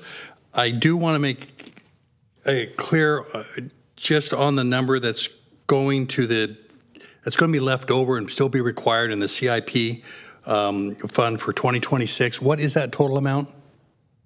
It's about $791,000, and it's basically looking at the budget. It's the amount that I tried to shift over that could be deferred, and it includes contingencies, which we want to have in a project, as well as a budget amount for fully restoring the water tower seismically, so that it could possibly use in the future as a landing spot for mechanical equipment, or making it a more usable space. So I've kind of deferred that. Okay, yeah, that was one clarification I wanted, is whether or not the tower was included in that. So we do this approval here today, then we're left with just basically $800,000, correct? Yes, for that phase. And then for the actual ADA improvements for the second and third floor, that's the other project. Right. That needs to be funded separately, correct? So altogether, those funds total, how much? That was my question. Between the 800 and... Let me go back to my math here. So altogether, we're looking at 3.5 plus the 800, so about 30. Just under 4. Yeah, just under 4. Yep. Okay. So I want to go back to a discussion we had where this came up, and I don't know if it was November or December. We were talking about going over a number of projects at that point and allocating them around. And I know there were some down in South County, I think it was Bradley and a few others around, that we felt were at that point really needed some funding to proceed. And the general direction of the board, and I want to just kind of reaffirm this, and so I get the consensus on the board, is that our feeling was that with the major AA dollars coming in, that those first dollars were going to be going to address this. So it wouldn't have been necessarily in the CIP out of that. That's my understanding. That's what discussion, the issues that I raised back in December. So in terms of we're looking for funding, I mean, that's the reason I voted the way I did when we were looking at those allocation of those funds back in December. And again, I believe it was December, not November. But I know you're seeking, still looking for funding on this, and my understanding is that we're looking at AA dollars going to this first. And so I want to make that kind of clear. Just want to get any input from the board if there's a different feeling on that. Is there a concern with the other sources? I mean, are the 700, or are you concerned about the 102 funding too? I guess I need that clarity. No, I think the 102 funding needs to be expended so that it's going forth on that. I'm just in terms of getting this finished. I'm on board with you. I just wanted to make sure we weren't talking about also doing the other. No. 102 money is as designated on the slide. So yeah, I'm on board. No, that's okay. Any other comments, concerns, clarifications? Only, Chair, that I wasn't here for December or November's conversations, so I would probably abstain from any consensus about something I have no idea and don't have the background to be able to support. Thank you. All right. Supervisor Alejo. I just wanted to speak in support. I want to thank all the staff, Ivo and Florence, for all their work. If anybody's been there, it's a really beautiful historic building. I think it was like a Gothic style. Eventually, William Weeks redesigned it with the Queen Anne Victorian style home, but certainly a lot of history with the Vallejo family, one of the early California families, and with John Porter there in Pajaro and in Watsonville. He was one of the key architects of embracing the Chinese American community at that time, where in many places there was a lot of anti-Chinese sentiment. Pajaro used to be the largest Chinatown outside of San Francisco. Brooklyn, the few remaining signs that were there were taken out not too long ago, but that entire area where the library is has a rich history. But certainly the Porter family was renowned, and they were certainly leaders, and their grandchildren, great-grandchildren were very involved in the community and there in the Pajaro Valley until real recently, when many of them are older now and some have left us. But the building is underutilized, as Glenn knows and staff know. It really could be a center for more community resources, a community activity. It really has a lot of potential in such a historic, beautiful building that needs to be preserved for generations to come. This is significant money, but it's well worth it to be invested in Pajaro. One of those projects that I think we'll all look back and be proud of, that we invested in and brought more activity, more resources for the community to enjoy. So I fully support this. It's long overdue, and I'm glad that we could take this to the next step. I hope that maybe with some of our member requests, state legislators or federal, those smaller projects where our Congress members or state legislators are asking for spot projects that are $1 million too. Hopefully, they could put a project like this in Pajaro, considering everything the community's been through, that could help us meet that funding gap there. I think that'd be very fair, and I think a lot of our legislators may be interested in putting some more money towards finishing this project, but this will certainly get us going. Thank you. All right. All right. Sounds like we're all on board here with the continued support of the direction given prior. Anything else you need from us today, Florence? No, I don't think so. I'm ready to get that scaffolding up and get the repairs going. Get it done. And can we provide direction just to staff, to Annette Diadamo, if we can add this project to that list? I know Zoe Lofgren just asked, put her request. I think they're due by tomorrow. So maybe we could add this, so Annette we're good. Diadamo, add this on that list as one project to be considered new. Because you're increasing appropriations, I would ask for a motion. Okay. Should we go to the public? We're going to, but I saw Supervisor Daniels had her hand up first. Just having been sort of strategically engaged in these asks, when it was recommended, I thought, a letter regarding this project in isolation, it wouldn't preclude not sending the other letter that's ready to go, but a standalone letter to our state legislators because they were so engaged, I guess state and federal, in Pajaro, much in the way that Supervisor Alejo described it, I think would be even more effective.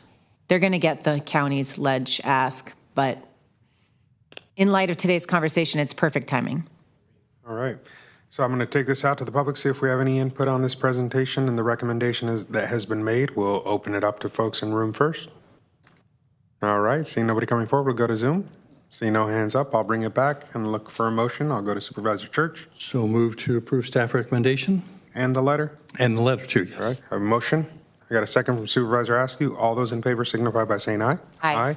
Anybody opposed? Any abstentions? The motion carries. All right, with that, I'm going to look at the balance of our agenda, which gets us into the other board matters. And at this time, I don't believe we have any of those listed, so I'm going to go to our referral matrix, which also has no new referrals.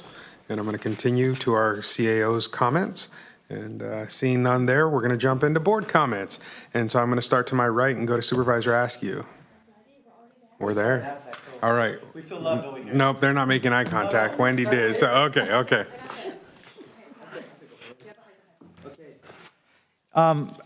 Thank you very much.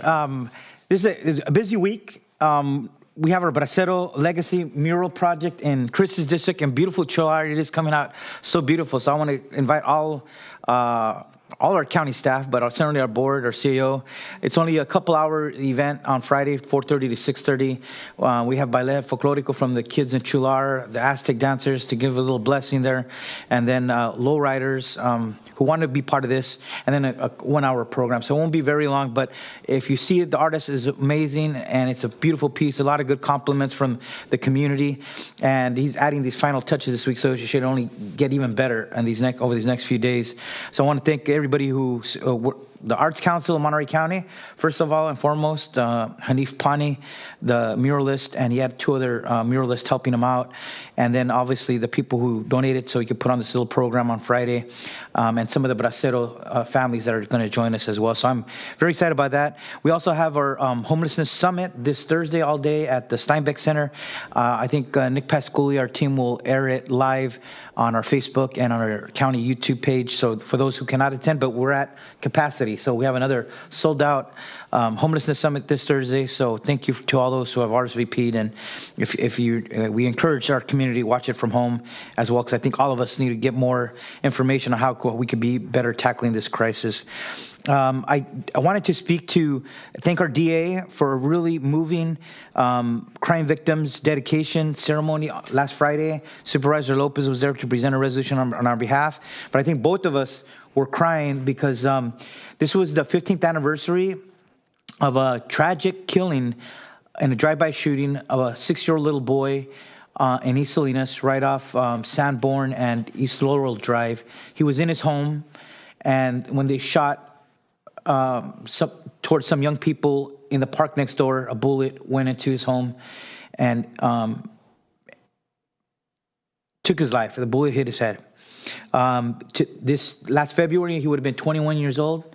And it's one of those moments that you wonder, what could he have been doing right now? Would he be in college? Would he be, you wonder what he'd be doing. But his mom gave and his little brother, who we never met, gave really powerful comments that brought us, I think everybody around us, we were all crying because we remember that case so strikingly. And I remember a few days after that, the community held a peace march. It was led by Bishop Richard Garcia, who went to their home and did a little blessing outside. But it hurt us all in a profound way. And it seemed like it was not too long ago, but here you are 15 years later, and he would have been 21 this year. So I want to thank the DA for keeping these stories alive and bringing those responsible to justice, because that was also part of that story, that no matter how long that takes, our law enforcement officials are working hard to bring these people to justice and bring some closure to the extent that's possible for those families that are. Supervisor, a worthy footnote. Who was the prosecutor? Oh, and that was also part of the story, that and he acknowledged many other people who helped him, but then it was prosecutor, our Congress member now, Jimmy Panetta, who was the lead prosecutor in that case as well. So I want to say some stories that need to be retold and kept alive in our community, and we certainly never forget Asael Cruz, that 6-year-old little boy. Lastly, I just want to talk about CSAC. I helped do welcoming remarks for 3 webinars CSAC had on the topic of immigration. We have our CSAC conference next week, so I'm leading a roundtable discussion on immigration with Supervisors Leticia Perez from Kern County and Luis Chavez from Fresno County. We all went up, Supervisor Church and Supervisor Askew, we went to Speaker Rivas's Legislative Day last Wednesday as well in Sacramento. It was great getting to know a lot of other elected officials from throughout the region as well, and it was good to be there to participate and show them some support for that invitation that he all extended to all of us. Thank you. All right, handful of good news items to share from District 4. One exciting one is last week I had the opportunity to stand with the community of Seaside, where we celebrated the campus town groundbreaking. This has been literally decades in the making. Infill redevelopment project in Seaside, 120-acre infill project that will replace a dilapidated portion of the former Fort Ord Army Base near the freeway interchange at Light Fighter Avenue and Highway 1. Will result ultimately in the 842 for-sale homes, about 600 apartments, 100,000 square feet of retail, approximately a 200-room hotel, development of 21 very low-income apartments on the Seaside's Greater Victory Temple property that will count towards the project's affordable housing requirements. This has been a project that the community of Seaside has been working towards for literally decades. And so the ability to celebrate affordable housing being developed on the coast was significant, and we're really excited to get the soil moved and get these housing units being built. We also, let's see here, I had the opportunity to travel up to Sacramento in company of 29 other regional mayors, council members, and other supervisors to spend some time with our State Assembly Speaker Robert Rivas, his staff, and a number of the other state leaders to hear what they're working on. It's really great that we've got such strong relationships with our local, regional elected officials, and that our state delegation is working so hard to make sure that our ties to the state are as strong as they are. I'm just reminded again and again how grateful I am that we have these strong relationships and that we work together so well. On Thursday, coming up this Friday, on April 18th, the Military and Veterans Affairs Office in Marina will be hosting a resource fair and open house from 9 to 2 p.m. at our Veterans Services Office at 2620 First Avenue in Marina, which we share an office location with. So we will also be hosting an open house in our offices. So we encourage everyone to come on out. For veterans especially, we'll be having a lot of resources available, but if you're going to be on on site, please do pop your head in and say hello to us as well. There is some detours to get to the military and veterans office right now, so just have a little patience, look for the signs. You have to do a U-turn, and it is a little, you'll think you're lost. You're not lost. Just follow the signs, you will find us. And then just one final comment I wanted to make. I'd mentioned a few weeks ago the SAVE Act, which is a federal piece of legislation that was reintroduced and has now made its way through the House, is headed to the Senate. It is deeply problematic legislation that will ultimately serve to put barriers in the way for up to 70 million individuals under the guise of protecting voter integrity. But what it really does is anyone who has a name on your identification that doesn't match the name that you were born with, it will put barriers in the way between you and the ability to vote. And so I have put in a request that the Ledge Committee process a letter of opposition to this. If you're paying attention, you'll see more and more information coming out about this. But for women who have taken their husband's name when they got married, for anyone else who, for whatever reason, has changed their name, this potentially puts you in a position of having to jump through a number of hoops and go through a number of barriers to be able to vote. It's deeply concerning, and I think it's something that we need to all be paying very close attention to. So just calling, again, raising the alarm and asking the county to take a strong position of opposition. So thank you for the opportunity to be here with y'all today, and yeah, those are my comments. Thanks. Supervisor Daniels. Well, I quickly wrote a bunch of stuff down because I can't seem to remember this section of the agenda. But on last week, I did have the opportunity on Thursday to present the Citizen of the Year Award for the Carmel Residents Association, and it was handed out to a gentleman by the name of Tom Parks. And it was just one of those events that reminded me of the sort of deep, rich, artistic, and bohemian community of Carmel by the Sea and those artistic roots. And so that was fun to attend. On Wednesday, I was also able to speak at a luncheon for the League of Women Voters to reflect on my first 100 days, and they have been very interesting. And it was it was fun. I enjoyed reflecting. Some things that are coming up that are important is we do have the Big Sur International Marathon in District 5 coming up on April 27th. I do also sit on the 3CE board as a member of this board, and I am going to attend the upcoming conference, CalCCA, I think it's called. I really feel the need to learn more and be better prepared for that seat, and so I will be missing the board meeting on the 29th, Tuesday the 29th, and I forgot to mention that, so I'll mention that now. Hopefully that will be okay. And upcoming as well, we're continuing our tour around the district, having community meetings in all corners of the district, and so coming up on May 18th is going to be the San Venancio Corral de Tierra community meeting, 9:30 to 11 a.m. You can reach out to my office if you'd like to know more about that upcoming meeting, and we'll get it out to the community. What was the date on that one? The community meeting is May 18th. It's a Saturday. Okay. Yeah. And will you be running the Big Sur Marathon? Boy Scouts will be the Scouts will be volunteering, and I will make sure that the Scout arrives on time at 6 a.m., and that will be the extent of my day. All right. I don't know if you were training for it. She will be running it, not running it. Got it. Supervisor Church. First, I think May 18th is a Sunday. Or maybe it's a Sunday. You know what? It may be a Sunday that meeting is. So let me see. I unfortunately have a number of things to say here because, as I've mentioned many times, my wife always gives me instructions. And so do want to say, when we're done with the meeting here at between 6 and 7:30 tonight, there's Moss Landing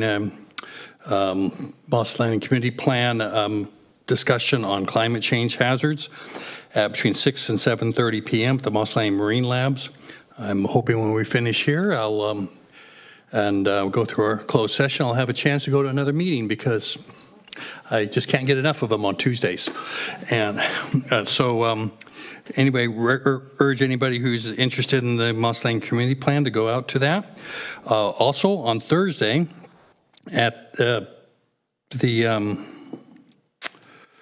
Castro Rec Center between 5:30 and 7:30, there's going to be discussion on the Castro Merritt Street improvement with Caltrans. There'll be a chance to ask questions on the improvements that are going on between 5:30 and 7:30. It's unfortunately something I'm not going to be able to attend because I have 3 other conflicts and will not be able to make that, but we'll have somebody from my staff there. Looks maybe some exciting developments that are finally going to come about on Merritt Street. There is also on Thursday between 10:30 and 2 an Easter egg hunt at the rec center. So not real eggs, chocolate eggs, just for, in case anybody's interested. Eggs are expensive. No cost, yeah. So that'll be then as well. Then on Saturday between 11 and 3 p.m., hosted by Ecology Action at the Salinas train station, will be an electric vehicle ride and drive. So you have a chance to test out an EV, see how you like it, and it's be right down at the train station. I also want to congratulate Jesus Rubalcaba. I think I got his name right. He's a founder of Paper Tacos Greeting Card Company. Appeared on Shark Tank recently and got accepted as an investment deal from Mark Cuban. Jesus grew up in Castroville. He now lives in Salinas, I believe still in District 2, and wanted... I'm not sure. I think he's in District 2. So anyway, want to congratulate him for really great opportunity and hope he does really well into it. This last week I had a chance to speak at the North County High School, what do you call it, their political convention that they usually have a supervisor come on into or some elected official. It's a real great opportunity to speak to those kids and just see their unique convention that they set up there to really get, as they do school elections and just kind of make it into like it's a big political convention in some way, and I think it really creates some excitement about how government works, and it was just a wonderful opportunity. And of course, as Supervisor Alejo mentioned, I had the chance to go up there as well to Sacramento last, whatever day it was last week, Wednesday or Thursday? Wednesday, yes. Great opportunity to listen to the speaker and other committee chairs. It also was a great opportunity as I went up on the bus to have an opportunity on that long drive up and back and down to really talk with some other elected officials that I don't really have a good chance with. Council members, mayors from around the county and as well as staff on Speaker Rivas. So it really was a great opportunity, and that's it. All right. Couple points that were missed. One, sponsored for the event in Chular on Friday, Supervisor Alejo. We want to thank Alejo Landscaping Services, who took care of the extra weeds around the mural. So thank you to Alejo Landscaping Services. And then Supervisor Church, I understand colored potatoes are in this year just because of the cost of eggs. So just a thought to throw out to the hall there. If they're looking for a cheap way to get there, those baby Yukon Golds stain really well, according to what we found so far. Our South County Young Leaders Program is now accepting applications. I want to share that with the community and invite our young people to apply to be part of that program. And as you know, it tends to run concurrently with our South County Art Contest, known as We Are Southern Monterey County. So I want to encourage people to submit their artwork to our office. That will open up very soon. And so encourage folks to participate in that, because those new pieces will adorn the offices of, adorn our new offices. So we're looking forward to that. I also want to share, there's a nasty rumor going around that I have a new chief of staff. I want to be very clear, I do not. It is simply finally a name change that came all too late within the county system. So congratulations, Priscilla Ramos. If you see Ramos come across, it's not a new person in my office, it is Priscilla. Let's see. Yeah, there you go. See, it's going around. You couldn't find the old name? That's why. And then to the paper tacos, they're available at Vallarta, which I know they're available in Seaside because we picked some up there. So they are available locally. Get out there, buy your paper tacos. It's a great way to support a local business. And lastly, my staff wants to make sure you all know that they'll see you at Chular Liquor Friday at 4:30. Well, again, that's the unveiling of the mural. So we welcome folks out to join us for that. And two things I didn't have on the agenda, but I want to make sure to touch is I just learned that Mr. Joe Iwan passed away. Mr. Iwan was my Spanish teacher and taught, I believe, for over 30 years in the King City system. We recently helped him build his dream home in King City. It was completed less than 2 years ago up in the hills. And so I recently learned of his unexpected passing. And so I want to send our prayers and thoughts out to his family, as well as to the family of Esther Costi, who is a champion for local youth in King City, especially for youth sports. It was shared not too long ago that she passed away unexpectedly, and so our prayers go out to her family as well. And with that, I'm going to announce that we're going to recess back into closed session, but we're intending to actually adjourn out of closed session without any reportable action. I'll turn to council to see if there's anything else to report. No, just that there will be no reportable action from closed session. All right. With that, we're adjourned. Thank you, everybody.